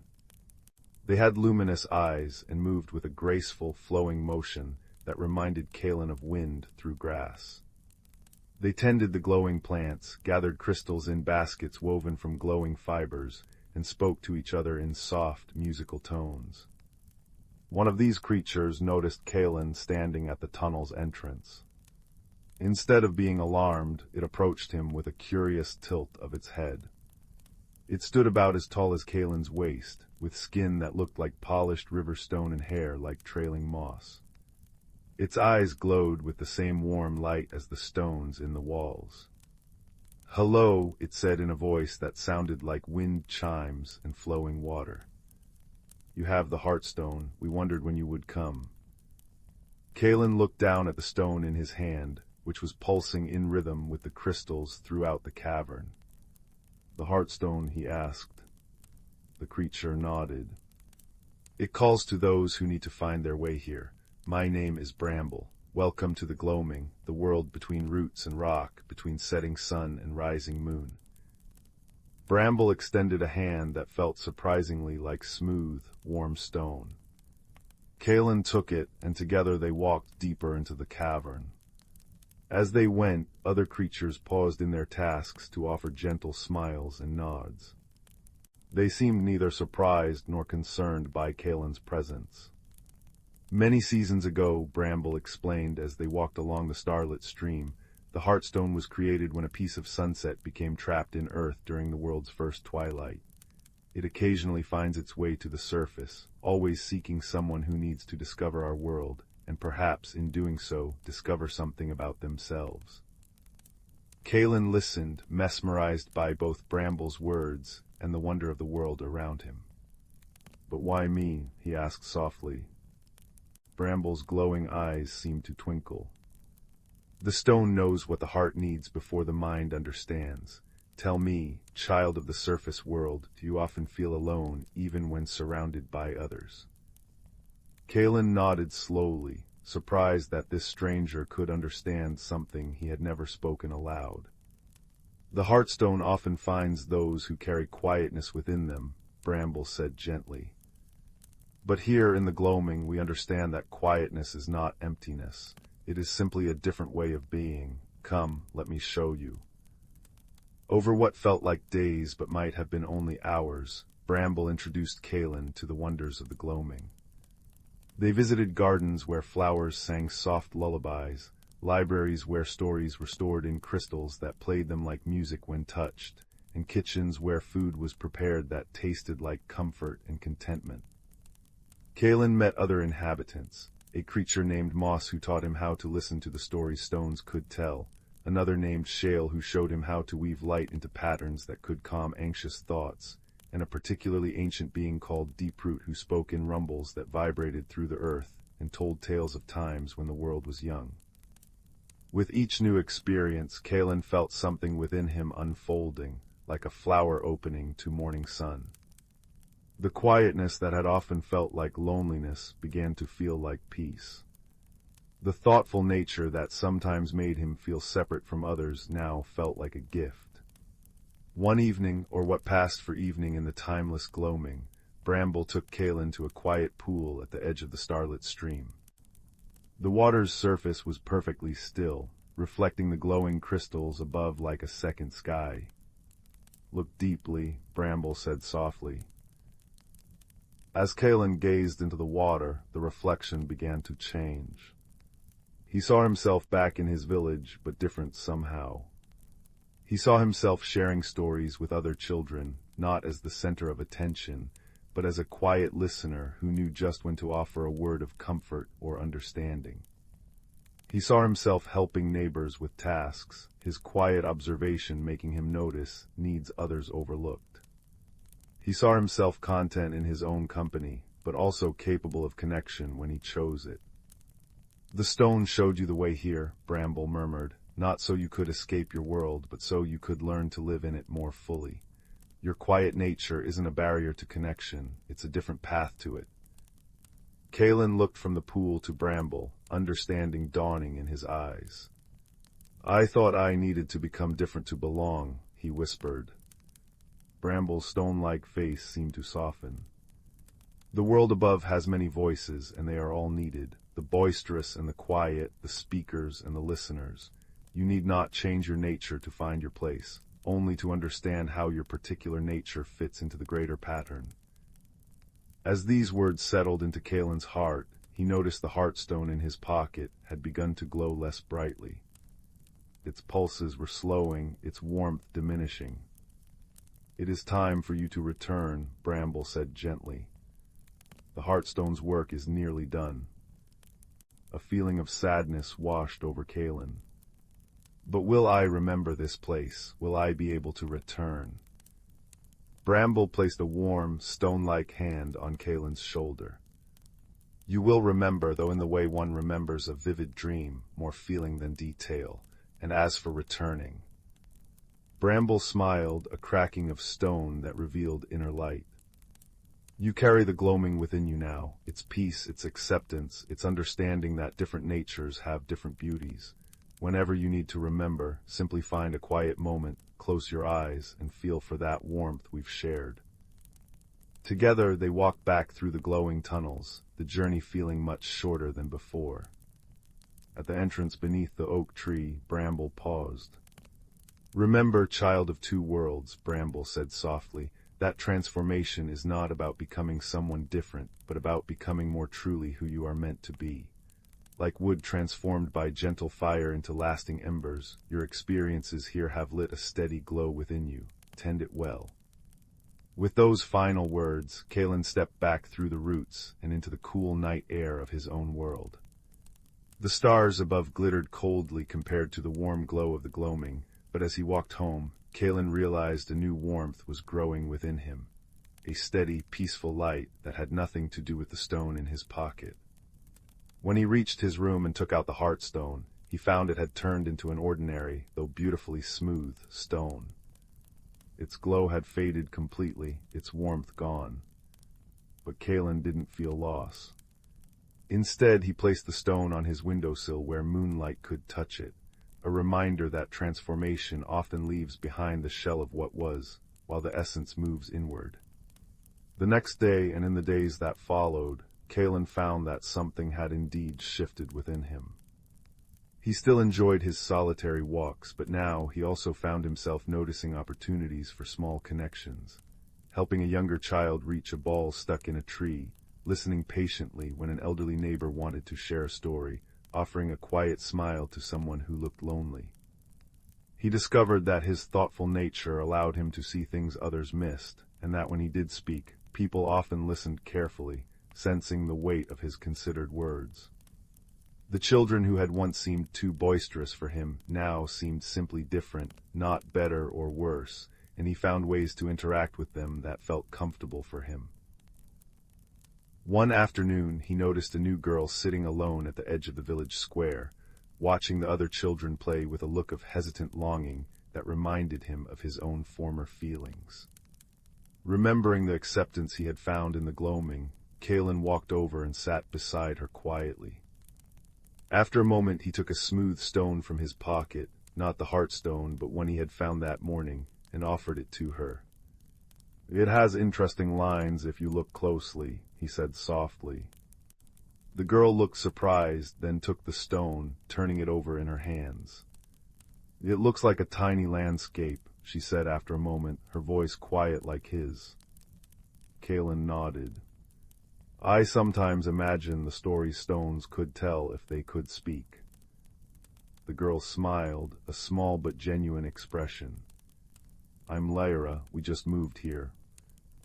"I'm Kalen," he said. "Would you like to see where I find the best stones?" And so began a friendship built not on loud games or constant talking, but on comfortable silences, shared curiosity, and the understanding that sometimes the deepest connections are woven from quiet threads. As seasons turned, Kalen grew into a young man known for his quiet wisdom and gentle presence. People sought him out when they needed someone who would listen without judgment, who noticed details others overlooked, who offered thoughtful perspectives. He never told anyone about the gloaming. Some experiences are too precious to be captured in words, but he carried its lessons in how he moved through the world. Sometimes, on evenings when the twilight seemed particularly soft and the boundary between worlds felt thin, Kalen would walk to the ancient oak tree and place his hand against its bark.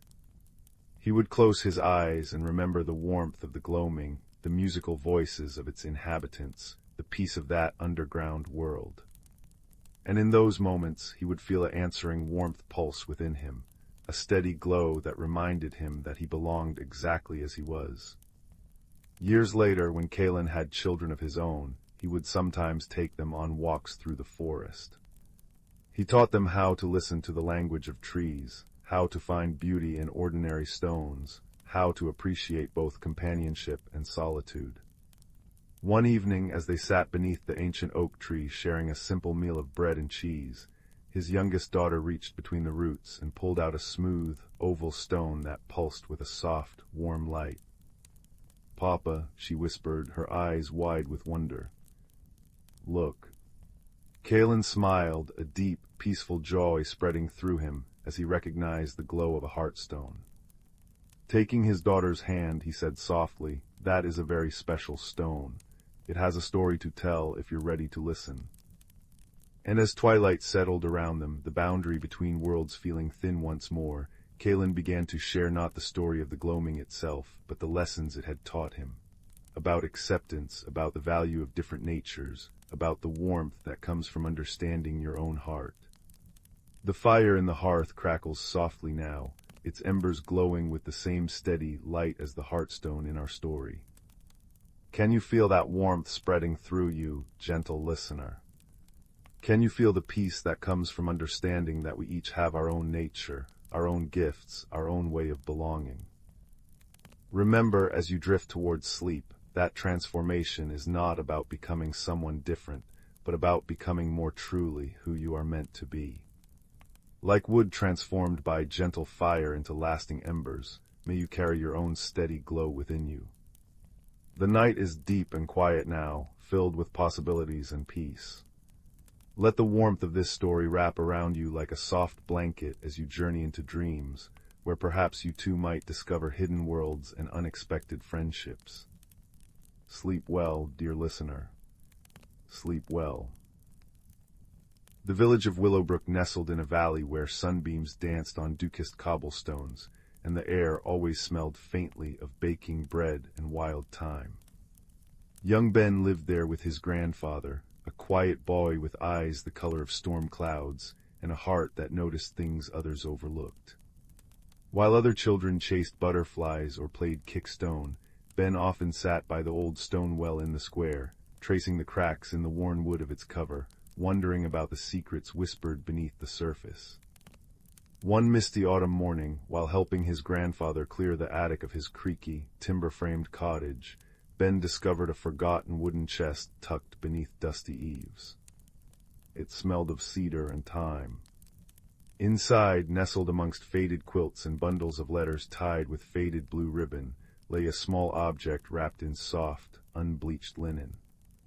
Unwrapping it carefully, Ben found an ordinary-looking teapot. It was made of smooth, cool porcelain, painted with a simple, swirling pattern in cobalt blue. It felt surprisingly heavy for its size, and when Ben tilted it, he heard a faint musical chime, like tiny bells tinkling deep within its belly. "Grandfather," Ben called down the ladder, his voice hushed with wonder.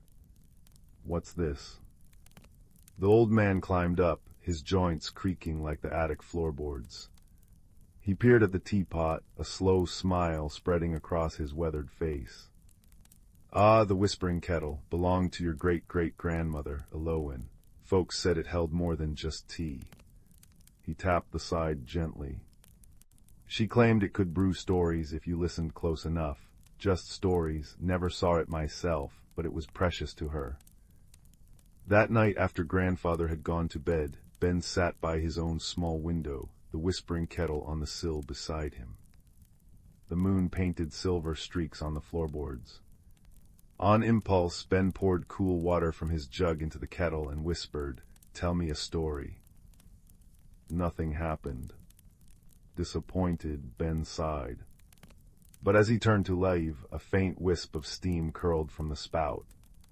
It didn't smell like tea leaves, it smelled like old paper and distant rain. And then, soft as a sigh, a voice seemed to echo not in his ears, but within his very bones. It spoke of a hidden glade, far beyond the whispering woods that bordered Willowbrook, where a pool of purest moonlight water shimmered, its surface reflecting forgotten constellations.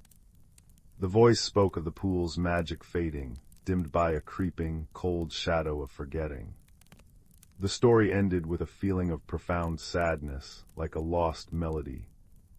Ben felt a strange pull in his chest, a yearning as deep as the kettle's chime. He knew with a certainty that surprised him that he had to find that glade. The whispering kettle hadn't just told a story, it had offered a quest. He packed a small bag, a wedge of cheese, a crusty loaf, his warmest woolen scarf, and carefully the whispering kettle wrapped in the linen cloth. At dawn, Ben slipped out, the village still dreaming. The path into the whispering woods was familiar at first, carpeted with fallen leaves the color of embers and gold.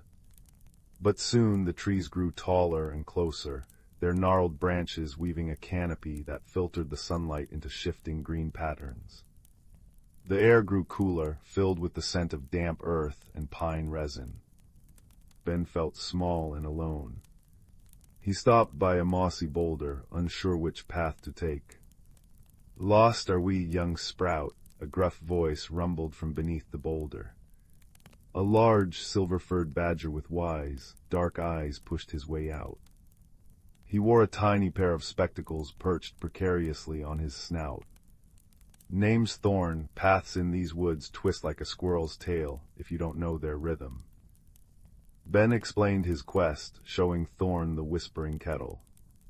The badger sniffed it thoughtfully. "Moonlight water a tricky business. Shadow of forgetting is thick near the glimmer glade now, makes the path slippery for the mind." He adjusted his spectacles. "Wisdom you'll need, not speed. I know the old ways. I'll guide you part of the journey. But the final path, that requires a different kind of sight."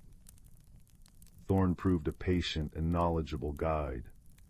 He showed Ben how to read the language of the moss thicker on the north side of trees, how to listen for the different songs of the streams, the one that chuckled led deeper, the one that side led towards rocky cliffs, in which berries were safe to eat, bright blue with star-shaped leaves. He shared stories of the forest, his voice a comforting rumble as they walked. "Strength isn't always in the claw or the tooth, Ben," Thorn said as they navigated a tangle of roots. "Sometimes it's in knowing when to be still, when to listen." After 2 days of travel, the woods began to change. The vibrant greens faded to muted grays and silvers. The air grew colder, carrying a scent like frost and old stone. Sounds became muffled. Even the birdsong seemed distant and thin. Thorn stopped at the edge of a silvery birch grove. "This is as far as I go, lad. The shadow thickens here. It makes creatures forgetful, even grumpy old badgers. You'll need lightheartedness now, a spark to pierce the gloom. Look for Pip." Ben thanked Thorn, who gave him a gruff nod before disappearing back into the deeper green. Feeling the cold seep into his bones, Ben pressed on. The silence was oppressive. He tried to recall the kettle's story, but the details felt fuzzy, like a dream upon waking. Doubt whispered coldly in his ear. "Why are you here? Go back. It's warm at home." Then a flash of brilliant blue shot past his head. A tiny bird no bigger than Ben's thumb, with feathers like sapphires and wings that hummed, hovered before him. "Hello, hello, feeling a bit gray, are we? Blasted shadow makes everything so dull." The bird's voice was like tinkling glass bells, impossibly cheerful in the gloom. "I'm Pip, Pip the forget-me-not finch. I remember everything, especially the bright things. Are you lost? Are you sad? Do you need a song?" Ben's spirits lifted instantly at Pip's infectious energy. He explained about the moonlight pool and the shadow of forgetting. Pip zipped around his head. "Oh, the glimmer glade, beautiful, terrible shadow making it all misty. Follow me, I remember the way. I remember the song the moonbeams sing on the water, la la la luminous." Pip darted ahead, his tiny form a beacon of dazzling blue against the gray landscape. His constant, cheerful chatter and bursts of song were like tiny candles pushing back the cold forgetfulness. He reminded Ben of the kettle's warmth, of his grandfather's smile, of the smell of baking, bread in Willowbrook, all the bright things the shadow tried to smother. Finally, they emerged from the last of the gray birches into a small, circular clearing. It should have been bathed in ethereal light, but instead, a thick, swirling gray mist clung low to the ground, obscuring everything. At the center, Ben could just make out the faint, sorrowful shimmer of the moonlight pool, its light weak and flickering. The air was thick with the shadow of forgetting, a heavy, sorrowful feeling that made Ben want to curl up and sleep, to let go of all purpose. "The shadow feeds on loneliness," Pip chirped, his voice subdued for the first time. "It wraps the pool in forgetting, makes it feel abandoned." Ben stood at the edge of the mist, clutching the whispering kettle. How could he fight this? Thorn had said wisdom, not force. Pip spoke of loneliness. He remembered the kettle's story, the sadness within it. He thought of his own quiet nature, how sometimes he felt unseen. Perhaps the pool felt that way too. He knelt on the cool, damp grass. He unwrapped the whispering kettle and set it gently before him. He poured water from his flask into it, the sound loud in the oppressive silence. Then, instead of asking for a story, Ben began to speak. He spoke softly, pouring his heart out to the hidden pool. He spoke of noticing the small things, the intricate pattern on a spider's web at dawn, the way sunlight turned the village fountain into liquid gold, the comforting weight of his grandfather's hand on his shoulder. He spoke of feeling small sometimes, but finding wonder in the world anyway. He spoke of his journey, of Thorn's steady wisdom, of Pip's dazzling joy. He spoke of seeing the pool even through the mist, of believing in its light. As Ben spoke, a thin, warm stream of fragrant steam began to rise from the whispering kettle's spout. It smelled like sun-warmed stone, like honeysuckle on a summer evening, like comfort and belonging. The steam didn't fight the gray mist, it wove through it, gentle and persistent. Where the steam touched, the mist seemed to soften, to thin, revealing patches of silver grass beneath. Pip, understanding, began to sing. Not his usual frantic, cheerful tune, but a soft, pure melody that echoed the feeling in Ben's words, a song of quiet noticing, of gentle companionship, of light remembered. He fluttered near the steam, his blue feathers catching the faint moonlight struggling through the thinning mist.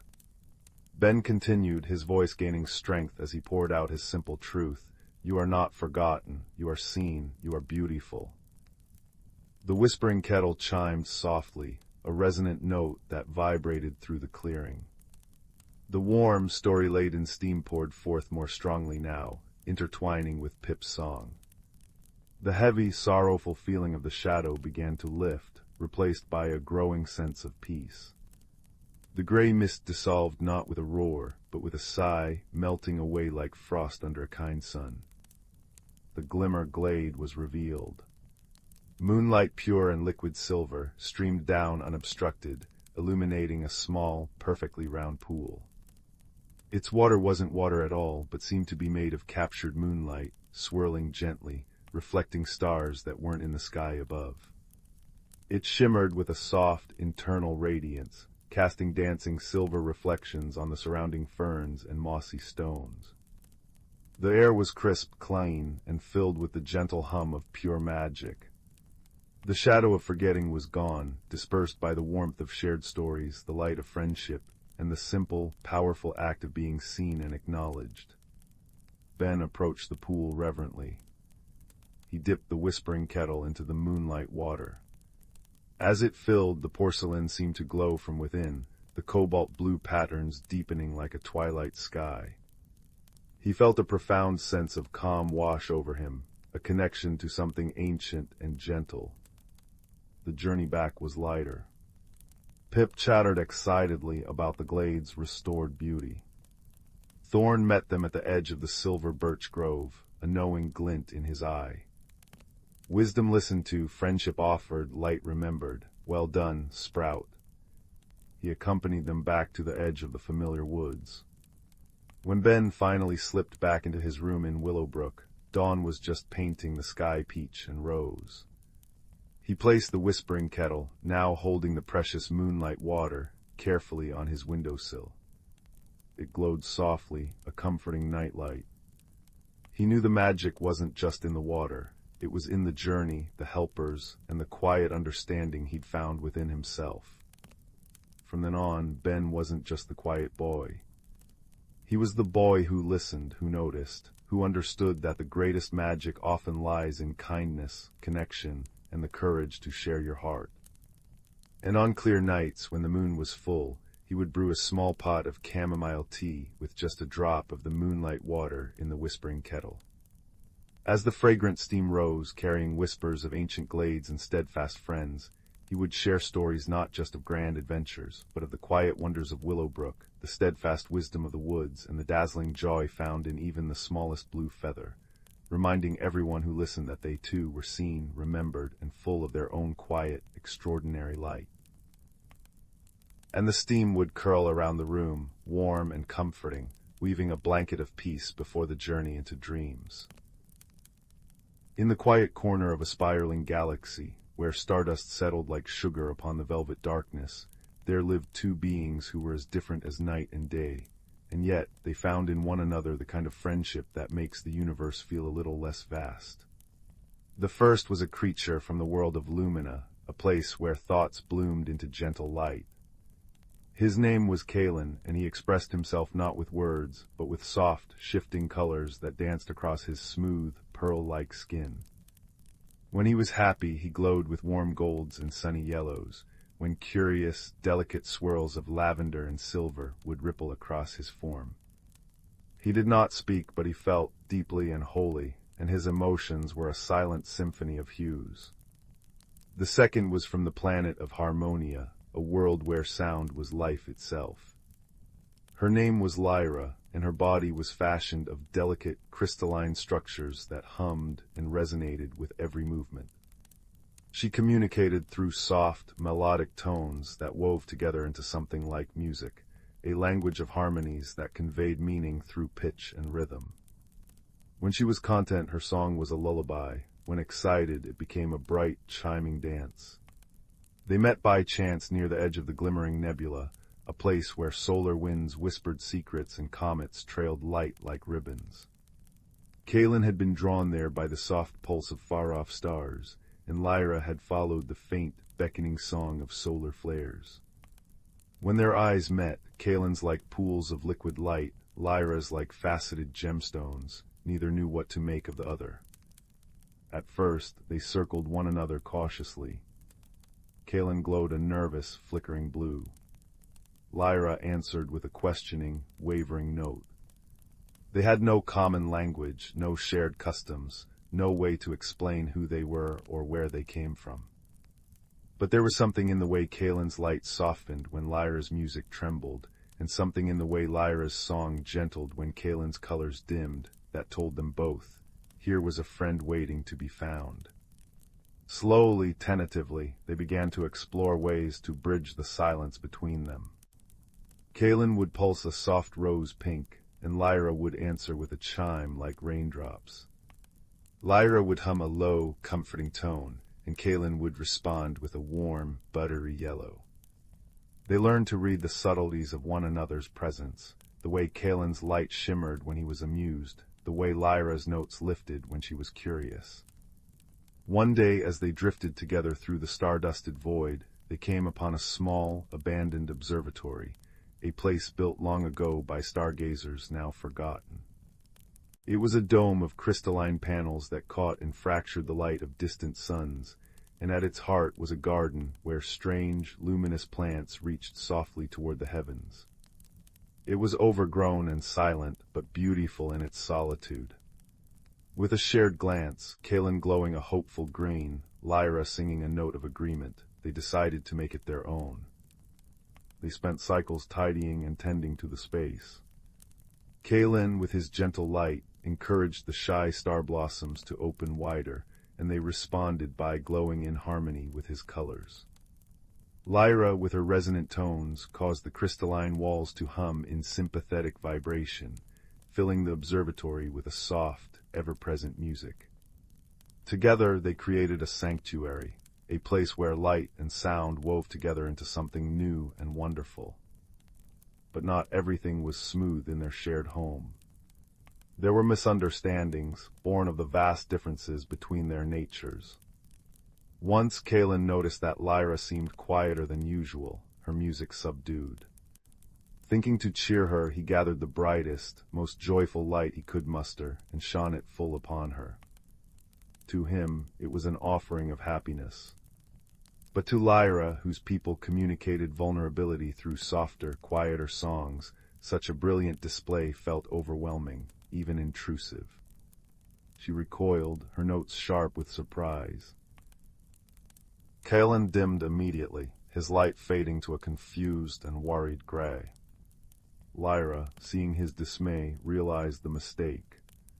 She chimed softly, a melody of apology and explanation, and slowly Kaelin understood. He pulsed a gentle blue, forgiveness and regret, and Lyra answered with a ripple of grateful harmony. Another time, Lyra tried to share a traditional Harmonian greeting, a complex, cascading sequence of notes that signified deep respect and affection.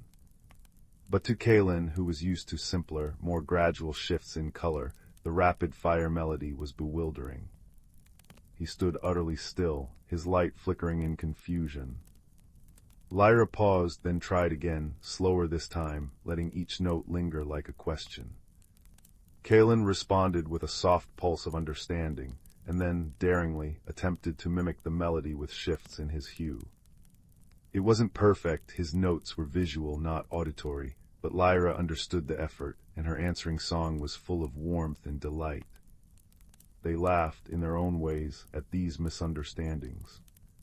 Kaelin's light would dance in merry spirals, and Lyra's music would bubble like a stream over smooth stones. Each mistake became a lesson, each confusion a chance to learn more about one another. Their favorite moments were the quiet ones, when they sat together in their crystalline garden, watching the stars bloom and fade in the great dark beyond the dome. Kalen would glow with the soft silver of starlight, and Lyra would hum a melody that mirrored the gentle pulse of distant suns. In those hours there were no barriers between them, no need for translation or interpretation. They simply were together, two friends sharing the wonder of the cosmos. One evening, as a particularly brilliant meteor shower painted the sky with fleeting fire, Lyra noticed that Kalen seemed quieter than usual. His light was pale, almost wistful. She chimed softly, a question in a single note. Kalen responded by casting a soft, sad blue across the observatory floor. He was thinking of his home, of the way his people gathered during meteor showers to weave stories out of light. He missed the shared silence, the communal glow. Lyra listened, her own form still. Then slowly she began to sing, not a harmonious song, but something new, something woven from the moments they had shared. It was a melody of friendship, of light and sound blending into one. And as she sang, Kalen began to glow, his colors shifting to match the rhythm of her music. Together they created something beautiful, a story told in light and song, a tale of two friends from different worlds who had found a home in each other's company. And as the last meteor traced its path across the sky, they both understood without a single shared word that kindness was a language all its own, one that needed no translation, only an open heart.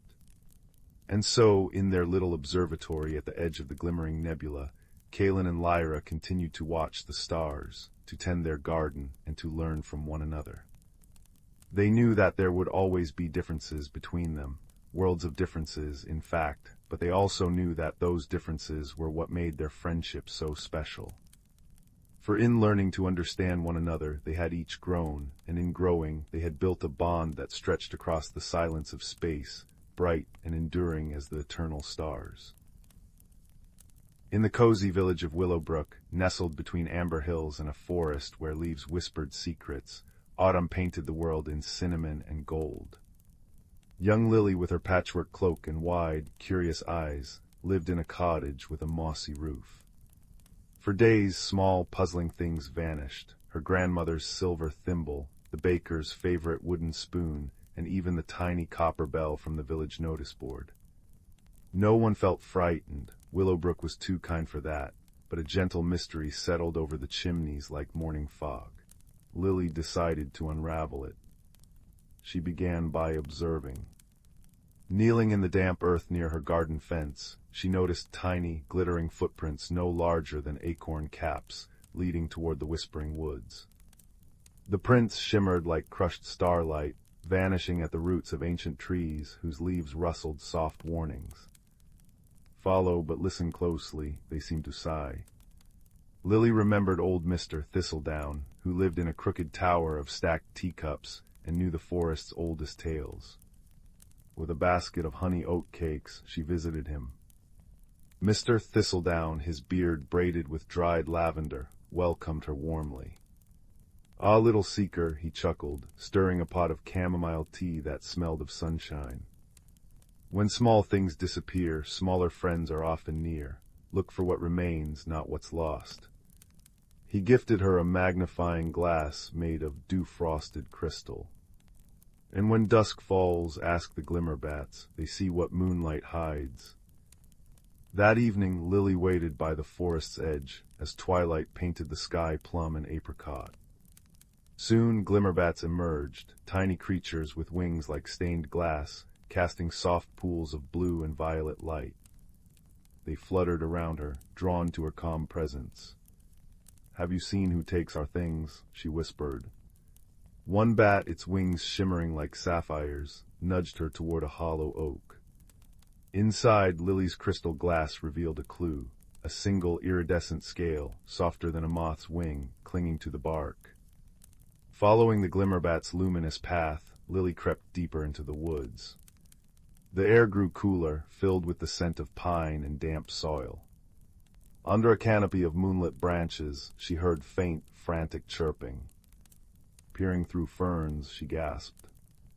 A family of moss fairies, no taller than her thumb, with wings like spun moonlight, were struggling to build a nest. They'd gathered the missing treasures. The thimble gleamed as a rain catcher, the spoon balanced as a bridge over a tiny stream, and the copper bell hung above their nest, chiming softly in the breeze. But their scales, shed during nesting season, lay scattered, leaving them shivering in the cold. The eldest fairy fluttered forward, wringing her hands. "Forgive us," she piped, her voice like wind chimes. "The frost comes early. We needed warmth, and your things were so bright and strong." Lily's heart swelled. The thievery was an act of desperate love. Remembering Mr. Thistledown's wisdom, she offered her basket of oat cakes. "Keep what helps you," she said softly. "But let's find something better than scales for warmth." Together they gathered tufts of thistledown and cobweb-soft milkweed floss. Lily sang a lullaby her grandmother taught her, her voice blending with the glimmerbat's gentle hums. As she worked, the fairies wove the down into cloaks as warm as sunbeams. By dawn, the nest glowed with comfort, and the fairies returned every missing item with shy gratitude. The bell, they insisted, should stay, a symbol of new friendship. Back in Willowbrook, Lily explained the tale. The baker chuckled, carving a new spoon from cedar. Lily's grandmother smiled, her thimble now holding a sprig of fairy-given heather. That night, as the village slept, the copper bell chimed in the woods, a sweet, soothing sound carried on the breeze. Lily curled under her quilt, the scent of honey and milkweed lingering in the air. The mystery had ended not with scolding, but with shared kindness, reminding everyone that even the smallest voices deserve to be heard. And in the gentle silence, Willowbrook felt cozier than ever, wrapped in the quiet magic of understanding. In the vast tapestry of the universe, where stars twinkled like scattered diamonds against the velvet backdrop of space, there existed a small, unassuming galaxy known as Arcadia. Within this galaxy, nestled on the azure planet of Luminara, life flourished in harmonious abundance. Luminara was a world of glowing crystal forests and shimmering lakes, where the gentle hum of nature's melody played an eternal symphony. In a quaint village near the luminous lake, there lived a young Lumina named Licia. Licia's kind heart and curious spirit were as radiant as the light she emitted. Her people, the Luminars, were beings of light, ethereal and graceful, their emotions visible in the brilliant hues of their glow. For Licia, each day was a new opportunity to explore the wonders of her world, and her light danced with a joyful golden hue. One quiet evening, as the twin moons of Luminara rose high, casting a silvery glow over the landscape, Licia decided to wander further than she ever had before, drawn by a mysterious pull from the heavens. As she ventured deeper into the uncharted crystal forest, she felt an unfamiliar tingle in the air, a sensation akin to the gentle whisper of a distant star. Meanwhile, on the neighboring planet of Zendale, a place of rugged mountains and vast, shadowed caves, lived a creature named Tarvin. Tarvin belonged to the Zarn, a species known for their sturdy, earthen forms and the deep, resonant tones of their voices. Unlike the Luminars, the Zarn communicated through vibrations and sounds, their emotions expressed through rhythmic pulses that echoed through the caverns of their world. Tarvin had always felt an inexplicable yearning for something beyond the echoing caves of Zendale, a desire to understand the light that occasionally pierced their world from above. One fateful night, as the stars aligned in a celestial dance, Tarvin followed a rare beam of light that seemed to call to him, guiding him toward the unknown.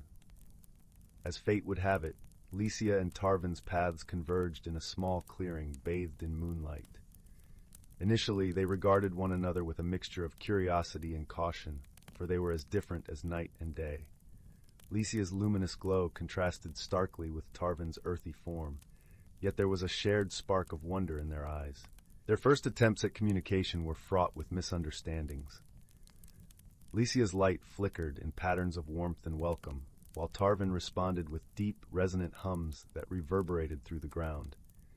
Neither understood the other's language, but they persisted, drawn by an inexplicable bond. Slowly, through gestures and shared experiences, they began to bridge the chasm of misunderstanding. Licia showed Tarvin the beauty of light, how it danced and played among the crystals, casting rainbows and illuminating the world in vibrant colors. Tarvin, in turn, taught Licia the music of the earth, the symphony of sounds that resonated through the rocks and caves, creating harmonies that spoke of ancient wisdom. As they spent more time together, their differences became a source of strength rather than division. They faced challenges that tested their newfound friendship, such as navigating the treacherous crystal forest and finding sustenance in a land unfamiliar to both. Each obstacle was met with a growing trust and a deepening bond. One day, as they rested beneath the boughs of a luminescent tree, a sudden storm swept across the land, its ferocity threatening to tear them apart. The wind howled, and the rain fell in torrents, but Licia's glow provided a beacon of hope amid the chaos, while Tarvin's steadfast presence anchored them against the storm's fury. Together, they weathered the tempest, finding solace in each other's company. In the aftermath of the storm, as the clouds parted to reveal a sky painted with the colors of a dawn unlike any other, Licia and Tarvin realized the true meaning of friendship. It was not simply about understanding words or appearances, but about a connection of hearts and spirits, a bond forged through shared experiences and mutual support. Their friendship became a beacon of hope, a testament to the power of unity in diversity. As they returned to their respective worlds, they carried with them the lessons learned from one another. Licia's light now held a deeper, richer hue, reflecting the warmth of Tarvin's heart, while Tarvin's voice resonated with the gentle melody of Licia's light. Though they came from different worlds, Licia and Tarvin had discovered that true friendship transcends boundaries, illuminating even the darkest corners of the universe. And so, under the watchful gaze of the stars, their story became a legend whispered among the galaxies, a tale of hope, harmony, and the enduring power of friendship. And as the universe continued its eternal dance, Licia and Tarvin's bond remained a shining beacon, guiding others to look beyond the surface and find the beauty in differences, lighting the way with the gentle glow of friendship. The village of Bramblebrook nestled in a valley where chimney smoke curled like sleepy cats into the twilight sky. It was a place of quiet routines and familiar comforts where everyone knew Mrs. Higglebottom's prize-winning marmalade recipe and old Mr. Thistlewick could predict rain by the ache in his left knee. Yet beneath the surface of cobblestone streets and blooming window boxes, whispered tales lingered of objects holding secrets, a grandfather clock that chimed forgotten tunes, a garden spade that unearthed shimmering stones. Few truly believed, except perhaps Oliver. Oliver was the quiet assistant to the village librarian, Mrs. Pennyworth. He preferred the dusty silence of the stacks to boisterous games, finding companionship in the whispers of pages turning and the scent of old paper. His most treasured possession wasn't a book, however, but a simple, chipped teacup. It had belonged to his grandmother, its porcelain painted with faded forget-me-nots. It felt warm somehow, even when the room was cold. One drizzly Tuesday, while reshelving a heavy volume on cloud formations, Oliver fumbled. The book tumbled, knocking the teacup from its usual perch on his desk. It didn't shatter, but landed with a soft thump on the worn rug. As Oliver knelt to retrieve it, a gasp escaped him. Where the cup had struck the floor, a tiny pool of shimmering, lavender-colored light pulsed gently, like liquid starlight. It wasn't water, and it smelled faintly of rain-kissed violets. Hesitantly, Oliver touched the rim of the cup. It hummed softly, and a voice, thin and wispy as a cobweb, drifted into his mind. "Oh dear, that was quite a tumble. My secrets are spilling." Oliver froze. "Secrets," he whispered aloud, his heart hammering against his ribs. "Why, yes," the teacup's voice chimed, clearer now. "I am a keeper cup. I hold the gentle secrets whispered into me, secrets of kindness, of hidden worries, of tiny joys. But when I'm knocked, well, sometimes they leak." The lavender puddle shimmered, showing a fleeting image, Mrs. Higglebottom, looking unusually sad, staring at an empty jar where her marmalade label should have been. Oliver understood. The marmalade recipe was missing. That was the secret worry spilling out. He carefully righted the cup. How do I help? Secrets long to be heard, truly heard with kindness, the cup murmured. But some secrets are lost, carried away on sighs or tears. Those need finding. There's a great sorrow brewing near the whispering peaks. It dims all the gentle secrets. Perhaps you could help mend it. And so Oliver's journey began.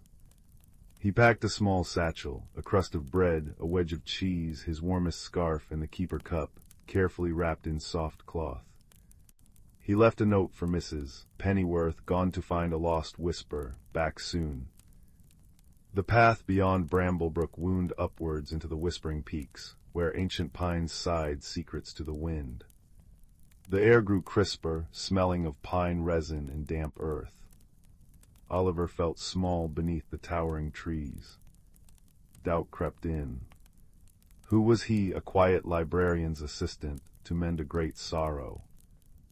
He hadn't walked far when a rustle came from the ferns. A small, bright-eyed field mouse with a tiny acorn cap perched jauntily on its head scampered out. Lost whispers, you say? It squeaked, whiskers twitching. Name's Pip, saw the lavender light spill earlier. Keeper cup business, tricky, but I know the paths. The wind tells me things. Pip, pragmatic and quick, became Oliver's first guide, darting ahead, pointing out treacherous routes and hidden springs. Higher up, the path became shrouded in mist. Oliver shivered. A soft sigh echoed around him, and the mist seemed to coalesce into a shape, a small, wispy cloud with eyes like dewdrops. Heavy thoughts weighed down the air, the cloud murmured, its voice like distant wind chimes. I am Cirrus. I drift where sighs go. A great sadness gathers near the high tor. It tastes like salt and loneliness. Cirrus, dreamy and observant, floated beside them, its misty form occasionally revealing glimpses of the path ahead or a hidden cluster of berries.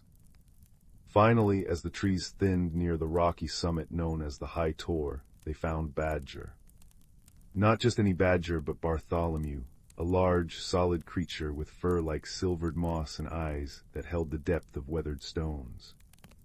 He was digging patiently near a cluster of bluebells. Trouble brewing, he rumbled, his voice a comforting bass.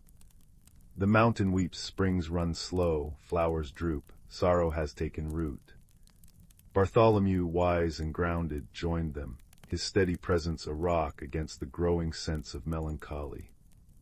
They reached the High Tor, a vast, wind-scoured plateau.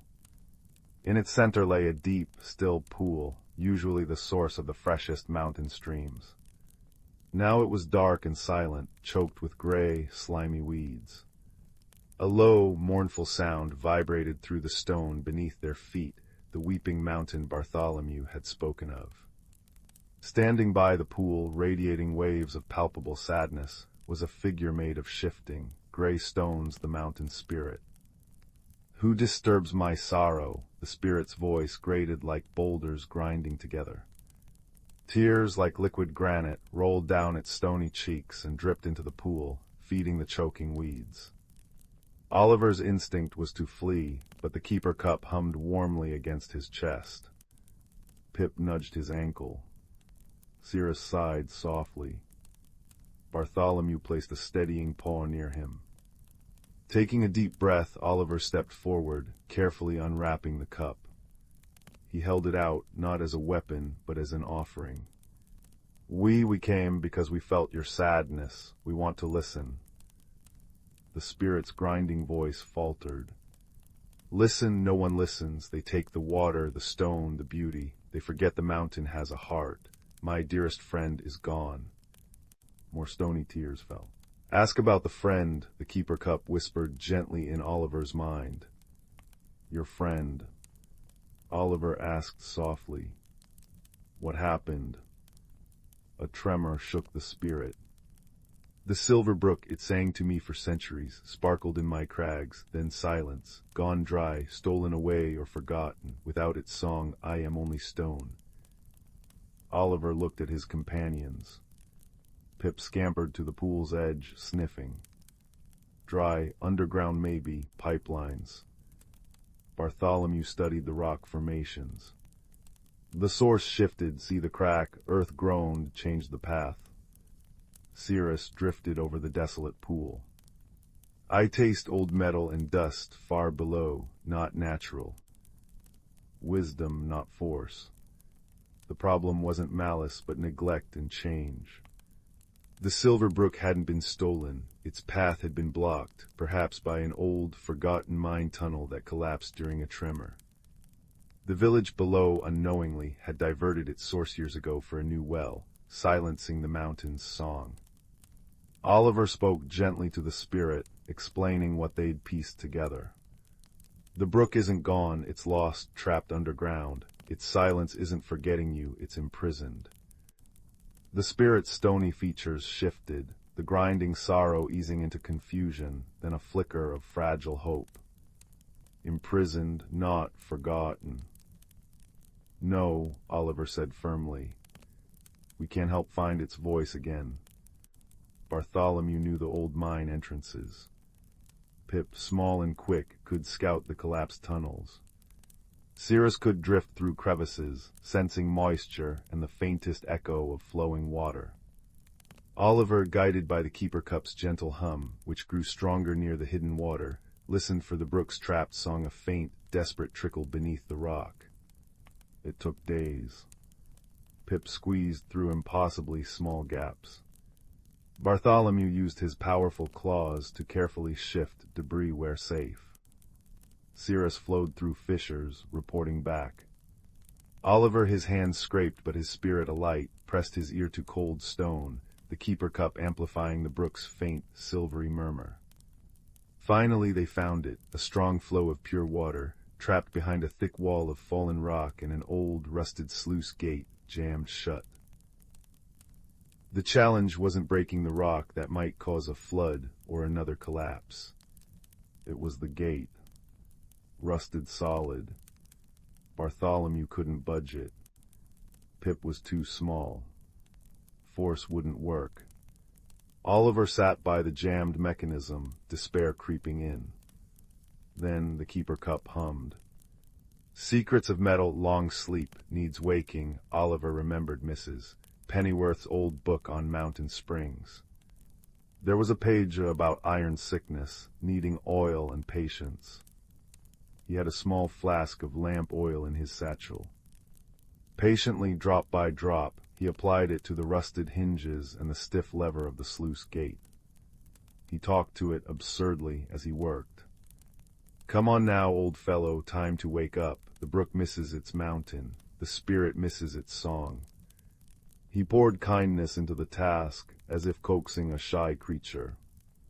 Pip brought tiny pebbles to wedge under the lever for better purchase. Bartholomew applied slow, steady pressure where Oliver directed. Cirrus whispered cool encouragement. With a groan that echoed through the tunnel, then a triumphant screech, the ancient lever moved. The sluice gate creaked open, inch by stubborn inch. A gush of clear, cold, singing water burst forth, smelling of snowmelt and deep earth. It rushed past them, finding its old course, trickling, then babbling, then roaring joyfully towards the surface. Back on the high tor, the transformation was magical. The dark pool shimmered and cleared as the fresh, singing water surged into it, dissolving the choking weeds. The mountain spirit stood transfixed. The grating sorrow vanished from its voice, replaced by a deep, resonant chime like struck crystal. Color seeped into its stones, mossy green, sky blue, warm ochre. The song, my brook's song, you heard, you listened, you helped. The spirit touched the pool with a stony finger. The water glowed with a soft, golden light. A single perfect dewdrop, shimmering with all the colors of dawn, rose from the surface and floated gently towards Oliver. It landed softly in the keeper cup with a tiny plink. A secret of pure joy, the cup sighed contentedly. The journey back to Bramblebrook was filled with light. Springs flowed freely. flowers lifted their faces to the sun. Pip chattered excitedly about the adventure. Cirrus drifted happily, reflecting rainbows. Bartholomew walked with a satisfied rumble. Oliver carried the keeper cup, now holding the dewdrop of joy, feeling a quiet confidence bloom within him, warmer than any hearth fire. He returned the lost marmalade recipe to Mrs. Higglebottom, found tucked inside a book on preserving techniques, her smile brighter than her golden jars. He told Mrs. Pennyworth a softened version of his adventure, emphasizing listening and kindness. The keeper cup sat back on his desk, looking perfectly ordinary. But sometimes, when the fire crackled low in the library hearth and moonlight streamed through the window, Oliver would see a faint, lavender glow emanating from it. And he knew the world was full of gentle secrets waiting to be heard, problems waiting for wisdom and friendship to mend them, and extraordinary magic hidden within the most ordinary things, especially a quiet heart willing to listen. He sipped his tea, the warmth spreading through him, a comforting echo of the mountain's restored song, a lullaby of kindness that promised sweet dreams. The old house on Willow Lane had always held its breath, and in the quiet moments just before dusk it would sigh. It was in one of those sighing moments that a young girl named Cora found herself standing at the foot of the attic stairs, a single, dust-covered key in her hand. Her grandmother had given it to her that morning with a soft smile. "The house has more stories to tell," she'd said. "Perhaps you're the one to listen." The attic door opened with a soft creak, a sound that was less a complaint and more a gentle greeting. A puff of dust motes danced in the slanted golden light, swirling like tiny, excited fairies. The air smelled of cedar and old roses, of forgotten winters and long, sunny afternoons. Cora stepped inside, her footsteps muffled by a thick carpet of dust. It was a landscape of memory. Trunks with brass fittings sat like sleeping turtles. A dressmaker's dummy stood guard in one corner, a silent, headless sentinel. And in the farthest, darkest nook, tucked under the slope of the roof, was a small wooden chest she had never noticed before. It was made of a warm, honey-colored wood, and on its lid was an inlaid design of a winding path leading to a star. Her heart beat a little faster, a soft thump-thump-thump against her ribs. She knelt, the old floorboards groaning softly beneath her knees, and fitted the key into the lock. It turned with a satisfying clunk. Inside, nestled on a bed of faded blue velvet, was a compass. But it was unlike any compass she had ever seen. Its case was made of what looked like mother-of-pearl, shimmering with soft rainbows. The needle was not pointing north, but was instead spinning in slow, lazy circles. And instead of the usual directions, the dial was marked with words: whisper, remember, courage, and home. As she lifted it, the compass grew warm in her hand. The needle stopped its wandering and pointed, quite firmly, toward whisper. At the same moment, a soft, rustling sound came from a stack of hatboxes nearby. A moment later, a small ginger cat with wise, green eyes emerged, blinking slowly. Cora knew this cat. It was Marmalade, who spent his days dozing on sun-warmed porch railings. "Took you long enough," Marmalade murmured, his voice a low, rumbling purr. "I've been napping on that velvet for decades, waiting for someone with quiet enough hands to open the box." Cora was too astonished to be frightened. "You can talk." "Everyone can talk," Marmalade said, leaping gracefully onto a nearby trunk and wrapping his tail neatly around his paws. "Most just don't know how to listen. That," he said, nodding his head toward the compass, "is the Heartstone compass. It doesn't point to places on a map, it points to places in here." He tapped a soft paw against his own furry chest. The compass needle quivered and then swung slowly to point at remember. A gentle breeze, smelling of lavender and old paper, stirred the dust in the attic. It seemed to coalesce near the old rocking chair, forming into the faint, shimmering outline of a woman with kind eyes and a gentle smile. It was the memory of Cora's great-aunt Alara, who had loved this house more than anyone. "The journey is not long, little one," the memory whispered, her voice like the distant chiming of bells. "But the path requires a brave heart. The compass will guide you, but you must provide the footsteps." "What journey?" Cora asked, her own voice a whisper. "The journey to mend the sighing heart," Marmalade explained. "The house has been sighing because a piece of its heart is sad. A memory was left unresolved, a kindness ungiven. It sits like a cold stone in the very center of the home, and it needs to be warmed again." The compass needle shifted once more, now pointing firmly at courage. And so Cora's adventure began. It did not take her beyond the walls of the house on Willow Lane.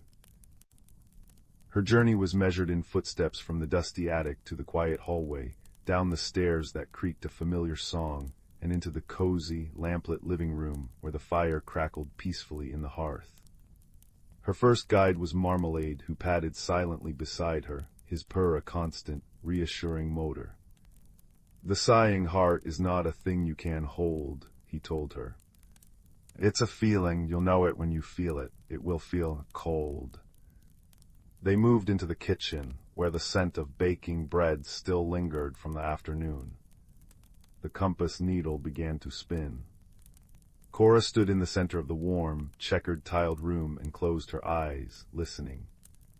Beneath the tick-tock of the grandfather clock in the hall, she heard it, a soft, sorrowful sound, like a single frozen teardrop. "It's here," she said, opening her eyes. She looked around. Everything seemed cheerful and normal.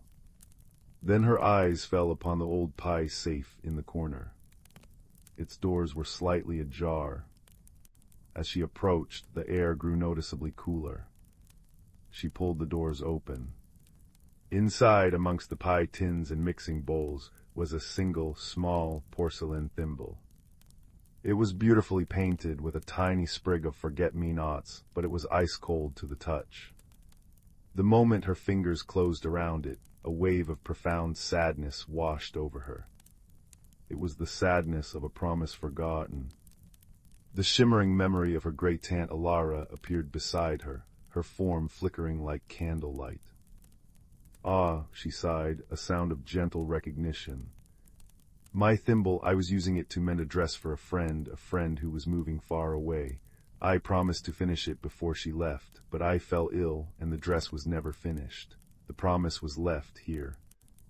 She gestured to the cold thimble.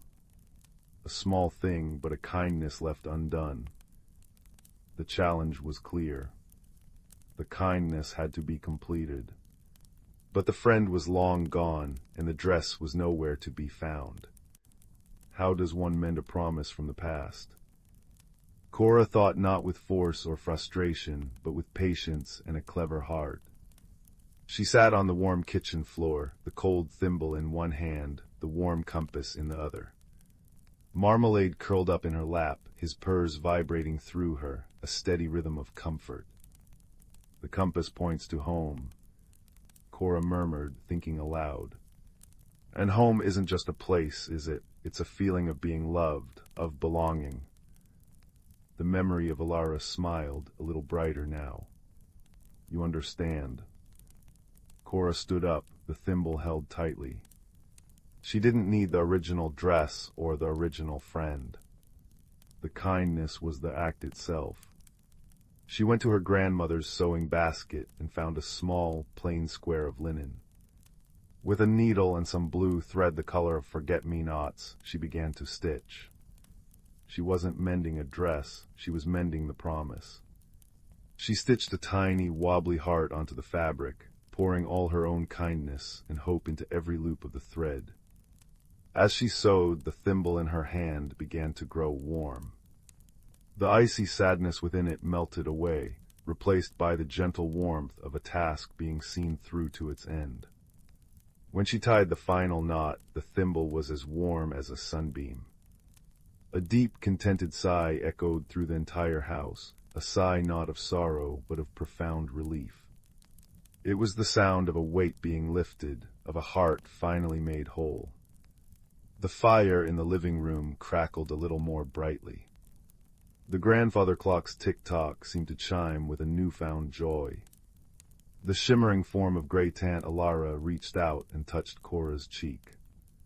Her touch was like a sunbeam. "Thank you, my dear," she whispered. "You have a brave and clever heart."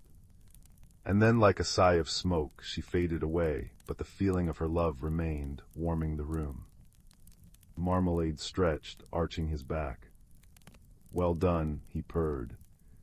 "The house is happy again. I believe I shall resume my nap on the porch railing. It's much cozier now." Cora climbed back up to the attic, the now warm thimble and the quiet compass in her hands. She placed the thimble back in the chest and closed the lid. The compass needle had settled, pointing peacefully at home.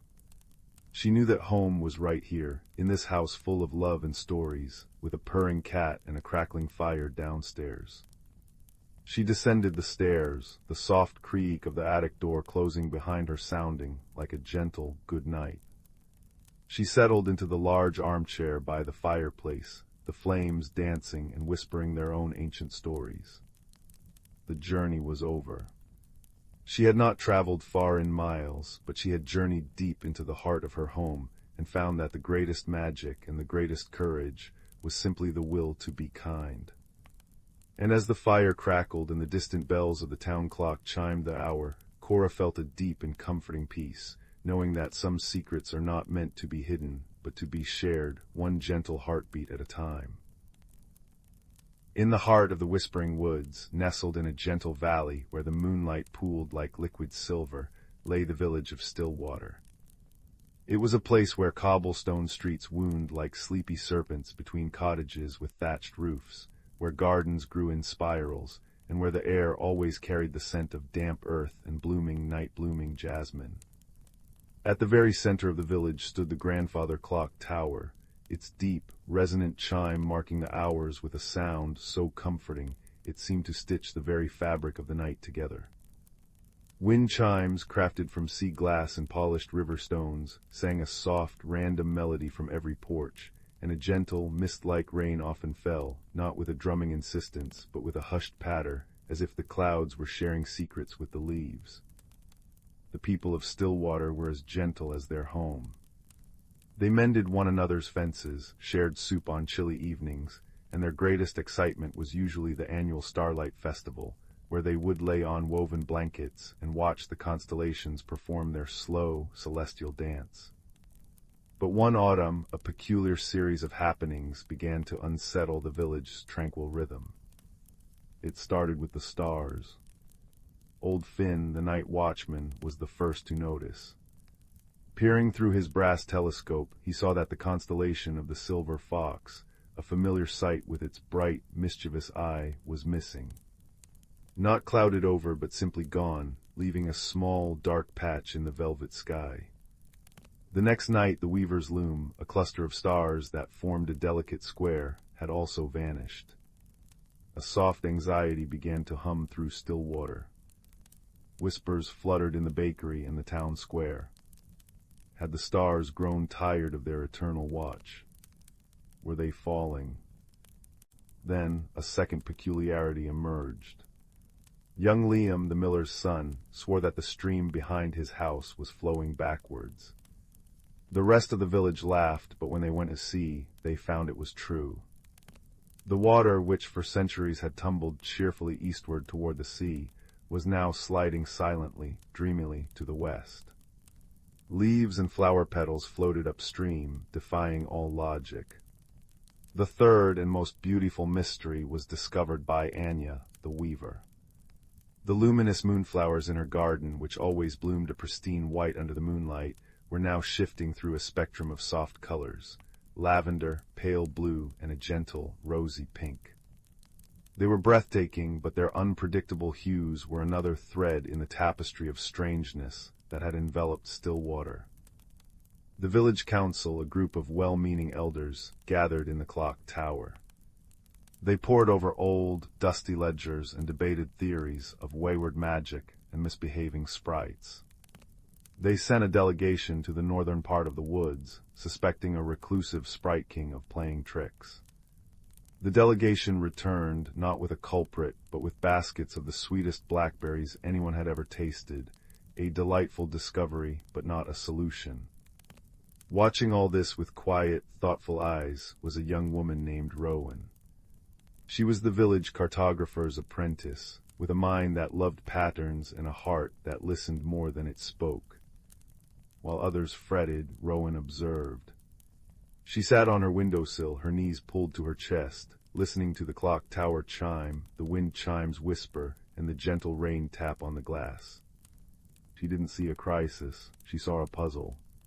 Her first clue came from a nursery rhyme, one sung to every child in Stillwater at bedtime. When the fox loses his sight, and the river takes flight, when the loom is undone, and the weaving's begun, seek the key in the glen, to make the world right again. Everyone knew the rhyme, but they thought it was just a silly verse. Rowan, however, saw it as a map. The fox was the missing constellation. The river was flowing backwards. The loom was the other vanished constellation. The weaving's begun. Could that be connected to Anya's color-changing flowers? That night Rowan took her own detailed star charts, drawn by her master, and a basket of warm oat cakes, and went to visit old Finn in his watchtower. "Finn," she said, her voice soft against the chime of the hour, "the rhyme says the loom is undone. What if the stars aren't missing? What if the pattern is just changing?" Finn, a kind man with a beard like a cloud, hummed. He adjusted his telescope. "A changing pattern, you say, but the stars have been the same for 1,000 years. Has the clock tower always chimed the same way?" Rowan asked. Finn looked thoughtful.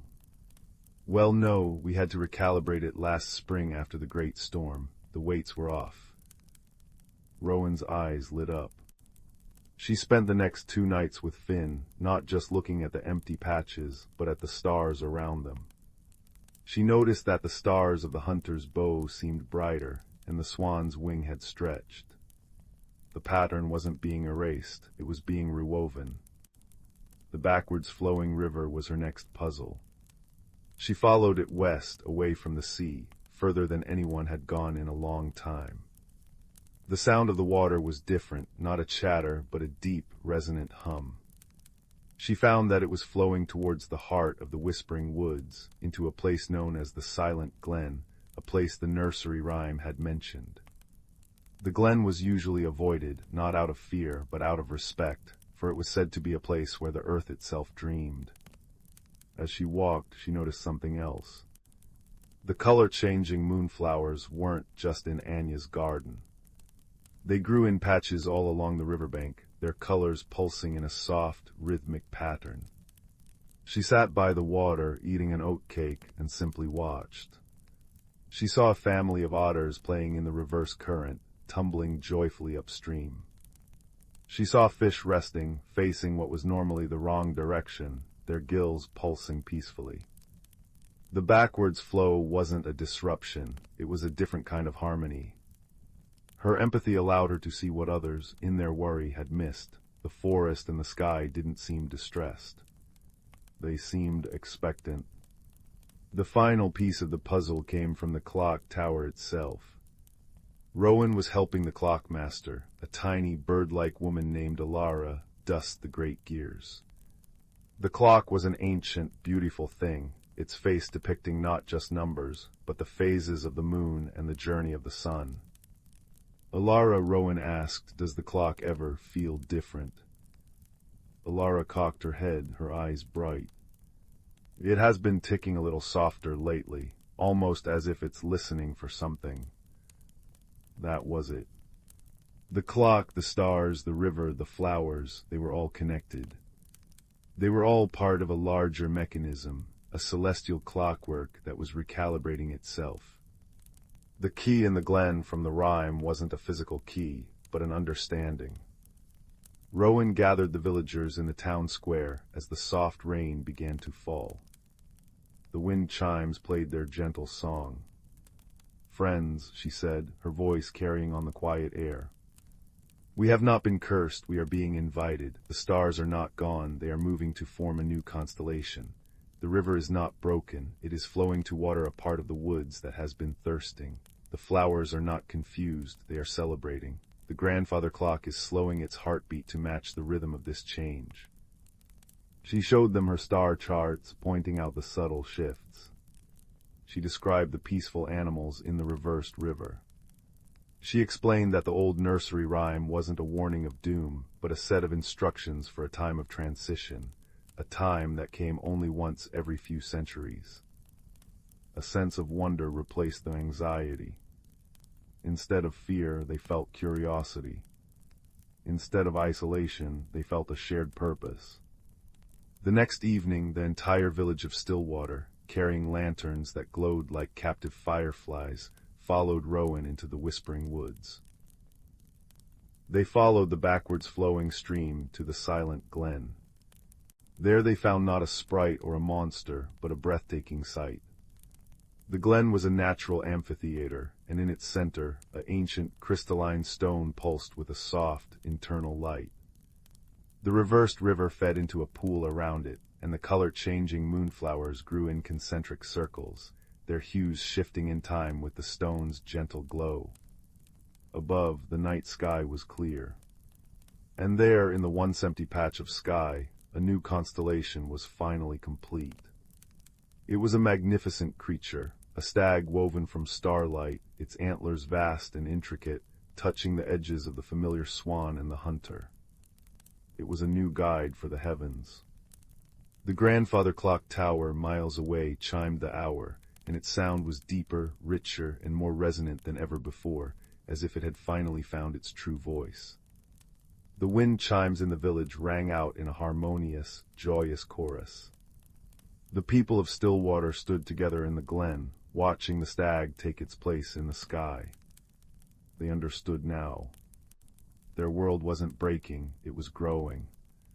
The peculiar happenings had been the groans and shifts of a universe expanding, not collapsing. They returned to their village not just as neighbors, but as guardians of a beautiful secret. The mysteries had drawn them closer, and Rowan's quiet observation and deep empathy had shown them the way.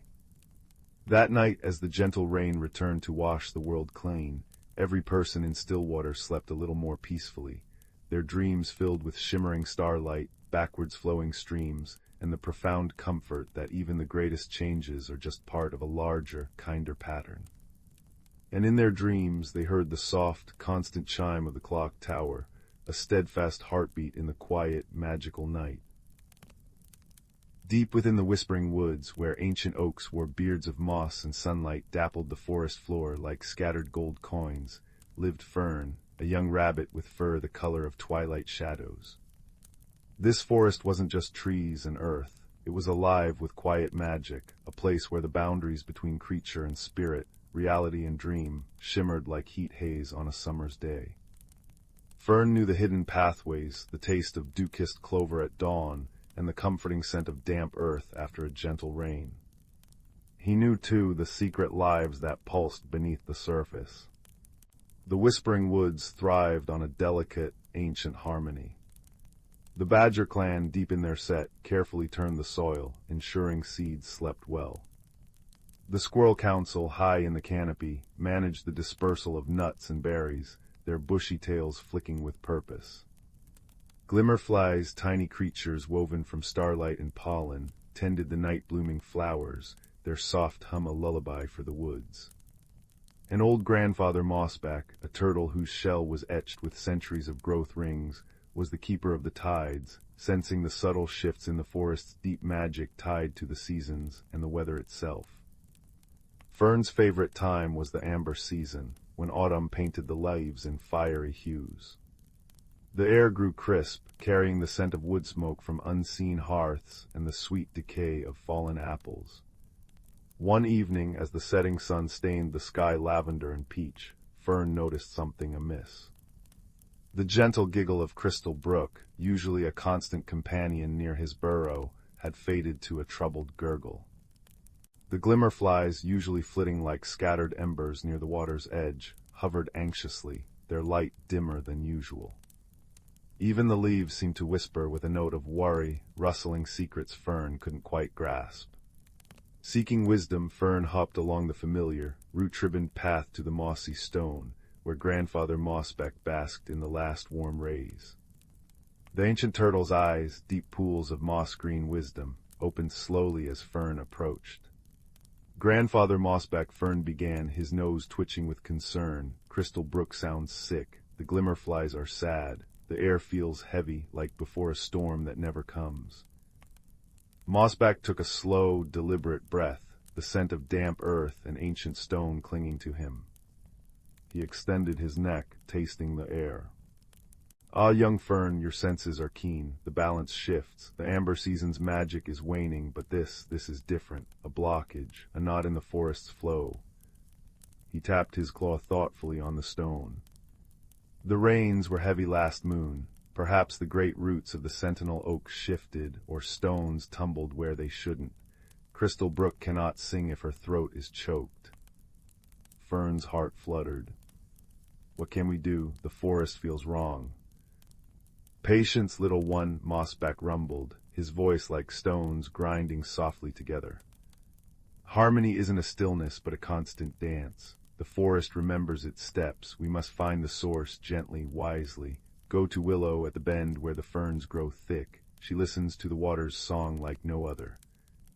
Following the troubled brook upstream, Fern felt the unease deepen. The usual comforting scent of wet stone and watercress was tinged with stagnation. The playful sparkle on the water's surface was dulled. He found Willow, a water vole with fur like polished river pebbles, her small paws resting on a smooth stone, her eyes closed as she listened intently to the troubled water. Willow, Fern whispered, not wanting to startle her. Her eyes opened, large and dark with worry. Fern, the song it's choked. A great sadness sits upstream near the sentinel's roots. Stones and mud have fallen, trapping the water. It cannot flow freely to nourish the lower pools or carry the moon's reflection to the sleeping fish. Just then a flurry of wings announced Pip, a sparrow as quick and bright as a sunbeam. I saw it from above, he chirped, landing on a swaying reed. A whole tumble of rocks and earth, it's huge. The waters backed up, making a muddy pool where the forget-me-nots bloomed. Fern felt a pang of sorrow for the drowned flowers. Grandfather Mossback said we need to help, but how? It looks too big. Willow patted the water gently. Strength comes not from size alone, Fern, but from working together, like the roots beneath our feet. She looked at Pip. Can you summon the Badger clan? Their strong paws are needed for moving the largest stones. Pip bobbed his head. On my way.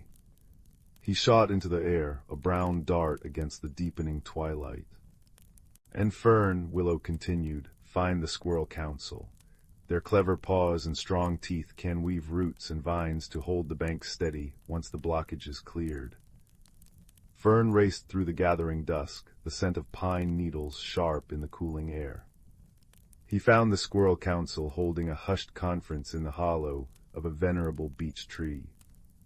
Their leader, a gray squirrel named Acorn with a tail like a silvery plume, listened intently.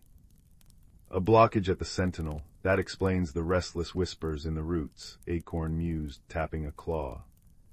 The waters feed the deep magic. If it stagnates, the amber season's gentle release into frost's embrace will falter. The glimmerfly's light dims already. We will come. Our young ones are swift. They will gather the strongest vines. By the time Fern returned to the blocked stream, guided by the worried hum of the gathered glimmerflies casting a soft, ethereal light, the Badger clan had arrived. Bracken, the largest, with powerful shoulders and claws like polished ebony, was already testing the largest boulder. His low grunts mingled with the gurgle of trapped water. Smaller badgers worked alongside, shifting smaller rocks and clumps of earth. Careful now, rumbled Bracken, his voice thick with effort. Don't let the mudslide downstream, steady. The Squirrel Council arrived in a rustle of leaves and chattering instructions. Young squirrels scampered, their teeth working swiftly on tough, flexible vines.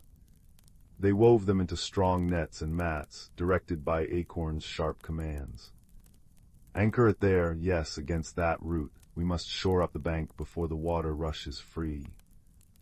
Fern felt small amidst the bustling activity.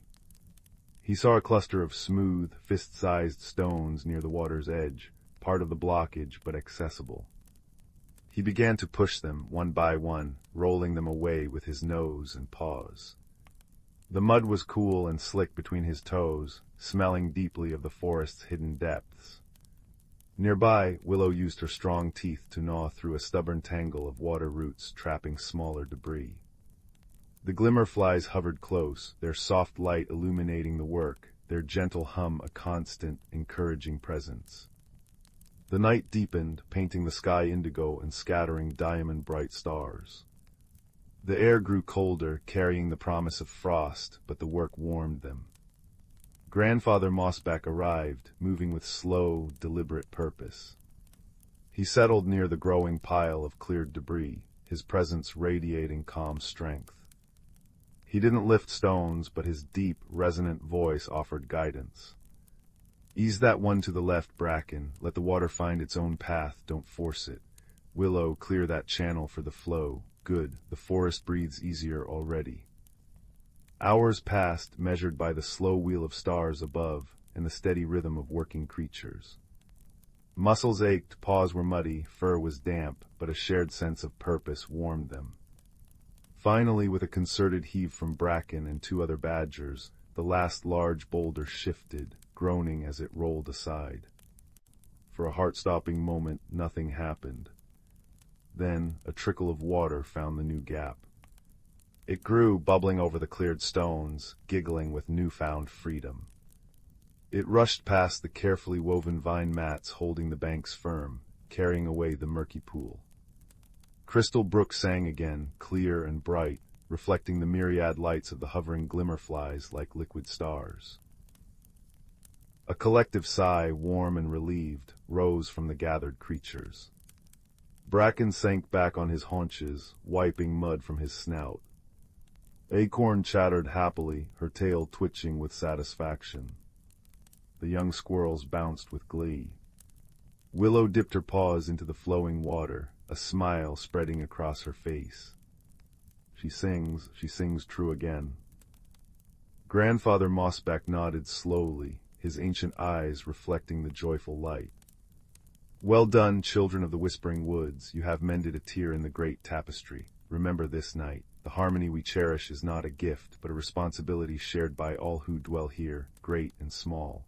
When one part suffers, all feel the strain. When many work together with wisdom and kindness, the balance is restored. As if in response, a gentle breeze sighed through the trees, carrying the clean scent of flowing water and the sweet perfume of night-blooming flowers revived by the glimmerflies.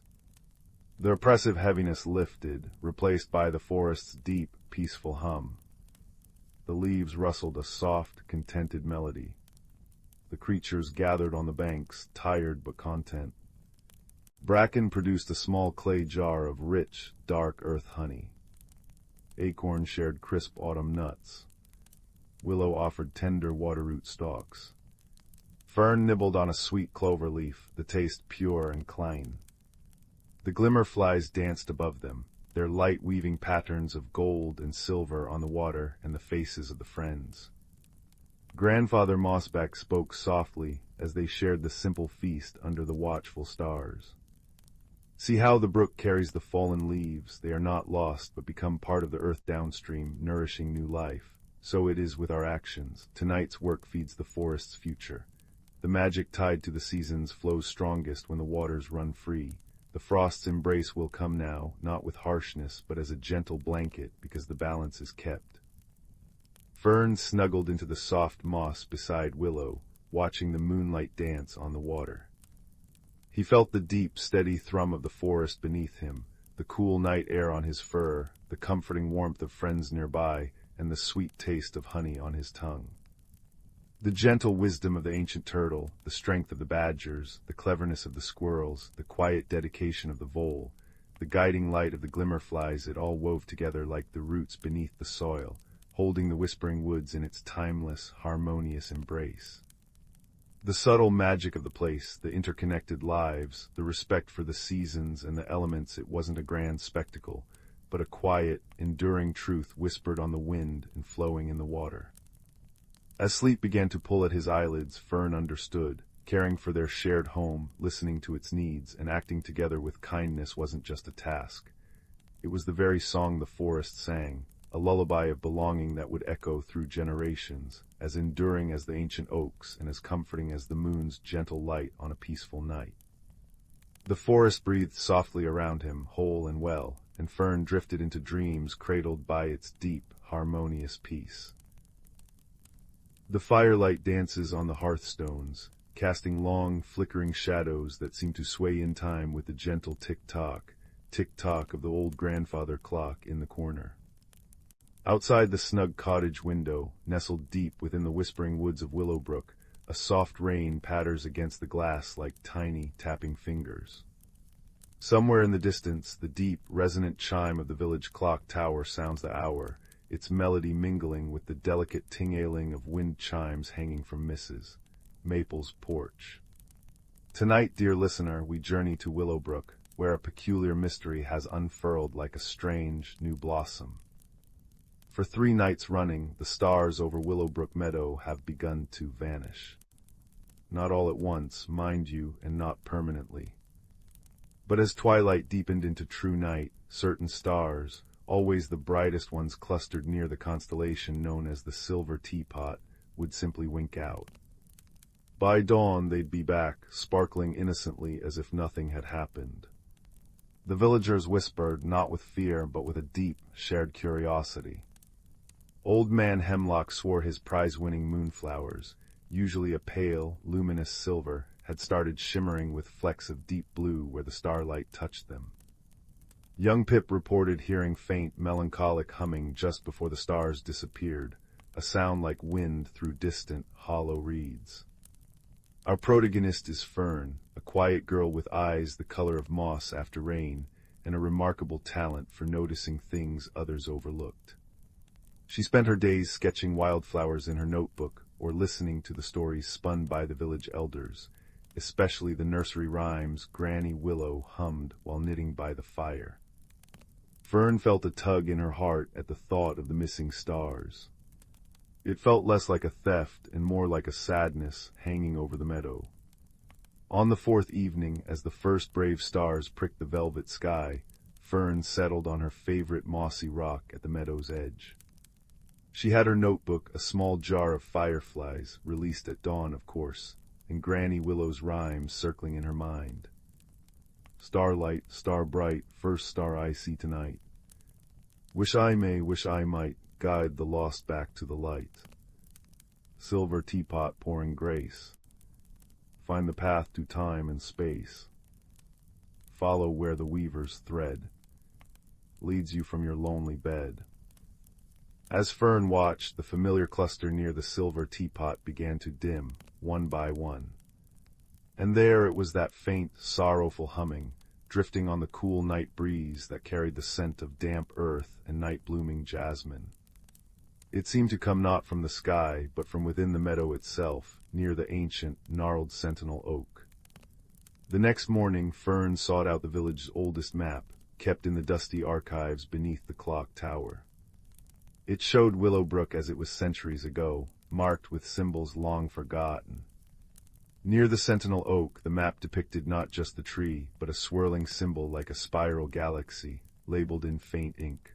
Luminous pool reflecting sky. Fern had always known the small, clear spring beneath the oak, but never heard it called that.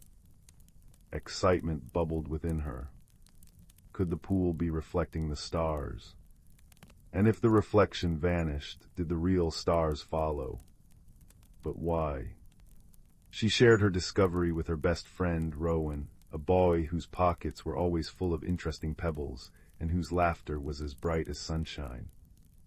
Maybe something's blocking the reflection, Rowan suggested. Like a giant frog. Their first investigation led them to the spring. The water was crystal clear, reflecting the sky perfectly. But nestled amongst the roots of the sentinel oak, Fern found something odd. A single, perfect feather, shimmering with iridescent blues and purples, unlike any bird in Willowbrook. A red herring. Or a clue. They took it to the village's resident tinkerer, Miss Thimble, who lived in the windmill atop Breezy Hill. Miss Thimble, surrounded by whirring gears and singing clockwork birds, examined the feather under a magnifying glass. Oh-ho, moon moth silk woven right in, rare indeed, but, she frowned, moon moths are solitary creatures, night flyers, they don't hum. The windmill visit, while a delightful detour watching Miss Thimble's miniature clockwork orchestra play a waltz, seemed a dead end. The feather was beautiful, but not the source of the humming or the vanishing stars. Disappointed but not deterred, Fern and Rowan returned to the meadow that night. Fern focused on the humming, closing her eyes and letting it guide her. It seemed strongest near the sentinel oak, but lower, closer to the ground, near the roots where the spring bubbled forth. Then Fern remembered the second part of Granny Willow's rhyme. Follow where the weaver's thread leads you from your lonely bed, she looked down. In the soft light of her firefly jar, she saw it fine, almost invisible strands of silvery thread, glistening with dew, leading from the base of the oak and disappearing into a small crevice between two large roots, right beside the spring. It looked like cobwebs but felt strangely warm to the touch, and hummed faintly with the same melody. Rowan, Fern whispered, her voice filled with awe, I think the weaver isn't a person. It's something making this thread. Carefully, gently, Fern cleared away some moss and loose earth from the crevice. Peering inside, her firefly light revealed not an insect, but a small, luminous creature curled up. It resembled a plump, furry badger, but its coat was the deep blue of the midnight sky, dusted with tiny, glowing points of light like captured stars. Large, liquid eyes blinked slowly, filled with profound sadness. From its paws trailed the shimmering silver threads, stretching up towards the pool's surface. The creature gave a soft, melancholic hum. It's weaving starlight, Fern breathed. It's pulling the starlight down into its threads, and that's why the reflection vanishes, and maybe the real stars too, for a little while. She recalled the map's label, Lumina's pool reflecting sky. The pool wasn't just reflecting, it was connected. But why was the little star badger, whom Fern instinctively called a Lumina, so sad? Why weave the starlight away? Fern remembered the rhyme again. Leads you from your lonely bed, empathy washed over her. You're lonely, aren't you? She murmured softly, not reaching in, but simply sitting beside the crevice. Is that why you weave the stars, to have some light down here, to call for company? The Lumina blinked, its luminous eyes fixed on Fern. It gave a soft, questioning warble. Fern had an idea. She explained it to Rowan, and together they raced back to the village just as dawn was painting the sky peach and lavender. They gathered the villagers not with alarm, but with quiet excitement. They told them about the lonely Lumina, the weaver of starlight, who lived beneath the sentinel oak and whose sadness dimmed the stars. They spoke not of a problem, but of a shy neighbor needing friendship. That evening, as twilight fell and the gentle rain returned, whispering secrets to the leaves, the entire village of Willowbrook quietly gathered around the sentinel oak. They didn't crowd the crevice, they sat a respectful distance away on blankets. Granny Willow began humming the old nursery rhyme softly. Miss Thimble brought a tiny, wind-up music box that played a gentle lullaby. Old Man Hemlock brought a basket of his now blue-flecked moonflower petals, scattering them softly near the spring. Pip held a lantern covered in blue glass, casting a soft, star-like glow. Others brought warm cider and honey cakes, sharing them quietly. Fern sat closest to the crevice. "See," she whispered to the lumina. "You're not alone. Willowbrook is here." Slowly, tentatively, the lumina emerged. Its star-dusted fur shimmered in the combined light of the fireflies, the blue lantern, and the moonflowers. It looked around at the circle of kind, expectant faces, illuminated by the soft, warm glow of lanterns and friendship. The sorrowful humming ceased. Instead, a soft, contented purr vibrated from its tiny chest. It looked up at the sky. The silver teapot constellation shone brightly, every star present and accounted for, reflecting perfectly in Lumina's pool, clear and undisturbed. The lumina didn't weave the stars away that night.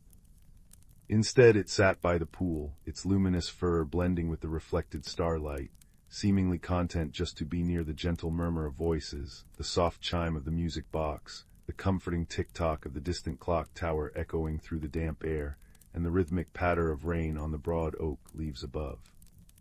The villagers stayed, sharing stories under the restored canopy of stars, the meadow filled with a warm, shared silence punctuated by soft laughter and the crackle of a small, contained bonfire.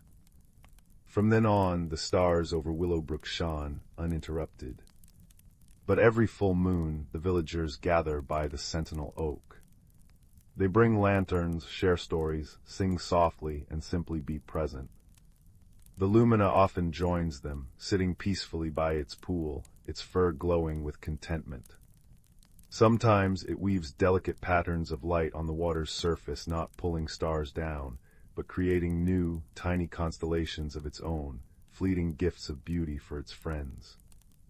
The moonflowers bloom brighter than ever, now streaked with vibrant blues and silvers, and the faint humming that sometimes drifts on the night breeze is no longer melancholic, but a gentle, happy thrum, harmonizing with the wind chimes and the ever-present tick-tock of the old clock, a soothing lullaby for a village that learned that even the smallest light and the loneliest heart flourishes in the warmth of community. And as the firelight here softly dims, may you too feel the gentle glow of friendship and the comforting presence of all your own stars, shining brightly overhead. Sleep peacefully. The fire crackled softly in the great stone hearth, its light dancing across the walls of the quiet room, painting them in hues of gold and amber. Shadows swayed like gentle giants, and the air was filled with the scent of pine logs and the faint, sweet memory of cinnamon from a long-finished cup of tea. It is in such a cozy, hushed space that stories are born, stories that wrap around you like a warm blanket and carry you away to places where magic is as real as the warmth on your face. So settle in, close your eyes, and listen to the tale of a boy named Leo and the light he found in the deepest dark. Leo lived in a small, quiet village nestled in a valley that seemed to be perpetually draped in a soft, gray mist. It wasn't an unhappy place, but it was a place of muted colors and hushed sounds. The sun was a rare and celebrated guest, and the nights were long and profoundly dark. Leo was a quiet boy himself, with a thoughtful heart and hands that were clever with wood and string. He often felt a little separate from the other children, more comfortable in the company of his own thoughts and the small, intricate things he would whittle by candlelight. His home was a cottage on the very edge of the village, where the cobbled streets gave way to the wild, ancient woods. From his window he could see the dark line of the trees, a wall of secrets against the sky. And in the heart of those woods, the villagers whispered, was the silent glade, a place where no bird sang, no wind stirred the leaves, and where it was said, the very light went to hide. One evening, as a particularly thick and chilly fog crept into the valley, Leo's grandmother placed a small, worn box in his hands. It was made of a dark, smooth wood, and it felt strangely warm to the touch. "This was your grandfather's," she said, her voice a soft rustle like autumn leaves. "He was a man who understood the secrets of the woods. He said this would be needed one day when the dark grew too deep." Inside the box, nestled on a bed of faded velvet, was a stone. It was no larger than a robin's egg, rough and unremarkable, save for a single, faint crack running across its surface. But as Leo held it in the palm of his hand, cupping it against the gloom of the room, something extraordinary happened. A soft, warm, pulsing glow began to emanate from the crack. It was the color of embers in a dying fire, a deep, living orange red that pulsed with a gentle, rhythmic light, like a tiny, sleeping heart. "What is it?" Leo whispered, his eyes wide. "It is an ember-stone," his grandmother said. "It does not create light, my boy, it finds it. It answers the light that is hidden in the world and in the heart." That night the fog grew so thick that the lights from the village cottages could not pierce it. It was a darkness you could feel, a cold, damp blanket that smothered sound and sight. Lying in his bed, Leo felt a profound loneliness, a chill that had little to do with the air. He clutched the emberstone in his hand, and its gentle, pulsing glow was a small, brave companion in the immense dark.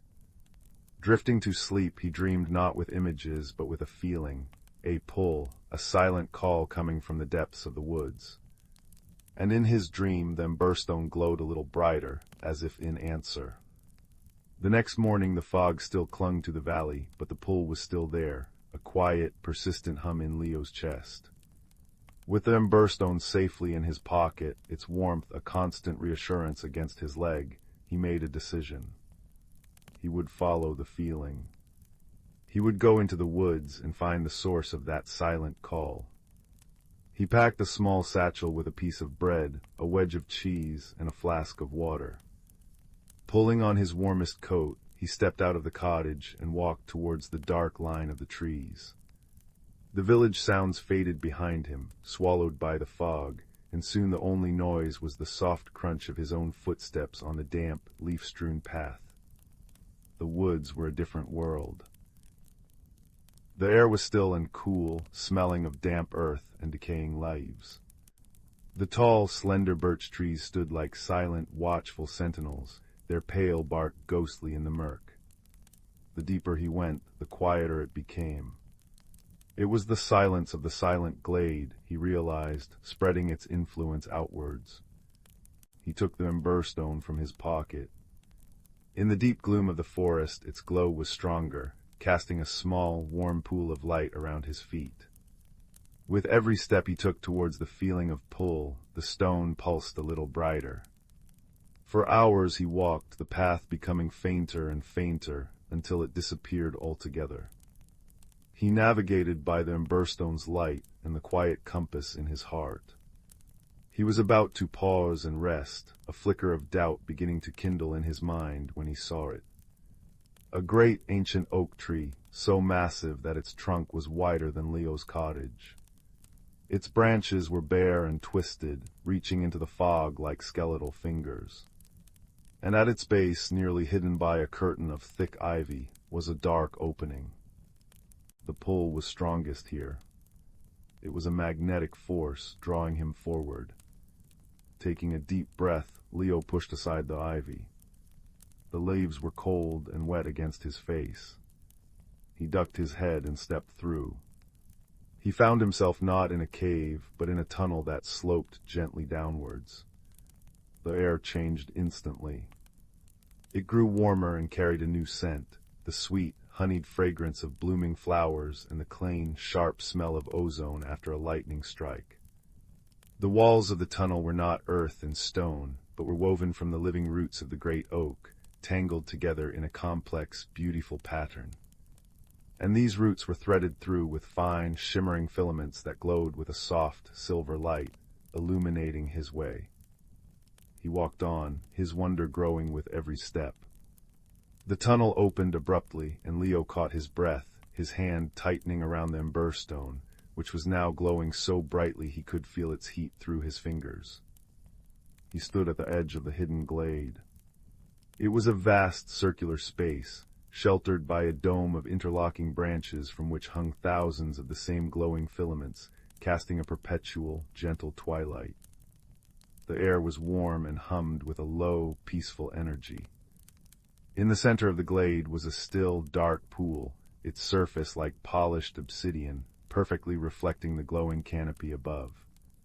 And all around, flowers of impossible colors bloomed, petals of sapphire blue, leaves of shimmering gold, blossoms that looked like captured starlight. But the most astonishing thing was the light itself. It didn't come from the glowing filaments alone. It drifted through the air in soft, shimmering motes like lazy fireflies. It gathered in gentle pools on the mossy ground. It was alive, and it was fading. As Leo watched, one of the motes of light flickered and dimmed, falling to the soft moss like a dying spark. Another, drifting near his face, pulsed weakly before its glow subsided into nothingness. The silver light in the canopy was dimmer than it should have been, and the shadows at the edges of the glade were deepening, cold and hungry. The glade was beautiful, but it was a beauty under a quiet, gathering siege. It was then that he saw the creature. It was small, no larger than a rabbit, and curled into a tight, miserable ball near the dark pool. Its form was difficult to pin down, seeming to be made of the same shimmering substance as the motes of light, but woven into a more solid shape. It had long, drooping ears and a faint, flickering tail. And it was weeping. The sound was not one of sobs, but of the softest, most heartbreaking chimes, like tiny, shattered bells. Leo's own loneliness, which he had carried for so long, echoed the creature's sorrow. He approached slowly, his footsteps silent on the thick moss. "Hello," he said, his voice barely a whisper. The creature flinched, uncurling slightly. Two large, luminous eyes, the color of liquid amber, looked up at him. They were filled with a deep, ancient sadness. You are not light," the creature chimed, its voice a melody of surprise and confusion. "I am Leo," he said, kneeling down. "I came because I felt a pull, and because I have this." He opened his hand, revealing the ember-stone. It was blazing now, a small, fierce sun in his palm, its light pushing back the encroaching shadows around them. The creature stared at the stone, its amber eyes widening. It shuffled a little closer, its form flickering with a hint of curiosity. The heartstone, it chimed in awe. "It has been lost for a generation of stars. It is the kindler, the rememberer." "My grandfather had it," Leo said. "He said it finds the light that is hidden." The creature's chiming grew softer, sadder. "There is much light that is hidden here. I am Finian. I am the last wisp keeper of this glade. It is my duty to tend the lights, to help them dance and grow and remember their songs, but I have forgotten how." Finian explained in his chiming, sorrowful voice. The lights of the glade were not just pretty things, they were memories. Memories of joy, of courage, of kindness, of love, all the warm, bright moments from the world above. The wisps gathered them, and Finian's song helped them burn bright and strong. Their combined glow was what sustained the hidden glade, a reservoir of warmth and hope in the heart of the woods. But Finian's heart had grown heavy. A great loneliness had settled upon him, as all the other wisp keepers had slowly faded away when the world above grew too busy and too loud for quiet memories. Without his joyful song to tend them, the lights were forgetting their own stories. They were growing dim, fading away, and as they did, the darkness was seeping back into the glade, and from there spilling out into the woods and the valley beyond, bringing with it the deep, silent fog. "I have tried to sing," Finian chimed, a single glowing tear tracing a path down his shimmering cheek. "But the song is stuck. The notes are lost in the silence." Leo looked at the fading motes of light, at the dimming canopy, and then at the small, despairing creature before him. He understood despair. He understood the weight of silence. He looked at the ember-stone, pulsing warmly in his hand, and he knew why he had been pulled here. It wasn't just to find a hidden world. It was to help a friend. "I don't know any magical songs, Finian," Leo said softly. "But I am a good listener. In my hands, they are good at fixing things. Maybe we can help them remember together." And so began their gentle, patient work. Leo walked with Finian through the glade, the ember-stone held before them like a lantern. They would approach a dimming mote of light, hovering listlessly just above the moss. Leo would hold the stone close, and its warm, pulsing glow would seem to stir the tiny light, causing it to brighten slightly. Now, Leo would whisper to Finian, "Try just a little." And Finian, taking a deep, shaky breath, would try to chime. The first attempts were broken, discordant, full of fear. But Leo would just nod, his expression kind and patient. "Again," he'd say, "I hear a little melody in that one. It sounds like the laugh of a child seeing a butterfly for the first time." He wasn't making it up. As he focused on the light, with the emberstone warming his hand, he could feel faint echoes, not images or words, but feelings. A flash of pure delight. A surge of brave determination. The warm, safe feeling of a hand being held. He would describe these feelings to Finian in simple, quiet words. "This one feels like the warmth of soup on a cold day," he'd say. Or, "This one is the proud feeling of building a tower of blocks, just so." And slowly, carefully, Finian would begin to weave these feelings into sound. His chimes became less forced, more fluid. A few tentative notes would rise, then a short, simple melody. And as he sang the story of the light back to it, the mote would brighten, its glow strengthening, pulsing in time with the chiming song. It would rise from the moss, swaying happily, its light now steady and true, before drifting back up to join the others in the canopy. It was slow, painstaking work. They spent what felt like days in the timeless glade, moving from one fading light to another. Leo shared his bread and cheese with Finian, who found he quite liked the crumbly texture of the cheese. In return, Finian showed Leo dewdrops that tasted of peppermint, and showed him how the glowing moss could be woven into soft, luminous blankets. They talked during their rests. Leo spoke of the quiet village and his whittling. Finian spoke of the great, swirling dances of light that used to fill the glade. Their friendship was not built on grand adventures or heroic deeds, but on these small, shared moments. A quiet word of encouragement, the sharing of a simple meal, sitting in comfortable silence by the dark pool, watching the rekindled lights drift overhead. Leo felt his own loneliness, the chill he had carried for so long, beginning to thaw in the warmth of this unexpected companionship. He was no longer just the quiet boy from the edge of the village. He was a helper, a friend, a keeper of stories. And Finian, in turn, began to change. His form, once faint and flickering, grew more solid, shimmering with a healthy, golden light. His chimes grew stronger, more confident. The song was returning to him, not as a duty, but as a joy, a conversation between himself, the lights, and his new friend. Finally, there was only one light left. It was the largest and the dimmest of them all, resting at the very edge of the dark pool. It was a deep, sorrowful blue, and it did not stir, even when Leo held the blazing emberstone right against it. "This is the oldest one," Finian chimed, his voice soft with reverence and sadness. "The first memory, I do not know its story. It was here before me, if it goes out."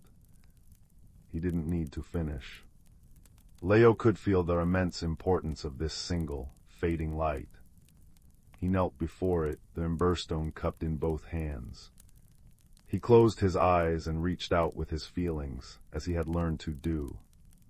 What he felt was not a single emotion, but a cascade. It was vast and deep and ancient. It was the fierce, protective love of a mother. It was the thrilling joy of discovery. It was the profound grief of a long farewell. It was the quiet hope of a new beginning. It was too much, a symphony of all the feelings of the world, and it was overwhelming. He couldn't find a simple story to describe it. He opened his eyes, frustrated. "I can't, it's everything, Finian. I can't find the words." Finian looked at the light, then at Leo, and then at the emberstone, which was pulsing with a rhythm that matched the frantic beating of Leo's own heart. understanding dawned in his amber eyes. "It is not a story to be told with words," Finian chimed gently. "It is a story to be felt. It is the memory of caring itself. You do not need to give it a name, you just need to care." Leo looked at the dying light, this repository of a million caring moments. He thought of his grandmother giving him the box. He thought of Finian's tearful, chiming despair. He thought of the patience they had shared, the small victories, the growing warmth between them. He thought of his own lonely heart, and how it had been filled by this strange, beautiful place and its gentle keeper. He didn't try to find a story. Instead, he simply let all his own feelings of care and friendship flow out of him. He thought of how much he wanted this light, this first memory, to live. He poured all his hope, his kindness, his newfound courage into that simple, silent wish. And as he did, the emberstone in his hands did not just glow, it bloomed. A wave of pure golden warmth erupted from it, not hot, but deeply, profoundly comforting. It washed over the fading blue light, over Finian, over the entire glade. The blue light trembled. Then it began to brighten, shifting from a dying blue to a vibrant, brilliant silver, then to a warm, radiant gold. It rose into the air, growing until it was as bright as a miniature sun. It hovered before them for a moment, pulsing with a grateful, powerful energy, before shooting up into the center of the canopy. The moment it touched the woven branches, their entire glade erupted in light. Every filament in the canopy blazed with a brilliant, silvery white radiance. The thousands of motes of light, now fully restored, began to dance, swirling in complex, beautiful patterns, chiming along with Finian, who was now singing a song of pure, unbridled joy, a song that was both old and new, a song of remembrance and of a friendship newly forged. The darkness at the edges of the glade vanished, banished by the overwhelming brilliance. The glade was now a dome of living, singing light, warmer and more vibrant than it had likely been in centuries. Leo and Finian stood together, watching the dance, their faces bathed in the glorious glow. The transformation was complete. The glade was saved. The darkness was in retreat. Leo knew it was time to go. The pull in his heart was gone, replaced by a deep, peaceful fullness. "You will stay, won't you?" Finian chimed, his voice hopeful. Leo smiled, a true, easy smile that reached his eyes. "I will visit every day, I promise. You are my friend." He said his farewells, and with the emberstone now glowing with a soft, steady, contented light in his pocket, he made his way back through the root-woven tunnel and out into the woods. The change was immediate. The fog was gone. The air was clear and crisp. Sunlight, real golden sunlight, streamed through the canopy of the trees, dappling the forest floor. Birds were singing, and a gentle breeze rustled the leaves, creating a symphony of life where there had been only silence.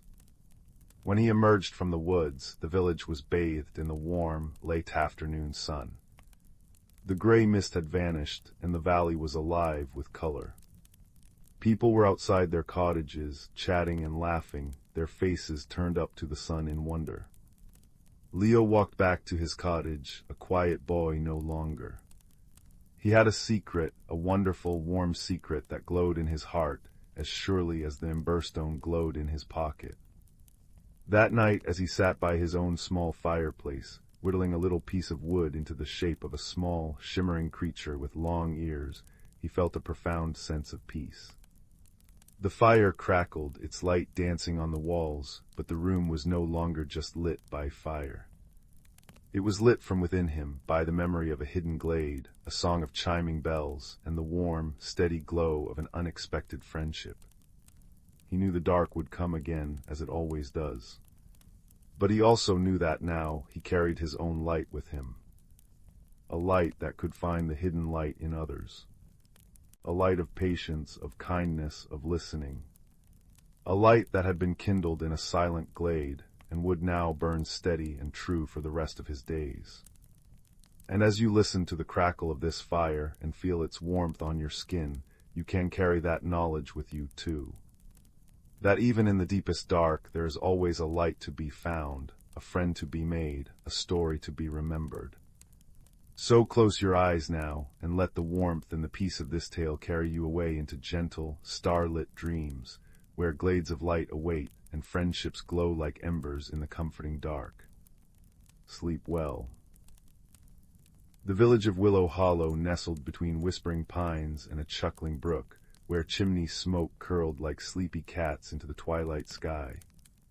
Here cobblestone paths wound past cottages with mossy roofs, and the air always smelled of baking bread and damp earth. Young Finn, with eyes like polished river stones, loved his home's quiet rhythm, until the day the ordinary began behaving extraordinarily. It started subtly. Mrs. Bramble's prize-winning teapot, usually content to whistle a cheerful tune, began pouring lavender-scented tea instead of Earl Grey. Then old Mr. Thistle's garden rake danced a jig among the carrots when no one was looking. By week's end, woolen mittens knitted themselves into curious star shapes overnight, and the bakery's sourdough loaves emerged from the oven speckled with edible silver glitter. Whispers fluttered through Willow Hollow like autumn leaves. The quiet fidgets, folks called it, a gentle, puzzling unrest among everyday things. Finn, ever observant, noticed patterns others missed. The oddities always happened near dusk, and only around objects touched by many hands, a well-loved teapot, a shared rake, community knitting wool. Determined to help, he visited the village's wisest soul, Ilara, who lived in a cottage shaped like a toadstool, its walls woven with living honeysuckle. Her eyes, deep as forest pools, crinkled kindly. "Ah, Finn," she murmured, stirring a pot of moonflower syrup that smelled of cinnamon and starlight. "The world whispers when it's unsettled. We must listen with more than our ears." That evening, as fireflies blinked like tiny lanterns, Finn and Ilara sat on her porch. She handed him a magnifying glass framed in willow wood. "Look closely, child. Magic leaves traces softer than cobwebs." Finn peered at a fidgeting knitting needle. There, glimmering faintly on its surface, were minuscule, iridescent footprints, like those of a tiny, nervous bird. "Pixie tracks," breathed Ilara. "But pixies are merry tricksters. These prints tremble. Something troubles them." Their investigation led them to the heartwood tree, an ancient oak at the village center, its bark etched with generations of wishes. Beneath its roots lay the pixie post, a hollow where villagers left offerings of honey or shiny pebbles for good luck. That night they found the post in disarray. The usual gifts were scattered, and the air hummed with a faint, anxious buzz. Hiding behind a clover leaf was Pip, a thumb-sized pixie with moth-wing sleeves, wringing her hands. "It's the grumble stone," she piped, voice like a shaken bell. "It rolled into our nest beneath the post. It mutters such sad, heavy thoughts, and its grumbles make everything jittery." Pip led them down a root tunnel into a cavern glittering with crystal dew. There, wedged among pixie feather beds, was a smooth, gray stone, ordinary except for the low, rhythmic murmur it emitted. "No one notices, too plain," forgotten Ilara knelt, her palm hovering above it. "This isn't just a stone, Finn. Feel its energy." Finn placed his hand near it. A deep loneliness pulsed from it, cold as forgotten cellar air. "It's not magic," realized Finn softly. "It's unhappy. It came from the brook, maybe tumbled down in the last storm, and all the village shared warmth above made it feel left out." The solution came not through spells, but empathy. "Every heart needs to belong," said Ilara. With Pip's help, they gently carried the grumble stone to the brook's sunniest bend, where dragonflies skimmed the water. Finn placed it among friendly, chattering river stones. Then, inspired, he fetched the village's polishing cloth, used by everyone to buff the wishing bell, and gave the stone a gentle rub. As the cloth passed over it, the stone's murmur softened into a contented sigh. Shiny, warm home. The next morning, Willow Hollow awoke to restored peace. Teapots whistled familiar tunes, rakes stood quietly, and bread baked golden brown. But something new graced the brook's edge. The stone, now gleaming like quartz, sat amidst its kin, radiating a soft, happy hum that harmonized with the water's song. Villagers, noticing its newfound glow, began leaving smooth pebbles beside it, a tiny, welcoming council. That evening, Finn joined Alara by her crackling hearth, sipping lavender tea that tasted perfectly of lavender. The greatest magic, she said, her firelight casting dancing shadows, is often kindness. Even stones remember how it feels to be seen. Outside, the brook chuckled, the wind sighed through pines, and the heartwood tree stood guardian over a village where every belonging, large, small, or even stony, had found its place. And as Finn walked home beneath a sky dusted with stars, he knew the deepest mysteries were solved not with wands, but with watching eyes and a willing heart, ready to mend what was quietly broken. Sleep wrapped around him like a soft quilt, filled with the comforting certainty that in Willow Hollow all was well, and all would ever be well. The old house on Willow Lane had a way of holding secrets in its quiet corners, but none so precious as the one waiting in the attic. It was there, on a rain-softened afternoon, that a young boy named Leo discovered something extraordinary tucked behind a dusty trunk, draped with a faded quilt. Creak went the attic stairs as Leo climbed, each step a soft protest in the sleepy silence. Rain tapped gentle fingers against the circular window, and the air smelled of cedar and forgotten things. Leo had been sent to find his grandmother's old recipe box, but his attention was captured by a small wooden chest half hidden in the shadows. It was no larger than a loaf of bread, carved with patterns of twisting vines and curious creatures, and it hummed with a warmth that felt both strange and familiar.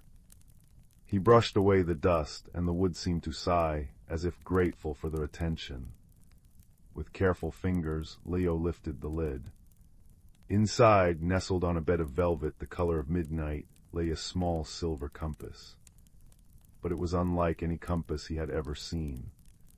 Instead of pointing north, its needle, a slender sliver of moonstone, drifted and danced, pointing toward, well, Leo wasn't sure what.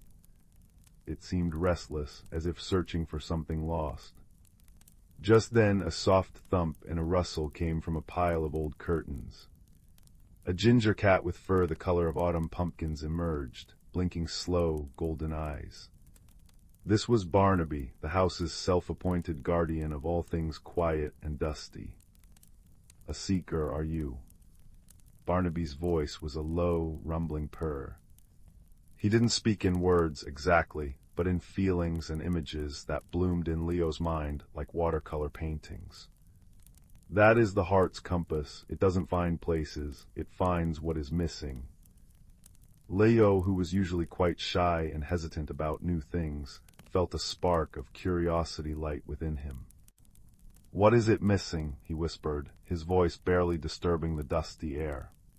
Barnaby stretched, his tail curling into a question mark. "Its song, the compass, is lonely. It needs to be whole again to remember its purpose."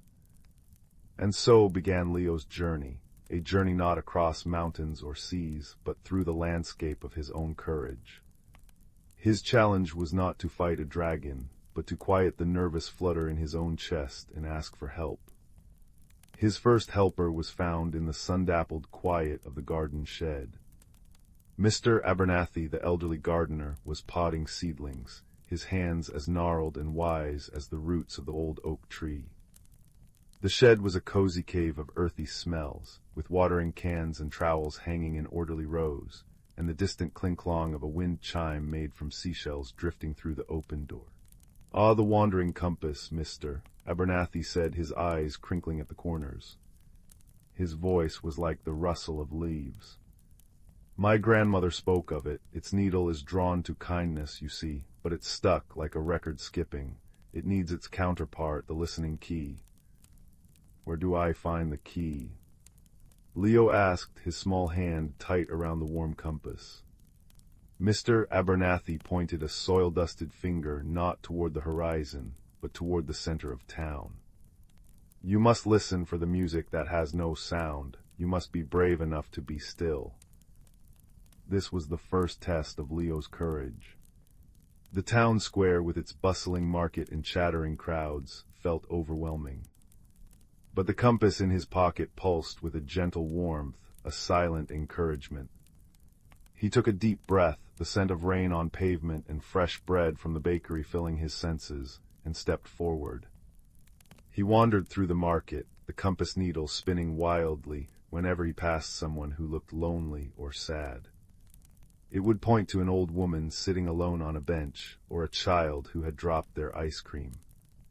Each time, Leo's mission was forgotten as he felt a pull to help. He sat with the old woman and listened to her story about her pet sparrow. He shared his pocket money with the child for a new ice cream.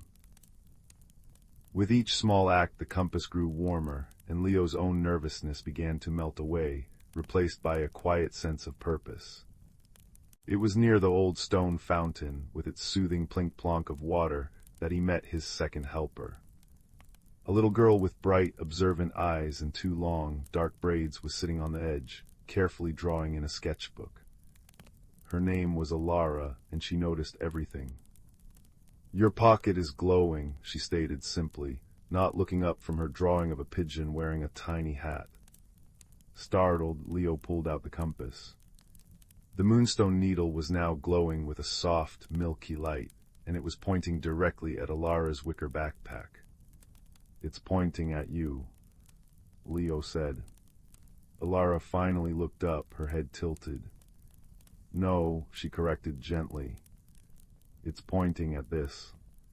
She reached into her bag and pulled out a small, polished stone with a hole in the center.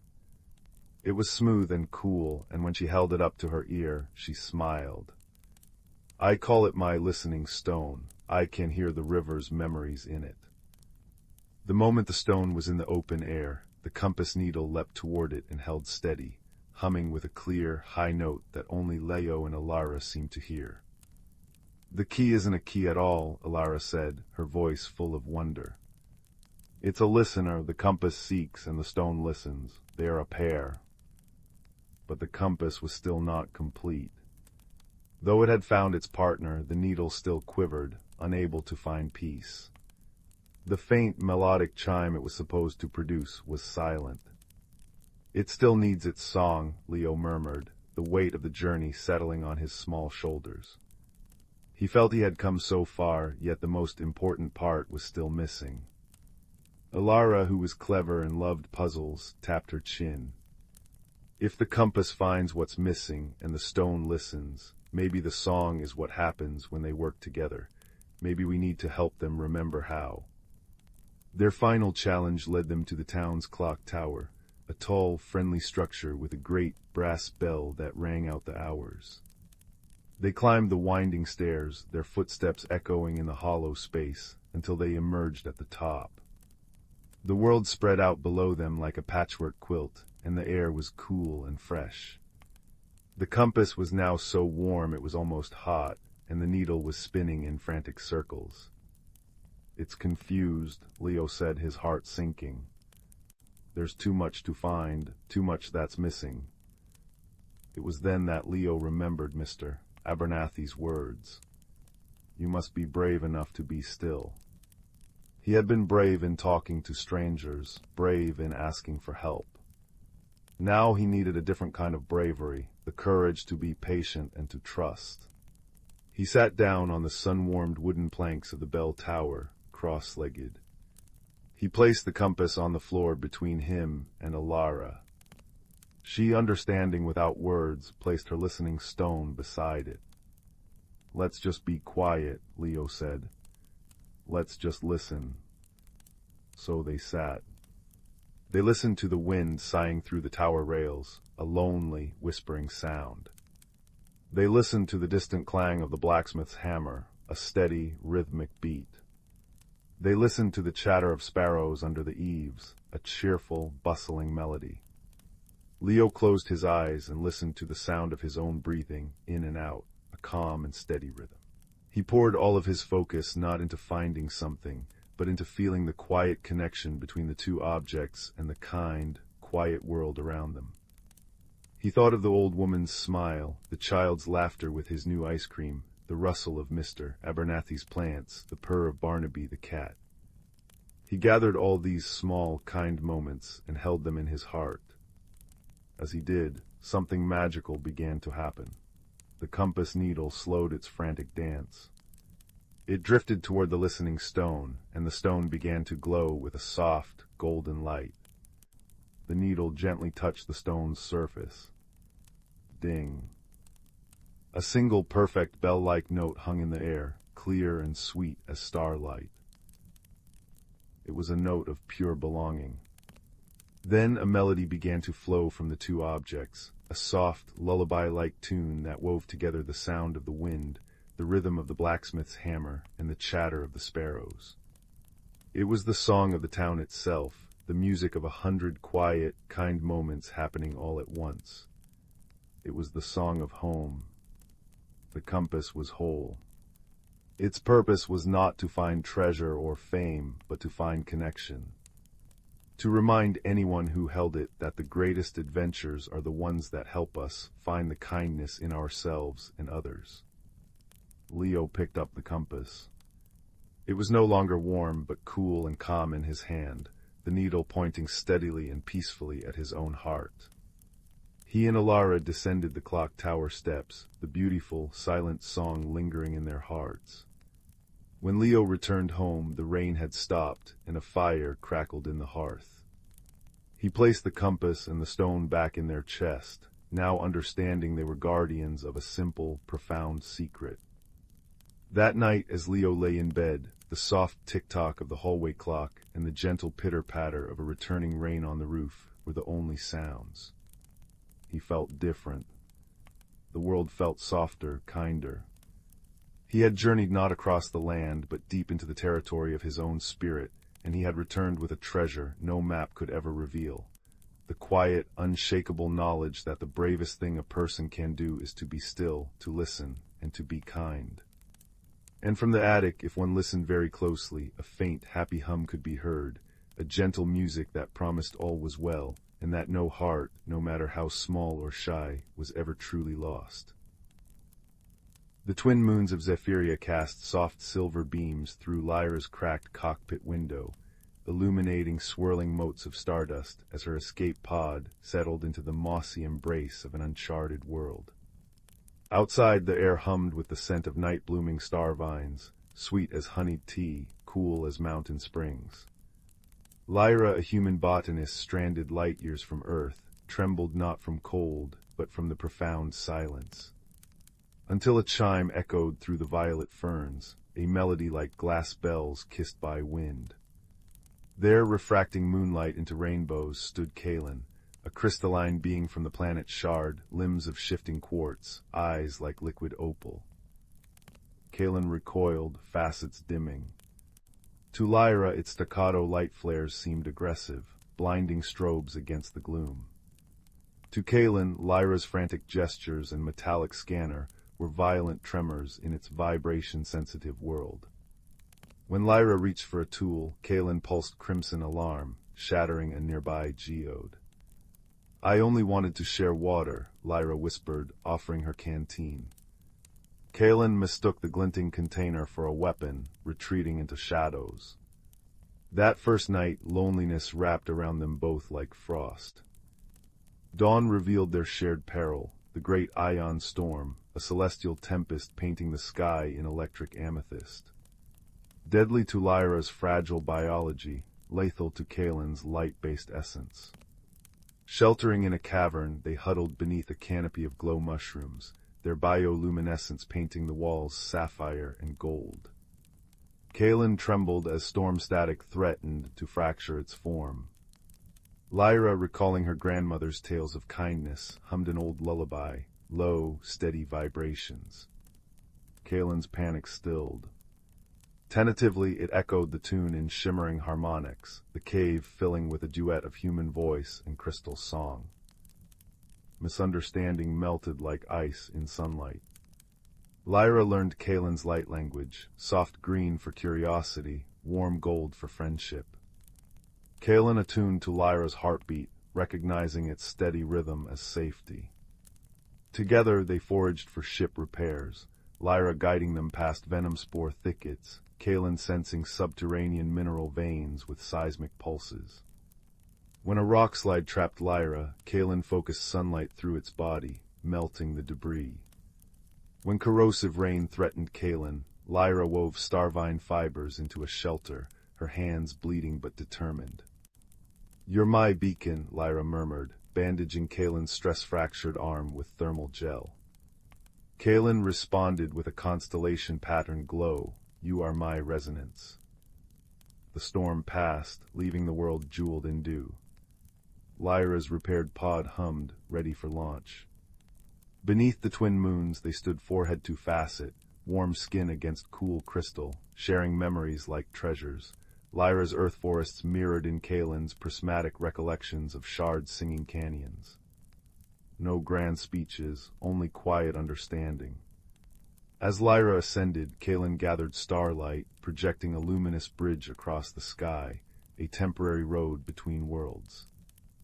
Now, when Lyra tends her interstellar greenhouse, she nurtures crystalline flowers that chime in the dark. And on Shard, Kalen treasures a vial of earth soil, its vibrations humming Lyra's lullaby. Across the void their friendship glows, a quiet promise that in the vast, cold cosmos, warmth blooms brightest when unlike hearts choose to listen. The stars outside your window tonight. They're winking with shared secrets. Rest now, little dreamer. Somewhere a crystal being is singing you a lullaby in light. Silas tended his moonpetal garden with trembling fingers. Each morning he checked the exact height of the silvery blooms, the precise angle of their glowing faces towards the east, the moisture level of the deep violet soil. Change was Silas's quiet dread. It whispered in the shifting wind and lurked in unexpected clouds. He preferred the gentle predictability of his walled garden, where everything stayed exactly as he nurtured it to be. Beyond the weathered stone walls, the whispering woods pulsed with wild magic and untamed growth, a thought that tightened Silas's chest. One crisp autumn morning, Silas found his prized moon petals drooping. Their usual radiant silver glow had dimmed to a dull pewter, and the soft chime they made at dawn was silent. Panic fluttered in his throat like a trapped moth. He checked the soil, the sunlight, the alignment of the protective crystals. Everything was exactly as it should be. Yet the plants were fading, their magic waning. The fear of losing them, the fear of this unwanted change, felt like a cold stone in his stomach. His friend Bryn, whose cottage nestled at the very edge of the whispering woods, found him staring helplessly at the wilting flowers. Bryn's hair was perpetually tangled with leaves, and her eyes held the deep green wisdom of the forest. "They feel your fear, Silas," she said softly, her voice like rustling parchment. "Moonpetals thrive on gentle acceptance, not rigid control. They sense the storm inside you." "But I haven't changed anything," Silas protested, his voice tight. "Everything is perfect." Bryn knelt, brushing a fingertip against a drooping petal. It shivered faintly. "Perhaps perfect isn't what they need anymore. Perhaps they need to change, and you need to let them. The woods might hold an answer. The Heartstone glade is stirring." The Heartstone glade. Silas had heard whispers of it, a place deep within the whispering woods, where the oldest magic pooled, reflecting the inner state of those who entered. Legend said it could show your true self in its crystalline waters. The thought of venturing so deep into the unknown, where paths shifted and shadows danced, filled him with icy dread. Yet the sight of his beloved moon petals, their light flickering like a dying candle, pushed him. He couldn't lose them. With a deep, shuddering breath, he agreed. Bryn led the way, her steps sure and silent on the mossy path. Silas followed, his heart pounding against his ribs like a trapped bird. The air in the woods smelled rich and ancient damp earth, decaying leaves, and the sweet tang of unseen berries. Sunlight dappled through the canopy in shifting patterns, illuminating vibrant emerald ferns and clusters of luminous blue mushrooms. Every rustle, every creak of a branch felt amplified. Silas flinched when a squirrel chattered overhead, scattering acorns.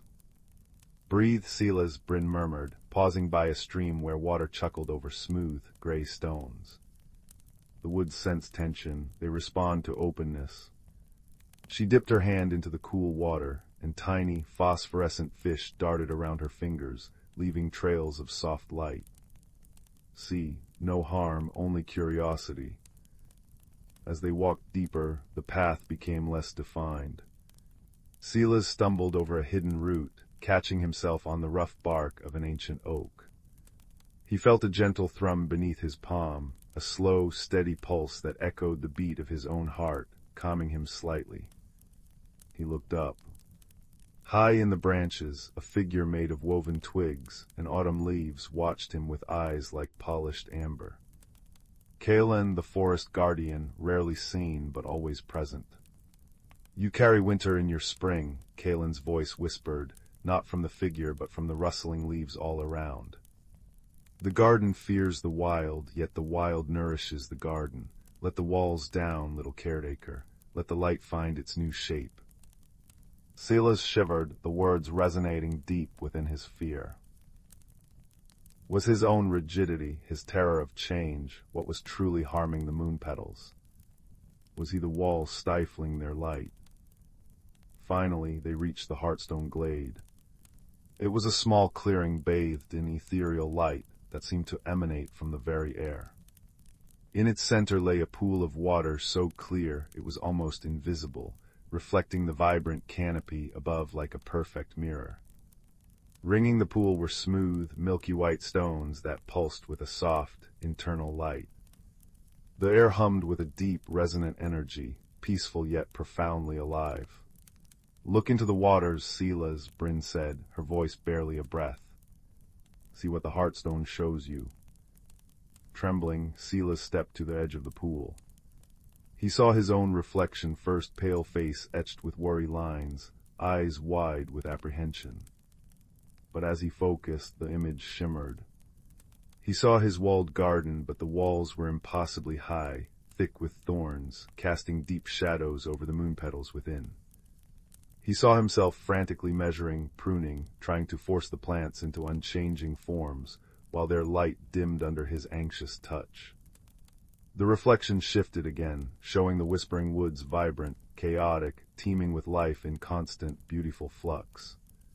Vines embraced trees, flowers bloomed in unexpected bursts of color, streams changed course, and everything felt interconnected, pulsing with healthy, dynamic magic. He saw the fear in his own mirrored eyes, fear of the wildness, fear of losing control, fear of becoming something different. Tears welled in Silas's eyes, blurring the vision.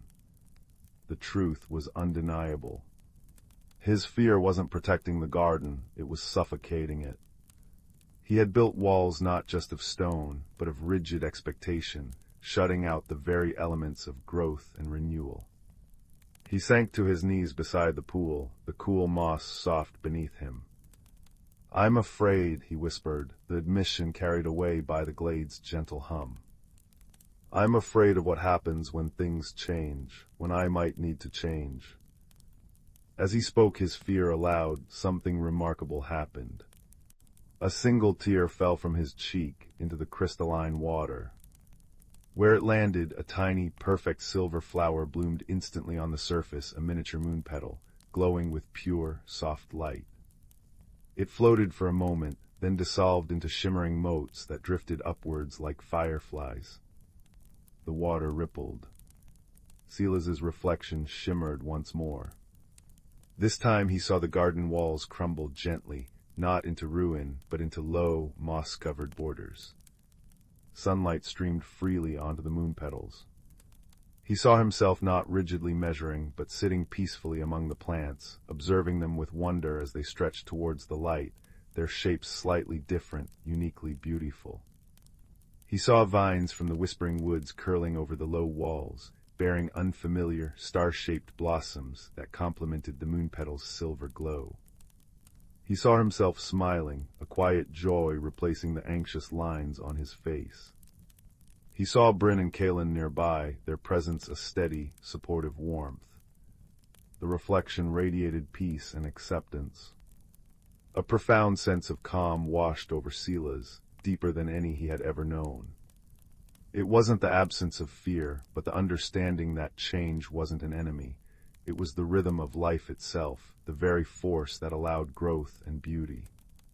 He felt the rigid knot inside his chest loosen and dissolve, replaced by a gentle warmth, like the first rays of dawn after a long night. He looked up at Bryn, his eyes clear. "They need to grow," he said, his voice steady now, filled with a quiet wonder. "And so do I." Bryn smiled, a sunrise spreading across her face. "Then let's go home." The journey back felt different. The shifting shadows no longer seemed threatening, but playful. The rustling leaves sounded like welcoming whispers. Silas noticed details he'd missed before: the intricate pattern of frost on a spiderweb, the vibrant red flash of a cardinal's wing, the sweet scent of decaying wood nurturing new fungi. He felt connected, part of the vast, changing tapestry, not separate from it. Kaelin's twig and leaf figure watched them pass from a high branch, its amber eyes gleaming with quiet approval. When they reached the walled garden, Silas didn't rush to the moon petals. He stood before the heavy wooden gate, placing his palm flat against the weathered wood. He closed his eyes, remembering the vision in the Heartstone glade. He thought not of control but of trust, not of rigidity but of flow, not of fear but of possibility. He pushed the gate open. The change was immediate, magical. As Silas stepped inside, a gentle wave of silver light pulsed from the center of the garden, washing over the drooping moon petals. They shuddered, then slowly, gracefully, lifted their faces. Their glow intensified, not back to its old state, but into a richer, deeper silver, shimmering with hints of blue and violet. New buds swelled on stems that had seemed barren, unfurling into larger, more intricate blooms that chimed softly, a melody more complex and beautiful than before. The air hummed with their renewed magic, smelling like cool moonlight and fresh rain. Silas didn't measure. He walked slowly among them, feeling the cool, velvety petals brush his fingertips, listening to their gentle song. He saw that some stems leaned slightly, others curved uniquely, each bloom a distinct expression of moon-petal beauty. He noticed tendrils of Bryn's wild honeysuckle, which she'd planted long ago outside the wall, now finding tiny cracks in the stone and curling inward, their golden flowers adding warm counterpoints to the silver light. It wasn't the sterile perfection he'd clung to. It was vibrant, diverse, harmonious chaos. It was alive. He spent the afternoon simply being with his garden. He watered with a light touch, not a strict measure. He hummed along with the moon petals' chime. He welcomed the buzzing bees drawn to the honeysuckle. He felt a profound sense of peace settle over him, deeper than the quiet of routine. It was the peace of acceptance, of trusting the process of growth, both in his garden and within himself. That evening Bryn joined him, carrying 2 steaming mugs of spiced cider that smelled of cinnamon and cloves. They sat on a low stone bench Silas hadn't used in years, watching as the moon petals' glow intensified under the twilight sky, casting dancing silver shadows on the mossy ground. The low walls, now softened by vines and moss, felt welcoming, not confining. "They're more beautiful than ever," Bryn observed, her voice warm. Silas sipped the sweet, warm cider, feeling its comforting heat spread through him. "They needed to change," he said softly, watching a particularly large bloom slowly rotate to follow the rising moon. "And I needed to learn that change isn't loss, it's transformation. It's how we grow into who we're meant to be. Like the garden needed the wildness, I needed to let go of the walls I built." He looked at Bryn, his eyes reflecting the moon petals' gentle light. "Thank you for showing me the way." Bryn simply smiled and nudged his shoulder gently. Above them, in the branches of the old oak just outside the garden, Kalen's amber eyes glowed softly, a silent guardian witnessing the quiet, magical bloom of courage and acceptance. The air was filled with the soft chime of moon petals, the hum of night insects, the comforting crackle of Bryn's small fire pit nearby, and the deep, peaceful sigh of the forest beyond the walls. Silas leaned back, breathing in the cool, fragrant air, no longer afraid of the changing seasons, the shifting winds, or the wild magic that flowed through everything. He had discovered the greatest magic of all, the courage to grow, held safe in the gentle embrace of friendship and the enduring beauty of a world forever renewing itself. The moon rose higher, bathing the transformed garden and the quiet watchers in its serene, silver light, a perfect lullaby for a heart finally at peace. Once upon a time, nestled in a grove where the forest whispered secrets to the wind, there stood a small, ivy-covered cottage with a roof that sloped as if in a perpetual nod of welcome. Inside lived a gentle soul named Clara, known far and wide for her skillful weaving. Her tapestries, vibrant with colors that seemed to shimmer like the surface of a river under the moonlight, were admired by all who saw them. Yet Clara herself felt like a loose thread in the fabric of her own life. Clara loved the predictability of her days, the rhythmic clatter of loom and shuttle providing a comforting cadence.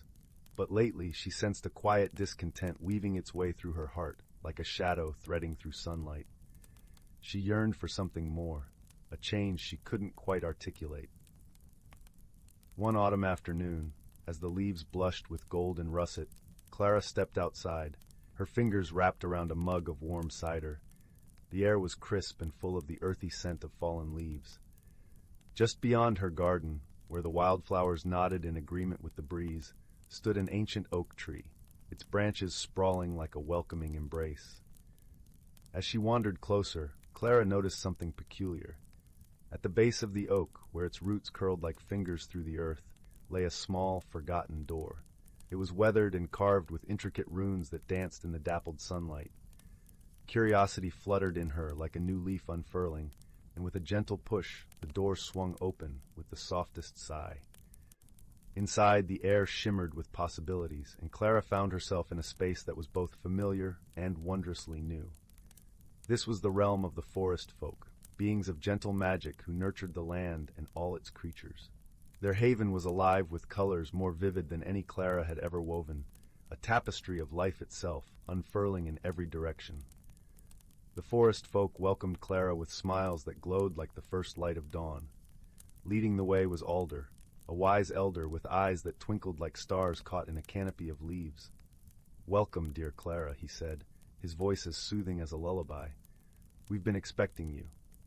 Clara's heart fluttered with both excitement and trepidation. "Expecting me?"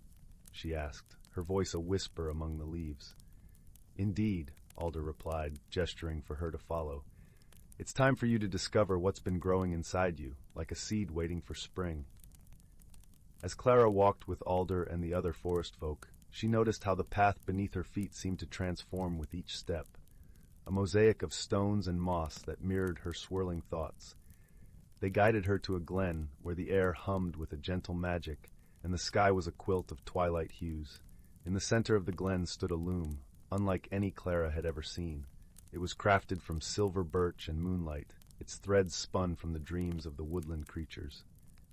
"Here," Alder said, "you will weave a tapestry not with your hands, but with your heart." Clara hesitated, her fingers brushing the ethereal threads. She closed her eyes, inhaling deeply, the scent of pine and possibility filling her senses. As she began to weave, the threads responded to her emotions, each strand a reflection of her inner world. At first, the tapestry was a chaotic jumble of colors, a storm of uncertainty and fear of the unknown. But as Clara continued, she felt the presence of the forest folk surrounding her, their warmth and encouragement flowing into her very being. Slowly, she began to see patterns emerge, shapes that spoke of growth and transformation.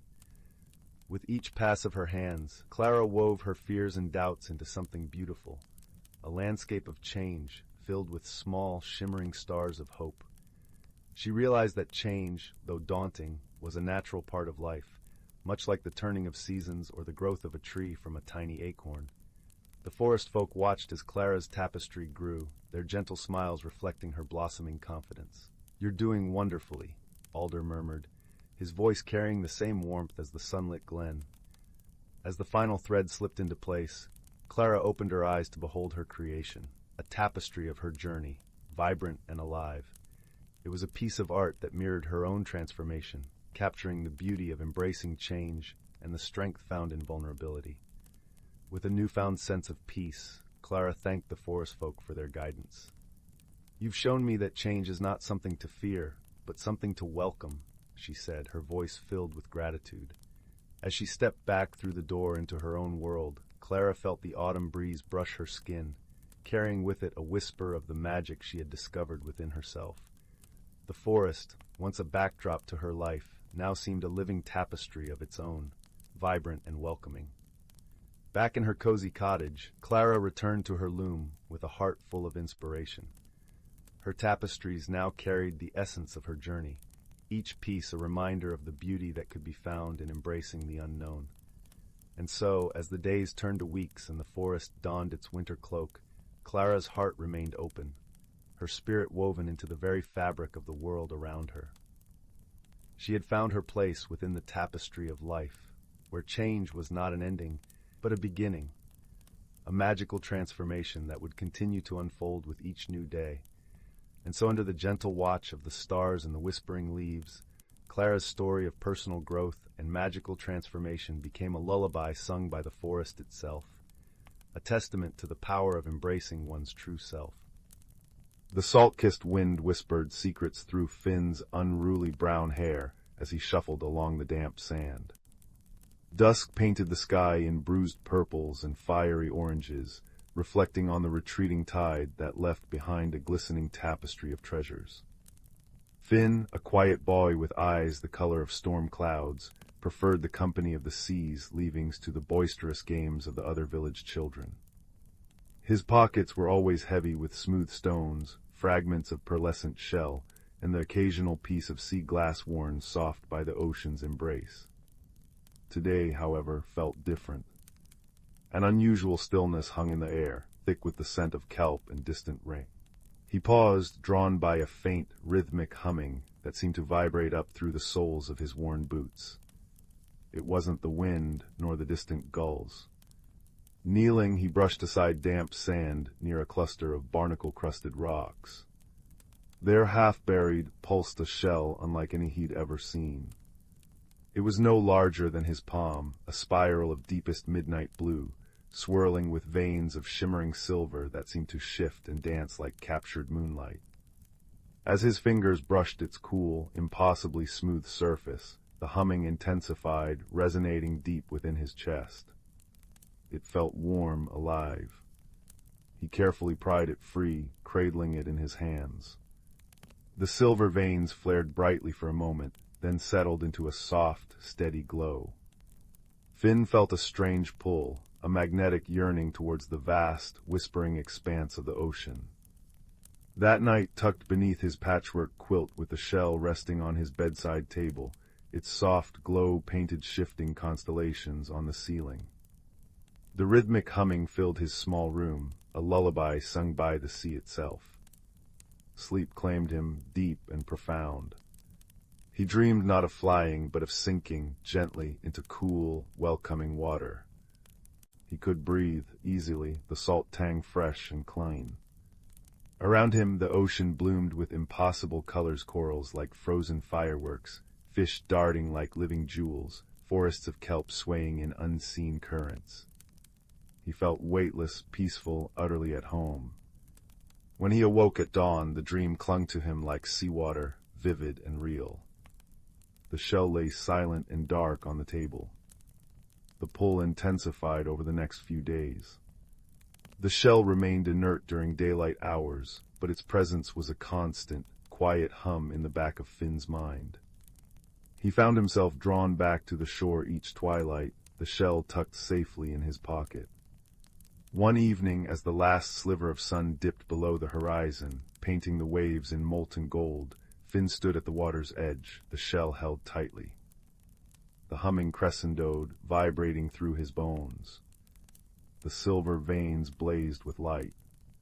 Tentatively, heart pounding like a trapped bird, he waded into the cool surf, holding the shell before him. As the water reached his waist, the light from the shell enveloped him in a shimmering bubble. He took a deep breath, closed his eyes, and stepped forward into deeper water.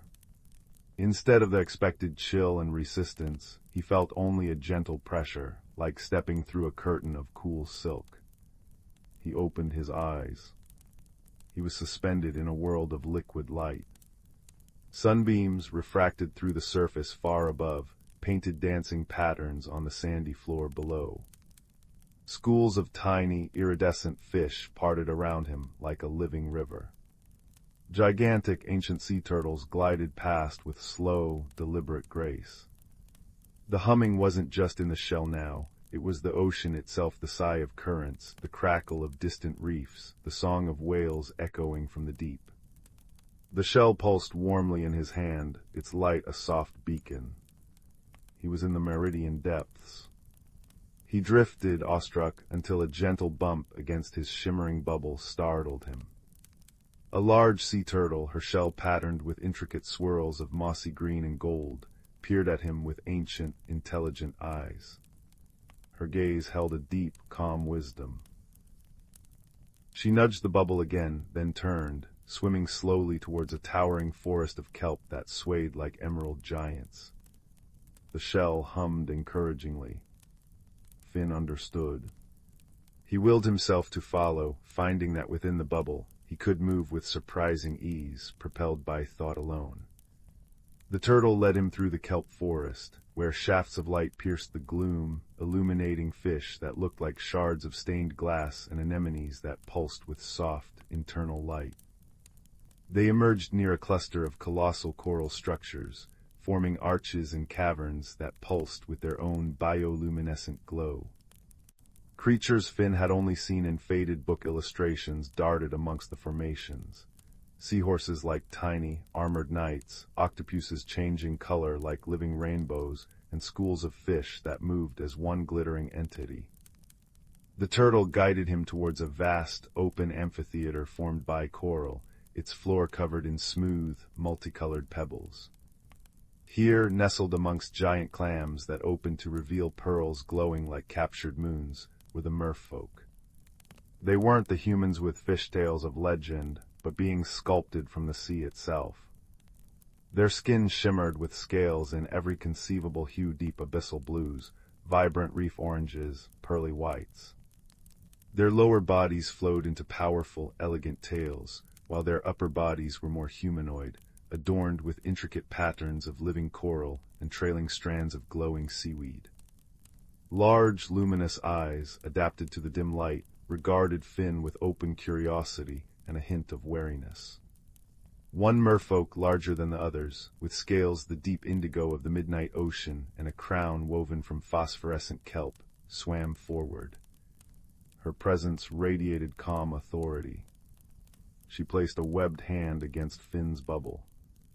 A warmth spread from the contact, and Finn felt a strange sense of understanding bloom in his mind, not words, but feelings and images. Welcome, shell-bearer. I am Queen Thalassa. We felt the deep stars awakening. Her thoughts flowed into his mind, clear and resonant like bells heard underwater. She gestured to the shell in his hand, the deep star. Finn, overwhelmed, tried to project his own jumble of thoughts. I found it on the shore. It brought me here. It's beautiful. Thalassa smiled, a gentle ripple of light across her face. The deep star chooses its keeper. It has slept for many tides. Its return signals a need. She projected an image, a section of the vibrant coral reef Finn had seen earlier, but now gray, brittle, lifeless. A creeping shadow seemed to cling to it. The gloom spreads. It silences the songs, dims the lights. We know not its source, only that it weakens the meridian depths. Finn felt a pang of sorrow for the dying coral. Can I help? The question formed instinctively, fueled by the deep star's warm pulse against his palm and the profound peace he felt in this hidden world. The queen's luminous eyes held his. The deep star sensed a kindred spirit, one who listens to the quiet things. Perhaps your eyes, unused to our depths, can see what ours cannot. But the gloom is perilous. You would need a guide. She turned her gaze towards the large sea turtle who had brought Finn. Cora has watched over these reefs longer than memory. She will swim with you. Cora nudged Finn's bubble gently with her beak, her ancient eyes conveying steadfastness. Finn felt a surge of determination mixed with trepidation. He was just a quiet boy who collected shells. How could he help save an entire hidden world? But the image of the dying coral, the fading light, and the deep star's unwavering warmth in his hand steeled his resolve. He nodded. I'll try. Their journey began the next tide cycle. Guided by Cora's steady presence and the deep star's soft light, Finn ventured deeper into the meridian depths towards the afflicted area. The vibrancy gradually faded. The water grew colder, the light dimmer. Fish were scarce, and those they saw moved sluggishly. The coral structures, once bursting with color and life, stood like skeletal ghosts, coated in a slimy, dark gray film that seemed to absorb light the gloom. The constant, soothing hum of the ocean was replaced by an unsettling silence, broken only by the mournful creak of dying coral. Cora swam close, projecting images of the reef as it once was, teeming with life. Finn concentrated, trying to see beyond the decay. He noticed things the merfolk, accustomed to the reef's normal rhythms, might overlook. Strange, faintly glowing tendrils, almost invisible against the gray slime, snaked from the dying coral towards cracks in the seabed below. They pulsed with a sickly, greenish light. He pointed them out to Cora, projecting the image. The turtle's eyes widened slightly. She nudged him towards a particularly large fissure, hidden beneath an overhang of dead coral. The fissure exhaled a plume of unnaturally cold water. The gloom seemed thickest here, clinging like tar. As Finn peered closer, the deep star in his hand flared brighter, its silver veins blazing. The light cut through the murk, revealing the source of the tendrils. Nestled deep within the fissure was a cluster of dark, spiny urchins, unlike any Finn had ever seen. They were the size of his head, their spines oozing the viscous gray slime. The sickly green light pulsed from within their bodies. They weren't feeding on the coral, they were poisoning it, draining its life and light, spreading the gloom. The stone-sick urchins, Cora projected, a deep sorrow in her mental voice. Thought lost to the deep trenches. Their poison brings silence and cold. Finn felt a chill that wasn't from the water. How do we stop them? He remembered something his grandmother, a healer in the village, once said about ailments. Sometimes the strongest poison needs the gentlest cure. Cora projected an image of a specific luminous plant, a kelp with fronds that glowed a soft, healing blue. Moonlace. Its light purifies. But it grows only in the sunken gardens, guarded by the razorback clams. They snap shut at the slightest tremor.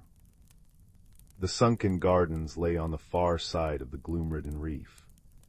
Getting there meant navigating treacherous currents and the suffocating silence.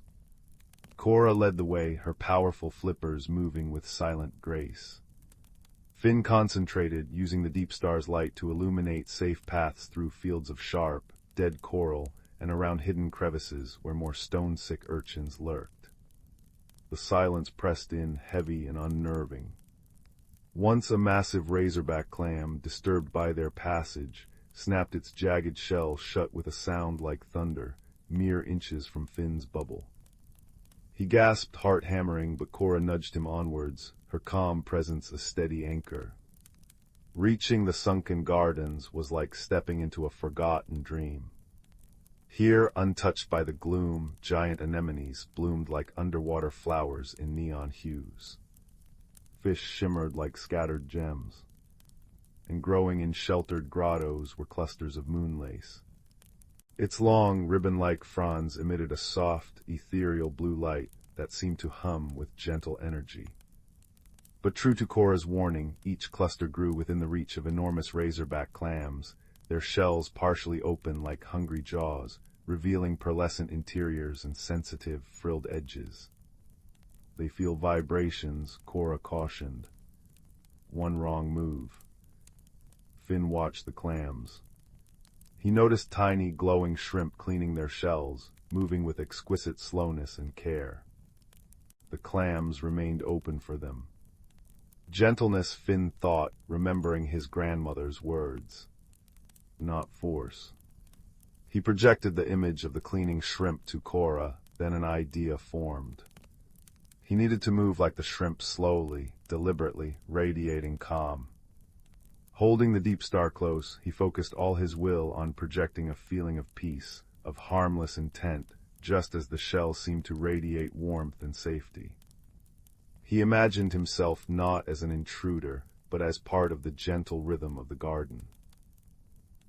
Slowly, inch by painstaking inch, he drifted towards a cluster of moonlace, keeping his movements fluid and minimal. He felt the deep star amplify his intent, its light softening, becoming less a beacon and more like the dappled sunlight filtering through the surface. Cora watched utterly still, her ancient eyes filled with hope. A large razorback clam loomed beside the moonlace. Its frilled mantle rippled, sensing his presence. Finn held his breath, pouring every ounce of calm he possessed through the deep star. The clam's shell tensed slightly, then relaxed. It remained open. Heart pounding with quiet triumph, Finn carefully reached out and gently harvested several fronds of the glowing moonlace. They felt cool and resilient in his hand, pulsing with soft blue light. He retreated as slowly as he had approached. Back at the poisoned fissure, the task was even more delicate. They had to get close enough to the stone-sick urchins without triggering a defensive spray of their toxic slime. Finn again relied on the deep star, projecting feelings of calm and harmlessness, while Cora used her immense patience and knowledge of currents to position them. Finn held a frond of moonlace towards one of the urchins. As the soft blue light touched the oozing gray spines, a remarkable thing happened. The sickly green glow within the urchin flickered. The gray slime seemed to recoil, sizzling faintly as the moonlace's light washed over it. Slowly, agonizingly slowly, the darkness receded from the spines, replaced by their natural, dull purple. The urchin stopped pulsing its toxic light and became still and dormant. Working with painstaking care, Finn and Cora treated each stone-sick urchin in the cluster. The deep star warmed in Finn's hand, its light blending with the moonlace's blue glow, amplifying the cleansing effect. They worked until the fissure was clear, the cold plume ceased, and the last traces of the sickly green light vanished. Exhaustion washed over Finn, deep and profound, but it was mixed with a soaring sense of accomplishment. They returned to the coral amphitheater. Queen Thalassa and her people awaited them anxiously. As Finn presented the remaining moonlace and projected images of their mission, the discovery of the urchins, the perilous journey, the gentle application of the cure, a wave of profound gratitude washed over him from the gathered merfolk. Their luminous eyes shone with renewed hope. Work began immediately. Guided by Finn's descriptions and Cora's wisdom, teams of merfolk carefully harvested more moonlace, using Finn's method of stillness and projected calm, and applied its light to the afflicted areas of the reef. Where the gloom had been thickest, the moonlace's gentle blue glow spread, pushing back the gray slime. Color began to seep back into the bleached coral, first faint pastels, then vibrant reds, oranges, and yellows. tiny polyps tentatively extended their delicate arms. Fish, drawn by the returning life, darted back into the recovering areas. The oppressive silence lifted, replaced by the tentative clicks, pops, and chirps of returning reef life, gradually swelling back into the familiar, comforting hum of the meridian depths. Finn watched, tears mingling with the seawater inside his bubble. He had helped heal this wondrous place. The quiet boy who listened to shells had found his voice in stillness and observation. His bond with Cora, forged in shared purpose and silent understanding, felt deeper than any surface friendship. The queen approached, placing a webbed hand against his bubble once more. Her gratitude flowed into him, warm and profound. The deep star chose wisely, Finn. You saw with new eyes and acted with a gentle heart. You have reminded us that true strength often lies not in force, but in quiet understanding and the courage to act with kindness. The meridian depths will remember the shell-bearer. The time came for Finn to return. The deep star pulsed softly, its journey complete for now.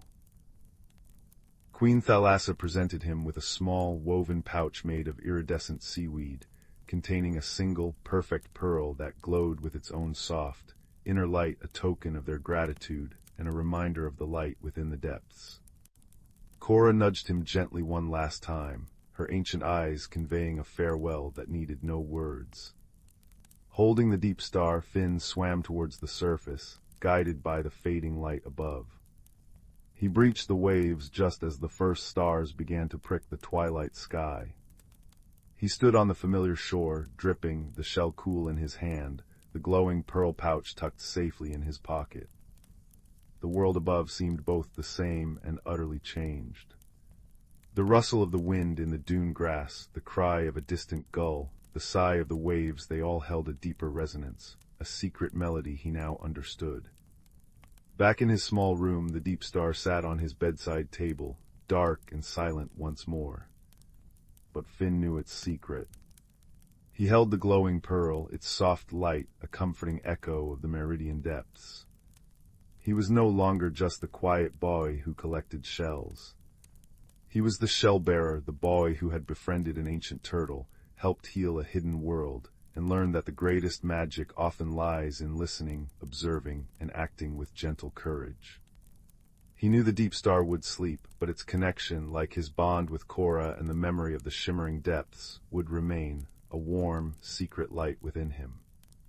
As he drifted off to sleep, the rhythmic sigh of the ocean outside his window sounded like a lullaby sung just for him, a promise of hidden wonders and the enduring strength found in quiet friendship and a kind heart. The world was vast, filled with mysteries both above and below, and Finn, holding the glowing pearl, felt a profound sense of peace and belonging, cradled in the gentle embrace of the known and the wonderfully unknown.